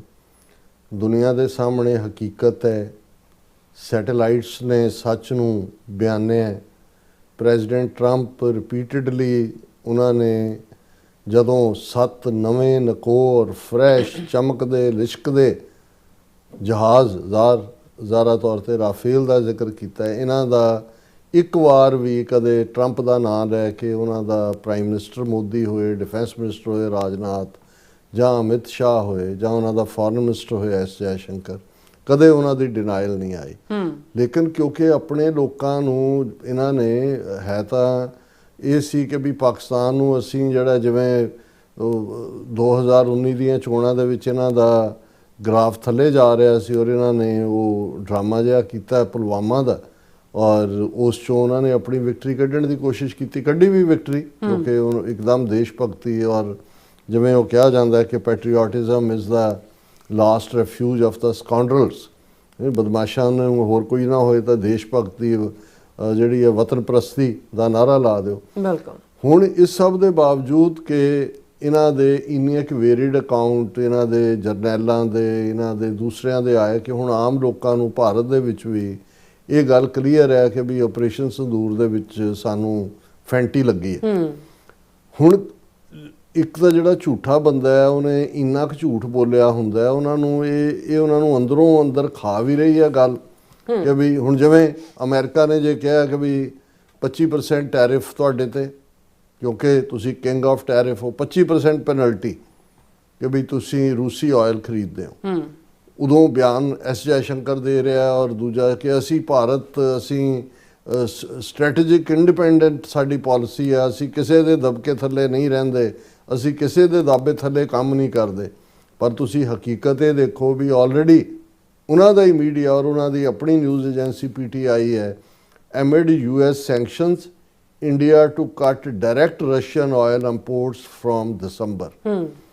ਉਧਰ ਕਹਿ ਰਹੇ ਨੇ ਆਪਣੇ ਲੋਕਾਂ ਦੀ ਕੰਜ਼ੰਪਸ਼ਨ ਦੇ ਲਈ ਕਿ ਨਹੀਂ ਅਸੀਂ ਡਿਸਾਈਡ ਕਰਾਂਗੇ ਕੀ ਕਰਨਾ, ਅਸੀਂ ਬਿਲਕੁਲ ਨਹੀਂ ਝੁਕਣ ਵਾਲੇ ਜਾਂ ਦੂਜੇ। ਲੇਕਿਨ ਇਹ ਪੂਰੀ ਡੀਟੇਲ ਹੈ ਕਿ India is set to reduce its direct imports of Russian crude from late November following US sanctions on Rosneft and Lukoil। ਇਹ ਕੰਪਨੀਆਂ ਨੇ ਜਿਨ੍ਹਾਂ ਦੇ ਇਫੈਕਟਿਵ ਨਵੰਬਰ 21 ਨਵੰਬਰ ਤੋਂ ਇਹ ਸੈਂਕਸ਼ਨਸ ਜਿਹੜੀਆਂ ਨੇ ਲਾਗੂ ਹੋਣੀਆਂ ਨੇ, ਜਿਹੜੀਆਂ ਕੰਪਨੀਆਂ ਤੇ ਲਾਈਆਂ। ਔਰ ਉਹਨਾਂ ਨੇ ਕਿਹਾ ਕਿ ਬਈ ਇਹ ਇੰਡੀਆ ਦੀਆਂ ਰਿਫਾਈਨਰੀਜ਼ 'ਚ ਅੱਧੇ ਤੋਂ ਜ਼ਿਆਦਾ ਜਿਹੜਾ ਇੰਪੋਰਟ ਹੈ ਰਸ਼ੀਅਨ ਕਰੂਡ ਆਇਲ ਦਾ ਸੀ, ਉਹ ਹੁਣ ਜਿਹੜਾ ਨਵੰਬਰ ਤੋਂ ਬਾਅਦ ਜਦੋਂ ਇਹ ਲਾਗੂ ਹੋਣੀਆਂ ਨੇ ਸੈਂਕਸ਼ਨਸ 21 ਨਵੰਬਰ ਤੋਂ, ਉਹਨਾਂ ਨੂੰ ਜਿਹੜਾ ਉਹ ਆਇਲ ਸਪਲਾਈ ਜਿਹੜੀ ਹੈ ਘਟਾ ਦਿੱਤੀ ਜਾਏਗੀ। ਔਰ ਫਿਰ ਪੂਰੀ ਡੀਟੇਲ ਹੈ ਕਿ ਭਾਈ ਇੰਨੀਆਂ ਜਿਹੜੀਆਂ ਨੇ ਮਿਲੀਅਨ ਬੈਰਲਸ ਆਉਂਦੀਆਂ ਸੀ, ਹੁਣ ਰਸ਼ੀਅਨ ਕਰੂਡ ਆਇਲ ਦੀ ਥਾਂ 'ਤੇ ਅਸੀਂ ਦੂਸਰੇ ਜਿਹੜੇ ਨੇ ਇਰਾਕ ਔਰ ਸਾਊਥ ਅਫਰੀਕਾ ਉਸ ਤੋਂ ਤੇਲ ਦੀ ਮਿਕਦਾਰ ਵਧਾਵਾਂਗੇ। ਔਰ ਫਿਰ Indian refiners are increasing procurement from Middle East, Latin America, West Africa, Canada and US। ਉਹ ਆਲਰੇਡੀ ਪਲਾਨ ਕੀਤਾ ਹੋਇਆ। ਲੇਕਿਨ ਲੋਕਾਂ ਨੂੰ ਇਹ ਲੱਗਦਾ ਹੈ ਕਿ ਬਈ ਇਹ ਤਾਂ ਝੁਕਣ ਵਾਲੇ ਨਹੀਂ ਹੈ। ਲੇਕਿਨ ਤੁਸੀਂ ਇਹ ਦੇਖੋ ਕਿ ਵੀ 2 ਕੰਪਨੀਆਂ ਤੇ ਸੈਂਕਸ਼ਨ ਲੱਗੀ ਤਾਂ ਇਹ ਭਗੌੜੇ ਹੋ ਗਏ। ਹੁਣ ਜਿਹੜਾ ਅਸੀਂ ਇਹ ਕਿਹਾ ਕਿ ਵੀ ਇਹ ਆਪਰੇਸ਼ਨ ਸੰਦੂਰ ਦੀਆਂ ਸੱਟਾਂ ਇਹਨਾਂ ਨੂੰ ਰੜਕਦੀਆਂ ਨੇ ਔਰ ਐਡਮਿਟ ਵੀ ਕਰ ਰਹੇ ਨੇ ਕਿਤੇ ਨਾ ਕਿਤੇ। ਹੁਣ ਇਹ ਜਿਹੜੀ ਇਹਨਾਂ ਦੀ ਖਬਰ, ਇਹਨਾਂ ਦੀ main news agency press trust of India ਦੀ ਹੈ, post operation ਸੰਦੂਰ more lessons learned need to be incorporated into model CDS on theaterization। General Anil Chauhan ਜਿਹੜਾ ਇਸ ਦਾ ਜਿਹੜਾ ਰੁਤਬਾ ਹੈ, ਇਹ chief of the defence staff ਹੈ, ਉਹ ਇਹ ਕਹਿ ਰਿਹਾ ਕਿ post operation Sindoor there are some more lessons that armed forces have learned. ਹੁਣ ਜੇ ਤੁਸੀਂ ਜਿੱਤੇ ਹੋ, ਤੁਸੀਂ ਤਾਂ ਦੁਸ਼ਮਣ ਨੂੰ ਲੈਸਨ ਸਿਖਾਇਆ, ਤੁਸੀਂ ਕਿਹੜੇ ਸਬਕ ਯਾਦ ਕੀਤੇ ਨੇ? ਜ਼ਾਹਰ ਹੈ ਹੁਣ ਇਹ ਕੁੱਟ ਦੀ ਗੱਲ ਵੀ ਕਰ ਰਹੇ ਨੇ, ਕਿਤੇ 25,000 ਫੌਜੀ ਔਰ 에ਅਰ ਫੋਰਸ ਔਰ ਨੇਵੀ ਕਰਕੇ ਐਕਸਰਸਾਈਜ਼ ਕਰ ਰਹੇ ਨੇ। ਉਹ ਮੰਨ ਰਿਹਾ ਕਿ ਭਾਈ ਇਹ ਜਿਹੜਾ ਅਸੀਂ ਇਸ ਨੂੰ ਅਸੀਂ ਹੁਣ ਅਗਲੇ ਮਾਡਲ 'ਚ ਜਿਹੜਾ ਹੈ ਸਾਡਾ ਪਲੈਨਡ ਥੀਏਟਰਾਈਜੇਸ਼ਨ ਹੈ ਉਸ 'ਚ ਇਨਕੋਰਪੋਰੇਟ ਕਰਾਂਗੇ ਜਿਹੜੇ ਲੈਸਨ ਅਸੀਂ ਸਿੱਖੇ ਨੇ। ਔਰ ਇਹ ਕਿਤੇ ਮਾੜੀ ਮੋਟੀ ਥਾਂ 'ਤੇ ਨਹੀਂ ਕਹਿ ਰਿਹਾ, ਇਹ ਇੰਟਰੈਕਸ਼ਨ ਕਰ ਰਿਹਾ ਇੰਡੀਆ ਡਿਫੈਂਸ ਕਨਕਲੇਵ 2025 ਜਿਹਦੇ 'ਚ ਡਿਫੈਂਸ ਥਿੰਕ ਟੈਂਕ ਹੈ ਇਹਨਾਂ ਦਾ ਭਾਰਤ ਸ਼ਕਤੀ। ਫਿਰ ਉਹਨੇ ਕਿਹਾ ਕਿ we should have our ISR intelligence surveillance and reconnaissance kinetic operation capabilities across the length and breadth of Pakistan। That would I think new normal ਕਿ ਨਵੇਂ ਨਾਰਮਲ 'ਚ ਇਹ ਹੈ ਕਿ ਅਸੀਂ ਆਪਣੀ ISR ਨੂੰ, ਇੰਟੈਲੀਜੈਂਸ ਸਰਵੇਲੈਂਸ ਨੂੰ ਔਰ ਰੈਕਨੈਸੈਂਸ ਨੂੰ ਔਰ ਕਾਈਨੈਟਿਕ ਐਨਰਜੀ ਕੈਪੇਬਿਲਿਟੀਜ਼ ਨੂੰ ਪਾਕਿਸਤਾਨ ਦੇ ਅੰਦਰ ਵਧਾਈਏ ਤਾਂ ਕਿ ਜਿਹੜਾ ਅੱਗੋਂ ਤੋਂ ਅਸੀਂ ਇਹ ਸਾਡਾ ਨਿਊ ਨਾਰਮਲ ਬਣੇ। ਫਿਰ ਉਹ ਕਹਿੰਦਾ ਜੀ for armed forces it should translate to new normal for us all now ਕਿ ਅਸੀਂ ਨਿਊ ਨਾਰਮਲ ਬਣਾਵਾਂਗੇ। That would mean something like better operational preparedness। ਦਾ ਮਤਲਬ ਜੁੱਤੀਆਂ ਪਈਆਂ ਵੀ ਇਹਨਾਂ ਨੇ ਤਾਂ ਕਿਹਾ ਵੀ ਅਸੀਂ ਧਾਵਾ ਬੋਲ ਦਿੱਤਾ ਹੈ। ਉਹਨਾਂ ਨੇ ਜਦੋਂ ਜਵਾਬੀ ਕਾਰਵਾਈ ਮਿਸਲ ਔਰ ਡਰੋਨ ਨਾਲ ਕੀਤੀ, ਇਹਨਾਂ ਦੇ ਤਾਂ 에ਅਰਫੋਰਸ ਗਰਾਊਂਡ ਹੋ ਗਈ, 7 ਜਹਾਜ਼ ਡਿੱਗੇ। ਉਹਨਾਂ ਨੇ ਕਿਹਾ ਜੀ ਅਸੀਂ ਇੰਟੈਲੀਜੈਂਸ 'ਚ ਵੀ ਕਮੀ ਰਹੀ, ਬੈਟਰ ਆਪਰੇਸ਼ਨਲ ਪ੍ਰੀਪੇਅਰਡਨੈਸ 24/7 ਅਸੀਂ ਤਿਆਰੀ ਰੱਖੀਏ। ਇਹ ਬਹੁਤ ਐਸੈਂਸ਼ੀਅਲ ਹੈ। We should be better prepared in our air defence. ਇਹਦਾ ਮਤਲਬ ਤੁਹਾਡਾ 에ਅਰ ਡਿਫੈਂਸ ਵੀ ਟੁੱਟਾ ਹੈ। ਕਾਊਂਟਰ ਅਨਮੈਨਡ ਏਰੀਅਲ ਸਿਸਟਮ, ਇਹਦੇ 'ਚ ਵੀ ਅਸੀਂ better electronic warfare, that should be new normal because this is kind of warfare which we are expecting ਕਿ ਜੀ ਪਹਿਲਾਂ ਹੀ ਜੁੱਤੀਆਂ ਪਈਆਂ ਨੇ, ਹੁਣ ਹੋਰ ਹੋਏਗਾ। ਔਰ ਇਹ ਸਾਰੇ ਨੂੰ ਜਿਹੜਾ ਅਸੀਂ ਲੈਂਥ ਐਂਡ ਬ੍ਰੈਡਥ ਤੱਕ ਕਰੀਏ। ਫਿਰ ਉਹ ਕਹਿੰਦਾ ਕਿ ਜੀ mobile the last time we targeted maybe static targets, we may have to think of engagements of mobile targets in future, he said without elaborating। ਉਹਨੇ ਕਿਹਾ ਜੀ ਅਸੀਂ ਪਿਛਲੇ ਵੇਲੇ ਤਾਂ ਸਟੈਟਿਕ ਜਿਹੜੇ ਇੱਕ ਥਾਂ 'ਤੇ ਅਸੀਂ ਹਮਲੇ ਕੀਤੇ, ਪਰ ਹੁਣ ਤਾਂ ਇਹ ਲੜਾਈ ਮੋਬਾਈਲ ਵਾਲਿਆਂ ਦੇ ਵੀ ਹੋ ਗਈ। ਅਸੀਂ ਉਹ ਵੀ ਆਪਣੀ ਕੈਪੇਬਿਲਿਟੀ ਹਾਸਿਲ ਕਰੀਏ ਤਾਂ ਕਿ ਜਿਹੜੇ ਉਹਨਾਂ ਦੇ ਟਾਰਗੇਟ ਮੋਬਾਈਲ ਨੇ ਉਹਨਾਂ ਨੂੰ ਵੀ ਅਸੀਂ ਨਿਸ਼ਾਨਾ ਬਣਾ ਸਕੀਏ। ਫਿਰ ਉਹ ਕਹਿੰਦਾ ਜੀ on the choice of location of recently held commanders conference, he said it happened for the first time in eastern India and the location itself was a messaging ਕਿ ਜੀ ਪਹਿਲੀ ਵਾਰ ਅਸੀਂ ਇਸ ਲੈਵਲ ਦੀ ਐਕਸਰਸਾਈਜ਼ ਈਸਟ ਇੰਡੀਆ 'ਚ ਕੀਤੀ ਹੈ। ਇਹ ਅਸੀਂ ਮੈਸੇਜ ਵੀ ਦਿੱਤਾ ਹੈ। ਮੈਸੇਜ ਤਾਂ ਤੁਸੀਂ ਖੁਦ ਕਹਿ ਰਹੇ ਹੋ ਕਿ ਵੀ ਆਪਰੇਸ਼ਨ ਜਿਹੜਾ ਹੈ ਉਹ ਤੁਹਾਡਾ ਹੀ ਨਾਂ ਰੱਖਿਆ ਹੋਇਆ ਸੰਦੂਰ, ਔਰ ਉਹ ਬੜੇ ਫਖਰ ਨਾਲ ਇਹਨਾਂ ਦਾ ਫੌਜੀ ਚੀਫ ਕਹਿ ਰਿਹਾ ਸੀ ਕਿ ਇਹ ਜਿਹੜਾ ਨਾਂ ਹੈ ਇਹ ਮੋਦੀ ਨੇ ਸੁਜੈਸਟ ਕੀਤਾ। ਔਰ ਉਹਦੇ ਤੇ ਉਹ ਪ੍ਰਵੀਨ ਸਾਨੀ ਨੇ ਸਵਾਲ ਪੁੱਛਿਆ ਸੀ ਕਿ ਕੀ ਇਹ ਮਿਲਟਰੀ ਆਪਰੇਸ਼ਨ ਸੀ ਕਿ ਮੋਦੀ ਆਪਰੇਸ਼ਨ ਸੀ, ਕਿ ਅਦਰਵਾਈਜ਼ ਤਾਂ ਜੇ ਕੋਡ ਨੇਮ ਜਿਹੜਾ ਉਹ ਪ੍ਰਾਈਮ ਮਿਨਿਸਟਰ ਸਿਲੈਕਟ ਕਰ ਰਿਹਾ ਹੈ, ਇਹਦਾ ਮਤਲਬ ਇਹ ਹੈ ਕਿ ਪੋਲੀਟੀਕਲਾਈਜੇਸ਼ਨ ਤਾਂ ਫੌਜ ਦੀ ਹੋਈ ਹੈ, ਹਿੰਦੂਕਰਨ ਤਾਂ ਹੋਇਆ ਹੀ ਹੋਇਆ, ਔਰ ਉਹ ਤੁਸੀਂ ਜਿਹੜਾ ਹੈ ਉਹ ਤੁਹਾਡੀ ਆਪਣਾ ਕੋਈ ਫੈਸਲਾ ਲੈਣ ਦੀ ਨਹੀਂ, ਤੁਹਾਡੇ ਆਪਰੇਸ਼ਨ ਦਾ ਨਾਮ ਵੀ ਜਿਹੜਾ ਹੈ ਉਹ ਹਿੰਦੂ ਤੋਂ ਵੀ ਪ੍ਰਾਈਮ ਮਿਨਿਸਟਰ ਜਿਹੜਾ ਸਿਲੈਕਟ ਕਰ ਰਿਹਾ। ਸੋ ਅਸੀਂ ਸਮਝਦੇ ਹਾਂ ਵੀ ਇਹਨੂੰ ਕਹਿੰਦੇ ਨੇ ਹਾਫ ਐਕਸੈਪਟੈਂਸ, ਕਿ ਭਾਵੇਂ ਤੁਸੀਂ ਆਪਣੇ ਹਵਾਲੇ ਨਾਲ ਜੇ ਅਸੀਂ ਇਹ ਵੀ ਕੈਪੇਬਿਲਿਟੀ ਲੈਣੀ ਹੈ ਅਸੀਂ ਇਹ ਵੀ, ਪਰ ਇਹ ਆਪਣੇ ਆਪ 'ਚ ਹੀ ਕਹਿ ਰਿਹਾ post operation Sindoor more lessons learned need to be incorporated into model, ਕਿ ਜਿਹੜੇ ਅਸੀਂ ਸਬਕ ਸਿੱਖੇ ਨੇ ਅਗਲੀ ਵਾਰ ਜਿਹੜੀਆਂ ਨੇ, ਜੇ ਪਿਛਲੀ ਵਾਰ 100 ਜੁੱਤੀਆਂ ਪਈਆਂ ਤੇ ਅਗਲੀ ਵਾਰ ਘੱਟੋ ਘੱਟ 50 ਪੈਣ, ਇੰਨੀਆਂ ਤਾਂ ਘੱਟ ਜਾਣ, ਇਹੀ ਨਿਊ ਨਾਰਮਲ ਇਹ ਹੈ ਇਹਨਾਂ ਦਾ। ਜੀ ਰਾਜ ਸਾਹਿਬ ਤੁਹਾਡਾ ਬਹੁਤ ਬਹੁਤ ਧੰਨਵਾਦ। ਸਥਲਨ ਬ੍ਰੇਕ ਵਿਊਅਰਸ, ਤੁਸੀਂ ਕਿਤੇ ਨਹੀਂ ਜਾਣਾ, ਮਿਲਦੇ after this short break.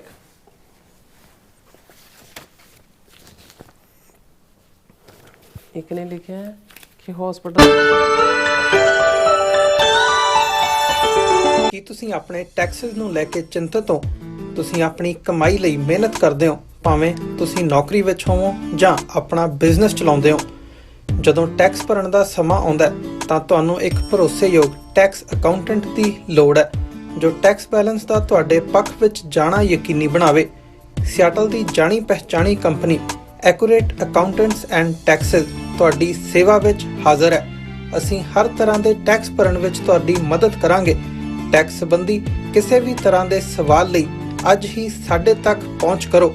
Accurate accountants and Texas. America ਵਿੱਚ ਰਹਿ ਰਹੇ ਹੋ ਅਤੇ ਡਰਾਈਵਿੰਗ ਲਾਇਸੈਂਸ ਲੈਣਾ ਚਾਹੁੰਦੇ ਹੋ ਤੇ ਲੱਭ ਰਹੇ ਹੋ ਇੱਕ ਤਜਰਬੇਕਾਰ ਡਰਾਈਵਿੰਗ ਸਕੂਲ, ਤਾਂ ਤੁਹਾਡੇ ਲਈ ਹੈ ਵੱਡੀ ਖੁਸ਼ਖਬਰੀ। ਕੈਲੀਫੋਰਨੀਆ ਦਾ ਸਟਾਕਟਨ ਟਰੱਕ ਡਰਾਈਵਿੰਗ ਸਕੂਲ ਤੁਹਾਨੂੰ ਦੇਵੇਗਾ ਡਰਾਈਵਿੰਗ ਸਿਖਲਾਈ ਅਤੇ ਡਰਾਈਵਿੰਗ ਦੌਰਾਨ ਪੇਸ਼ ਆਉਂਦੀਆਂ ਮੁਸ਼ਕਲਾਂ ਨਾਲ ਨਜਿੱਠਣ ਦੀ ਸਿਖਲਾਈ। 25 ਸਾਲ ਤੋਂ ਵੀ ਵੱਧ ਦੇ ਤਜਰਬੇ ਨਾਲ ਤੁਹਾਨੂੰ ਮਿਲੇਗੀ ਡਰਾਈਵਿੰਗ ਨਾਲ ਸੰਬੰਧਿਤ ਹਰ ਤਰ੍ਹਾਂ ਦੀ ਸਿਖਲਾਈ, ਉਹ ਵੀ ਵਾਜਿਬ ਕੀਮਤ ਵਿੱਚ। ਫਿਰ ਦੇਰ ਕਿਸ ਗੱਲ ਦੀ, ਅੱਜ ਹੀ ਸੰਪਰਕ ਕਰੋ 2097883308 ਜਾਂ ਫਿਰ 2093139919 ਨੰਬਰਾਂ ਤੇ ਅਤੇ ਪਾਓ ਆਪਣਾ driving licence.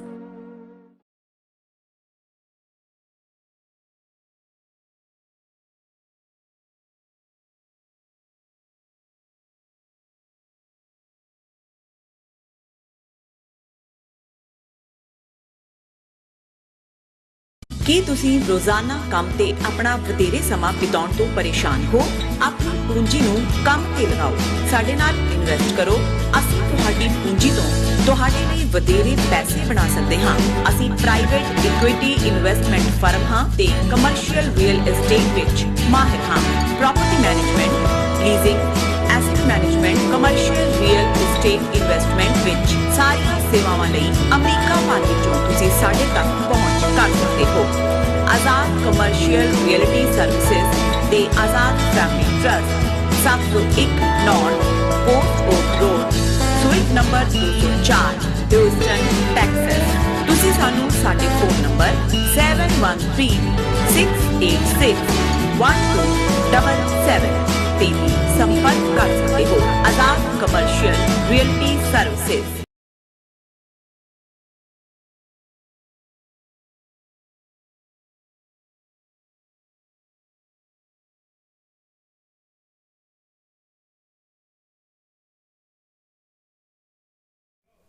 Viewers welcome back on programs. Viewers ਅਖੀਰਲੇ ਸਮੇਂ ਵਿੱਚ ਆਪਾਂ ਪਹੁੰਚ ਚੁੱਕੇ ਹਾਂ, ਉਸ ਵਿੱਚ ਆਪਾਂ ਗੱਲਬਾਤ ਕਰਨ ਜਾ ਰਹੇ ਹਾਂ ਕਿ ਗੁਰੂ ਨਾਨਕ ਪਾਤਸ਼ਾਹ ਪਰਥਾਏ ਪੰਜਾਬ ਦੀਆਂ ਲੋਕ ਬੋਲੀਆਂ ਵਿੱਚ ਬੋਲੀ ਹੈ ਬਾਬਾ ਨਾਨਕ ਸ਼ਾਹ ਫਕੀਰ, ਹਿੰਦੂ ਕਾ ਗੁਰੂ ਮੁਸਲਮਾਨ ਕਾ ਪੀਰ। ਸੋ ਪਾਕਿਸਤਾਨ ਦੇ ਪੰਜਾਬੀ ਸ਼ਾਇਰ ਬਾਬਾ ਨਜਮੀ ਵੱਲੋਂ ਗੁਰੂ ਨਾਨਕ ਸਾਹਿਬ ਨੂੰ ਸ਼ਰਧਾ ਦੇ ਜਿਹੜੇ ਫੁੱਲ ਭੇਟ ਕਰਦਿਆਂ ਲਿਖੀ ਗਈ ਨਜ਼ਮ ਸ਼ੇਅਰ ਕਰਨ ਜਾ ਰਹੇ ਹਾਂ ਅਤੇ ਨਾਲ ਹੀ ਵੈਟੀਕਨ ਤੋਂ ਕ੍ਰਿਸ਼ਨ ਕਾਰਡੀਗਲ ਵੱਲੋਂ ਦਿੱਤਾ ਗਿਆ ਖਾਸ ਸੁਨੇਹਾ ਵੀ ਆਪਾਂ ਤੁਹਾਡੇ ਨਾਲ ਸ਼ੇਅਰ ਕਰਾਂਗੇ। ਸੋ ਅਸੀਂ ਚਾਹਾਂਗੇ ਕਿ ਤੁਸੀਂ ਇਸੇ ਤਰ੍ਹਾਂ ਬਣੇ ਰਹਿਣਾ। ਦੇਖਣ ਸੁਣਨ ਜਾਂ ਲਿਖਣ ਲਈ ਤੁਹਾਡਾ ਸਭ ਦਾ ਬਹੁਤ ਬਹੁਤ ਧੰਨਵਾਦ। ਜੀ ਡਾਕਟਰ ਸਾਹਿਬ ਕੀ ਵਿਚਾਰਾਂ ਨੇ? ਦੇਖੋ, ਸਾਡਾ ਅੱਜ ਦਾ ਓਪਨਿੰਗ ਸੈਗਮੈਂਟ ਗੁਰੂ ਨਾਨਕ ਸਾਹਿਬ ਦੇ ਪ੍ਰਕਾਸ਼ ਪੁਰਬ ਨੂੰ ਸਮਰਪਿਤ ਸੀ। ਬੇਸ਼ੱਕ ਕਾਫੀ ਲੰਬੀ ਗੁਫ਼ਤਗੂ ਹੋਈ, ਪਰ ਮੈਨੂੰ ਲੱਗਾ ਕਿ ਵੀ ਗੁਰੂ ਨਾਨਕ ਪਾਤਸ਼ਾਹ ਸਭ ਦੇ ਸਾਂਝੇ ਰਹਿਬਰ ਨੇ ਜੀ। ਔਰ ਸਿੱਖ ਤਾਂ ਉਹਨਾਂ ਦੇ ਲਈ, ਸਾਡੇ ਲਈ ਤਾਂ ਗੁਰੂ ਸਾਹਿਬਾਨ ਸੱਚੇ ਪਾਤਸ਼ਾਹ ਨੇ, ਪਰ ਦੂਸਰਿਆਂ ਨੇ ਵੀ ਕਿਵੇਂ ਗੁਰੂ ਨਾਨਕ ਪਾਤਸ਼ਾਹ ਨੂੰ ਦੇਖਿਆ। ਔਰ ਅੱਜ ਹੀ ਪਾਕਿਸਤਾਨ ਦੇ ਬੜੇ ਪੋਪੂਲਰ ਪੰਜਾਬੀ ਸ਼ਾਇਰ ਨੇ, ਬਾਬਾ ਨਜ਼ਮੀ ਕਰਕੇ ਜਾਣਿਆ ਜਾਂਦਾ ਉਹਨਾਂ ਨੂੰ, ਔਰ ਉਹਨਾਂ ਨੇ ਗੁਰੂ ਨਾਨਕ ਪਾਤਸ਼ਾਹ ਨਾਲ ਨੂੰ ਸੰਬੋਧਿਤ ਨਜ਼ਮ ਆਪਣੀ ਲਿਖੀ ਹੈ ਜੀ। ਔਰ ਉਹ ਹੈ, ਪੰਜ ਤਨ ਪਾਕਾਂ ਦੀ ਖੁਸ਼ਬੂ ਆਵੇ ਨਾਨਕ ਵਿਹੜੇ ਵਿੱਚੋਂ, ਕਿਵੇਂ ਦੁਨੀਆ ਫੈਜ਼ ਨਾ ਪਾਵੇ ਨਾਨਕ ਵਿਹੜੇ ਵਿੱਚੋਂ। ਹੁਣ ਜਦੋਂ ਪੰਜ ਤਨ ਪਾਕ ਲਫ਼ਜ਼ ਹੈ ਇਸਲਾਮ ਦੇ ਵਿੱਚ, ਪੰਜ ਬਹੁਤ ਪਵਿੱਤਰ ਸਤਿਕਾਰਯੋਗ ਹਸਤੀਆਂ ਨੇ, ਨਬੀ ਮੁਹੰਮਦ ਸਾਹਿਬ, ਹਜ਼ਰਤ ਅਲੀ, ਹਜ਼ਰਤ ਫਾਤਮਾ, ਹਜ਼ਰਤ ਹਸਨ ਤੇ ਹਜ਼ਰਤ ਹੁਸੈਨ।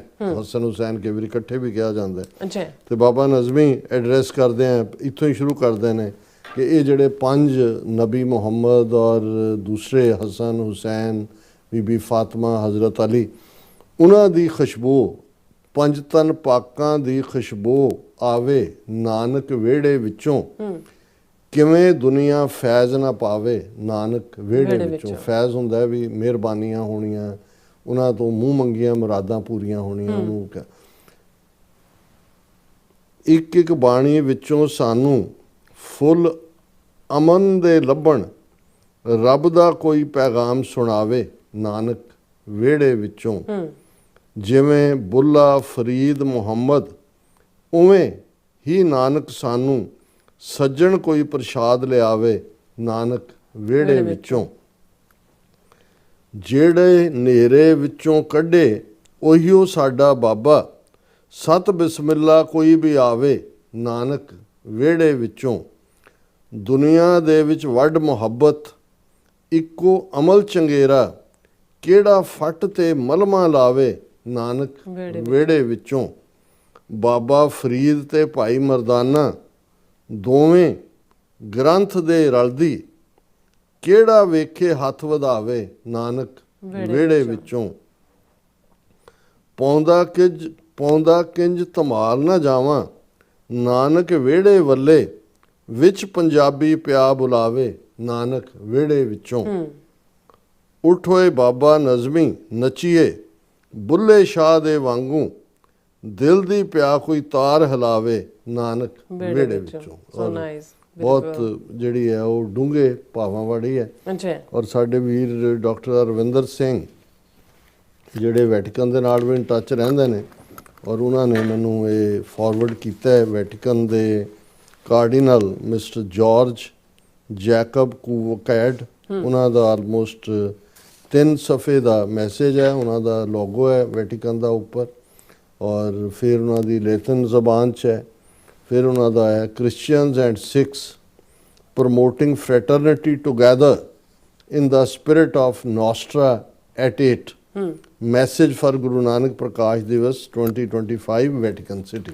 ਇਹ ਬਹੁਤ ਵੱਡੀ ਗੱਲ ਹੈ ਕਿ ਵੈਟੀਕਨ ਤੋਂ ਉਹਨਾਂ ਨੇ ਜਿਹੜਾ ਕਾਰਡੀਨਲ ਉਹਨਾਂ ਨੇ ਮੈਸੇਜ ਦਿੱਤਾ ਹੈ, ਔਰ ਉਹਦੇ 'ਚ ਉਹਨਾਂ ਨੇ ਕਿਹਾ ਕਿ ਵੀ ਇਹ ਅਸੀਂ, ਕਿਉਂਕਿ ਮੈਂ ਵਕਤ ਕਾਫੀ ਅੱਗੇ ਜਾ ਚੁੱਕਿਆ, ਇਹਨੂੰ ਇਬਾਰਤ ਦੀ ਮੈਂ ਪੂਰੀ ਪੜ੍ਹ ਨਹੀਂ ਸਕਾਂਗਾ, ਪਰ ਉਹਨਾਂ ਨੇ ਕਿਹਾ ਕਿ the dicastery for interreligious dialogue extends its festive greetings and best wishes to you as you celebrate the anniversary of birth of Guru Nanak Dev Ji on 5th November this year. May the celebration of this feast brings happiness and peace to you and your families and foster unity and solidarity in your communities everywhere. ਇਹਦੇ ਨਾਲ ਉਹਨਾਂ ਨੇ ਸ਼ੁਰੂਆਤ ਕੀਤੀ ਹੈ। ਫਿਰ ਉਹਨਾਂ ਨੇ ਕੈਥੋਲਿਕ ਚਰਚ ਦਾ ਨੋਸਟਰਾ ਐਕੇਟੇਟ, ਜਿਹੜਾ ਕਿ ਉਹਨਾਂ ਨੇ 28 ਅਕਤੂਬਰ 1965 ਨੂੰ ਜਿਹਦੀ ਡੈਕਲੇਰੇਸ਼ਨ ਕੀਤੀ, ਔਰ ਇਸ ਦੇ ਵੀ 60 ਸਾਲ ਜਿਹੜੇ ਨੇ ਇਸ ਡੈਕਲੇਰੇਸ਼ਨ ਦੇ ਪੂਰੇ ਹੋਏ ਨੇ। ਔਰ ਇਸ ਦੇ ਵਿੱਚ ਉਹਨਾਂ ਨੇ ਇਹ ਫੈਸਲਾ ਕੀਤਾ ਸੀ ਕਿ ਜਿਹੜੀਆਂ ਨੇ positive engagement among people of diverse religious tradition in building fraternity through dialogue and collaboration. ਔਰ ਉਹਨਾਂ ਨੇ ਕਿਹਾ ਵੀ ਇਸੇ ਤਹਿਤ ਅਸੀਂ ਜਿਹੜਾ ਉਹ ਸਮਝਦੇ ਹਾਂ ਕਿ ਭਾਈ ਕਿਵੇਂ ਜਿਹੜੀਆਂ ਨੇ ਸਾਂਝਾਂ ਨੇ, ਇਹ ਜਿਹੜੀ ਹੈ ਸਾਡੀ ਪ੍ਰਮੋਟਿੰਗ ਸਪਿਰਿਟ ਆਫ ਨੋਸਟਰਾ ਸੈਨੇਟਾ ਇੰਪਲਾਈਜ਼ recognizing ਔਰ ਫਿਰ ਉਹਨਾਂ ਨੇ ਕਿਹਾ ਕਿ ਵੀ ਇਸ ਐਨੀਵਰਸਰੀ ਦੇ ਮੌਕੇ on this anniversary we take the opportunity to share some reflections on how we Christians and Sikhs together can continue advancing the task of promoting fraternity among all people ਕਿ ਦੁਨੀਆ ਦੇ ਵਿੱਚ ਜਿਹੜਾ ਇਸ ਵੇਲੇ ਖੋਆ ਮਾਈ ਮਚੀ ਹੋਈ ਹੈ ਕਿਵੇਂ ਅਸੀਂ ਸਾਂਝਾਂ ਦੇ ਨਾਲ ਇਸ ਨੂੰ ਅੱਗੇ ਤੋਰ ਸਕਦੇ ਹਾਂ। ਫਿਰ ਉਹਨਾਂ ਨੇ ਆਪਣਾ ਪੂਰਾ ਜਿਹੜਾ ਉਹਨਾਂ ਦਾ ਪ੍ਰਿੰਸੀਪਲ ਹੈ ਉਹ ਐਕਸਪਲੇਨ ਕੀਤਾ ਕਿ ਕਿਵੇਂ ਉਹ ਸਿੱਖਾਂ ਦੇ ਨਾਲ ਜਿਹੜੀ ਹੈ ਉਹਨਾਂ ਦੀ ਸਾਂਝ ਹੈ। ਉਹਨਾਂ ਨੇ solidarity and service, friendship and fellowship, ਇਹਦਾ ਸਾਰੇ ਦਾ ਜ਼ਿਕਰ ਕੀਤਾ ਔਰ ਇਹ ਉਹਨਾਂ ਨੇ ਨਾਲ ਦੀ ਨਾਲ ਫਿਰ ਲਿਓ ਪੋਪ ਨੂੰ ਕੋਟ ਕੀਤਾ ਕਿ ਉਹਨਾਂ ਨੇ ਕਿਹਾ will certainly contribute to building a more peaceful world, something that all men and women of good will desire in their hearts ਕਿ ਵੀ ਸਾਰੀ ਦੁਨੀਆ ਨੂੰ ਖੂਬਸੂਰਤ ਬਣਾਈਏ, ਦੁਨੀਆ ਨੂੰ ਪੀਸਫੁਲ ਬਣਾਈਏ। ਔਰ ਗੁਰੂ ਨਾਨਕ ਪਾਤਸ਼ਾਹ ਦਾ ਵੀ ਇਹੀ ਮੈਸੇਜ ਹੈ ਔਰ ਉਹਨਾਂ ਨੇ ਕਿਹਾ ਕਿ ਵੀ ਇਹ ਜਿਹੜਾ ਸਾਡਾ ਡਾਇਲੋਗ ਹੈ ਇੰਪੋਰਟੈਂਟ ਹੈ। Spiritual and moral values and experiences in a spirit of truth and love ਜਿਹੜਾ ਤੁਹਾਡਾ ਬੇਸ ਵੀ ਹੈ ਉਹਨਾਂ ਨੂੰ ਹੀ ਅਸੀਂ ਅੱਗੇ ਤੋਰਦੇ ਹਾਂ। ਔਰ ਫਿਰ ਕਨਕਲੂਡਿੰਗ ਪੈਰਾ ਹੈਗਾ, ਹਾਲਾਂਕਿ 2 ਸਫ਼ੇ ਦਾ ਮੈਂ ਕਾਫੀ ਸਕਿਪ ਕੀਤਾ।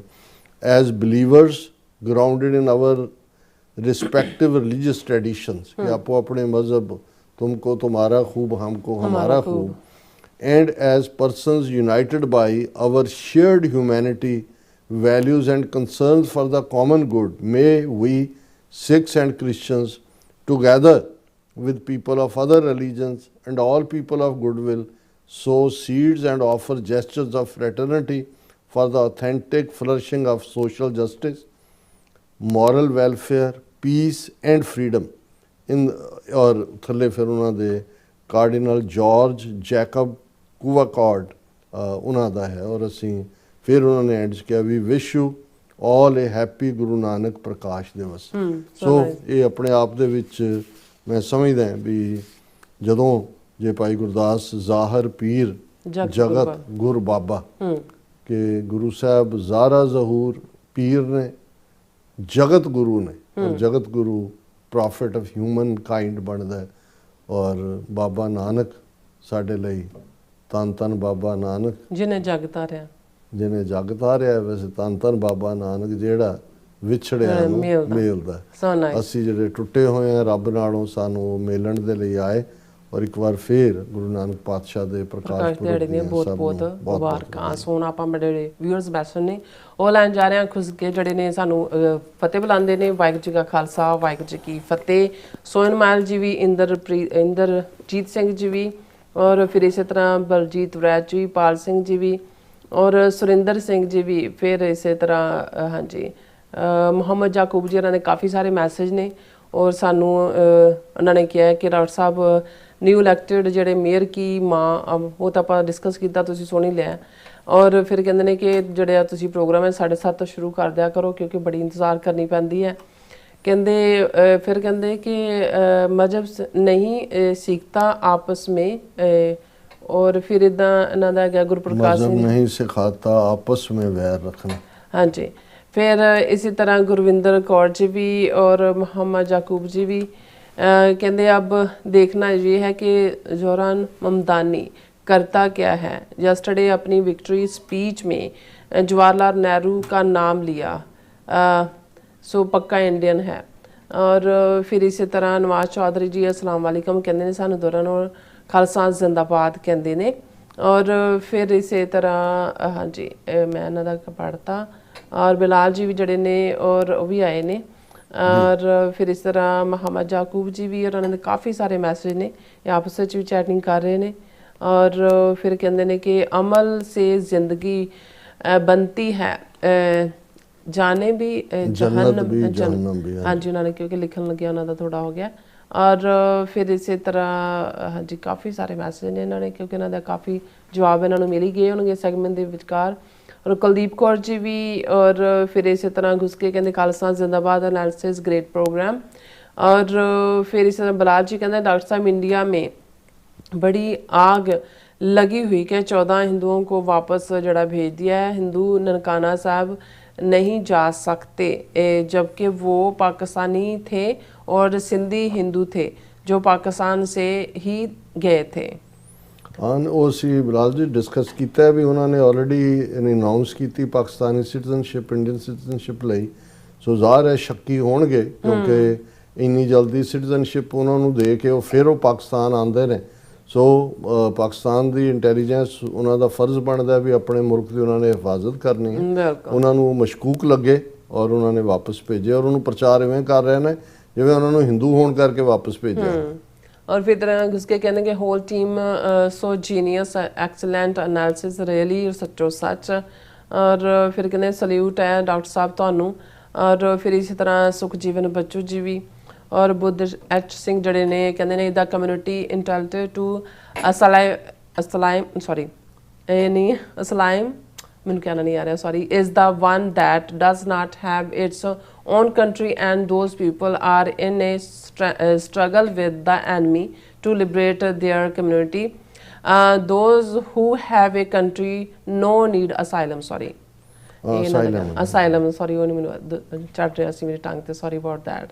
और फिर इस तरह घुस के कहते सारी संगत जो TV 84 ਵੇਖ ਰਹੀ ਹੈ ਉਸ ਨੂੰ ਮਹਾਰਾਜ ਗੁਰੂ ਨਾਨਕ ਦੇਵ ਪ੍ਰਕਾਸ਼ ਦੀਆਂ ਜਿਹੜੀਆਂ ਨੇ ਬਹੁਤ ਬਹੁਤ ਵਧਾਈਆਂ ਜੀ। और जयदीश जी भी जड़े ने वो भी ने और फिर इस तरह करम सिंह जी भी और फिर इस तरह हैगे ने साडे कोल घुस के कहने ने वो आपस में चैट कर रहे ने। और फिर इस तरह जड़े शिवरन जड़े ने वो कहते हैं कि डॉक्टर साहब चाइनीज़ ऑफिशियल अटेंडेड जड़े ने सैरेमनी एट ननकाना साहब प्लीज़। हाँ जी बिल्कुल बहुत बड़ी गल है। हाँ जी बलिहार सिंह कंग जी भी कहना चाहोगे कुछ? ਹਾਂ ਨਹੀਂ ਇਹ ਜਿਹੜਾ ਚਾਈਨੀਜ਼ ਆਫੀਸ਼ੀਅਲ ਦਾ ਨਨਕਾਣਾ ਸਾਹਿਬ ਆਉਣਾ ਇਹ ਦੱਸ ਰਿਹਾ ਕਿ ਵੀ ਜਦੋਂ ਅਸੀਂ ਕਹਿੰਦੇ ਹਾਂ ਕਿ ਭਾਈ ਜਿਹੜਾ south Asia new map making America ਦੀ ਦਿਲਚਸਪੀ ਚਾਈਨਾ ਦੀ ਦਿਲਚਸਪੀ ਅਦਰਵਾਈਜ਼ ਚਾਈਨਾ ਦਾ ਕੋਈ ਸਿੱਖਾਂ ਦੇ ਨਾਲ ਕੀ ਲਾਗਾ ਦੇ ਗਿਆ ਕੋਈ ਸਿੱਖਾਂ ਕੋਲ ਸਟੇਟ ਨਹੀਂ ਹੈ ਵੀ ਔਰ ਫਿਰ ਧਰਮ ਦੇ ਮਾਮਲੇ ਚੀਨ ਵਾਲੇ ਤਾਂ ਵੈਸੇ ਹੀ ਨਾਸਤਿਕਤਾ ਜਾਂ ਕਮਿਊਨਿਜ਼ਮ ਯਕੀਨ ਕਰਦੇ ਨੇ। ਸੋ ਜਾਣਾ ਇਹ ਉਹਨਾਂ ਦਾ ਗੁੱਡਵਿਲ ਜੈਸਚਰ ਹੈ ਟੁਵਰਡਸ ਦ ਸਿੱਖਸ। और इस धालीवाल जड़े कहते हैं कि डॉक्टर साहब की पंजाब दे विच कहते रैफरेंडम जिहड़ा करवाया जा सकता है जां करवाउण नहीं दिता जा रहा?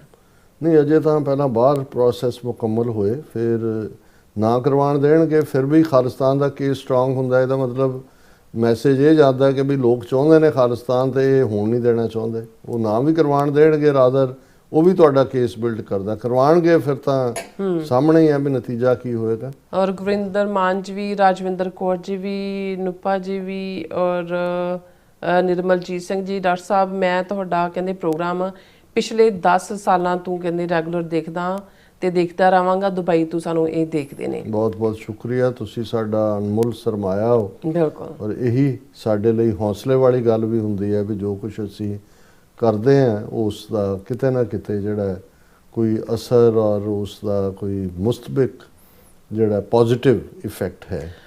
खालसा देश पंजाब जी भी और सिंगरचा जी भी और राजनप्रीत सिंह जी भी बिलाल जी पूछते हैं कि डॉक्टर साहब बिहार में कहते क्या होने वाला है आपको क्या लगता है वोट चोरी कि बीजेपी बिहार जीत पाएगी और अगर बीजेपी हार गई तो फिर मोदी का क्या बनेगा? सो सुना है कि मोदी और ट्रंप में कोई डील होने जा रही है। नहीं गलबात उन्होंने चल रही है। रशिया का तेल लेना जिवें असी डिस्कस किया दसंबर च उन्होंने बंद कर देने। देखो उत्थे सियासत इन्नी करप्ट है बिहार यूपी जे बिहार दे विच जिहड़ा NDA जिहड़ा इन्हां दी लूज भी करदी है सीटां नीतीश कुमार बाहर भी हुंदा है वो जिहड़ा सो कॉल्ड इन्हां दा महागठबंधन है जे इस दे विच लालू यादव की पार्टी कांग्रेस की तो छोटी छोटियां अगेड़ियां पछेड़ियां जातां दियां पार्टियां ने उन्हां जो खरीद लैणगे क्योंकि उत्थे बीजेपी बिहार और यूपी लूज करना अफोर्ड ही नहीं कर सकती। सो जे लूज कर भी जाण सख्त सरकार वक्ती तौर पर दूसरी बन भी जाए उन्होंने जिहड़ा वो बिल्कुल जिवें महाराष्ट्र च उन्होंने बिल्कुल हारिया होया ने वापस जिहड़ा अपनी पावर लई शिव सैना नूं उत्थे लड़ाता इत्थे नीतीश कुमार नूं खत्म करता है पंजाब दे विच अकालियां दा जो हाल कर दिता है। सो ये बाई हुक और बाई क्रुक इन्हां दे कोल पैसा है इन्हां दे कोल सेंट्रल टीमां भेज दिंदे ने CBI दियां और इनकम टैक्स दियां और ਹੁਣ ਤਾਂ ਹੋਰ ਵੀ ਕਿੰਨੇ ਮਹਿਕਮੇ ਇਹਨਾਂ ਨੇ ਬਣਾ ਲਏ ਨੇ NSA ਦੀਆਂ। जी। और फिर रमलाल जी कहते हैं डॉक्टर साहब पाकिस्तान में चाइना की हाई कमीशन के लाग ननकाना साहब कहते माथा टेक कर गए हैं। मैं थोड़ा सा कहते हैरान हाँ कि ਜਿਹੜੇ ਚਾਈਨੀ ਜਿਹੜੇ ਨੇ ਸਿੱਖਾਂ ਦੇ ਇੰਨੇ ਕਲੋਜ਼ ਕਿਉਂ ਹੋ ਰਹੇ ਨੇ। ਹਾਂ ਨਹੀਂ, ਅਸੀਂ ਆਲਰੇਡੀ ਜ਼ਿਕਰ ਕੀਤਾ ਵੀ ਇਹ ਦੈਟ ਇਜ਼ ਸ਼ੋਇੰਗ ਇੰਟਰਸਟ। ਅੱਜ ਤੋਂ ਕੁਝ ਸਾਲ ਪਹਿਲਾਂ ਵੀ ਜਿਹੜੇ ਚਾਈਨਾ ਦਾ ਭਾਰਤ ਦੇ ਵਿੱਚ ਐਂਬੈਸਡਰ ਸੀ, ਹੁਣ ਚਾਈਨੀਜ਼ ਫੋਰਨ ਸਰਵਿਸ ਦੇ ਵਿੱਚ ਹੈ, ਉਹ ਆਪਣੀ ਵਾਈਫ ਦੇ ਨਾਲ ਚੇਚਾ ਦਰਬਾਰ ਸਾਹਿਬ ਆਇਆ। ਮੇਕ ਸ਼ੋਰ ਕਿ ਉਹ ਪਿਕਚਰਸ ਵੀ ਜਿਹੜੀਆਂ ਉਹਨੇ ਲਈਆਂ ਉਹ ਆਪਣੇ ਸੋਸ਼ਲ ਮੀਡੀਆ ਅਕਾਊਂਟ ਤੇ ਪਾਈਆਂ। ਫਿਰ ਜਿਹੜਾ ਸਿੱਖਾਂ ਦੇ ਲਈ ਬੜੇ ਹਮਦਰਦੀ ਵਾਲੇ ਸ਼ਬਦ ਕਹੇ। ਸੋ ਪਿਛਲੇ ਕੁਝ ਪੀਰੀਅਡ ਤੋਂ ਚਾਈਨਾ ਦੀ ਦਿਲਚਸਪੀ ਹੈ ਸਿੱਖਾਂ ਦੇ ਵਿੱਚ। ਓਕੇ ਐਂਡ ਫਿਰ ਇਸੇ ਤਰ੍ਹਾਂ ਜਸਕੀਰਤ ਸਿੰਘ ਨੂਪਾ ਜੀ ਕਹਿੰਦੇ ਨੇ ਤੁਸੀਂ ਮੇਰਾ ਮੈਸੇਜ ਨਹੀਂ ਪੜ੍ਹਿਆ। ਉਹਨਾਂ ਨੇ ਇਹ ਲਿਖਿਆ ਹੈ ਕਿ ਤੁਸੀਂ ਡਾਕਟਰ ਸਾਹਿਬ ਹਸਪੀਟਲ ਵਿੱਚ ਦਵਾਈ ਦਿੰਦੇ ਹੋ, ਤਾਂ ਫਿਰ ਸਾਰੇ ਜਿਹੜੇ ਵਿਊਅਰਸ ਨੇ ਉਹਨਾਂ ਨੇ ਕਿਹਾ ਕਿ ਡਾਕਟਰ ਸਾਹਿਬ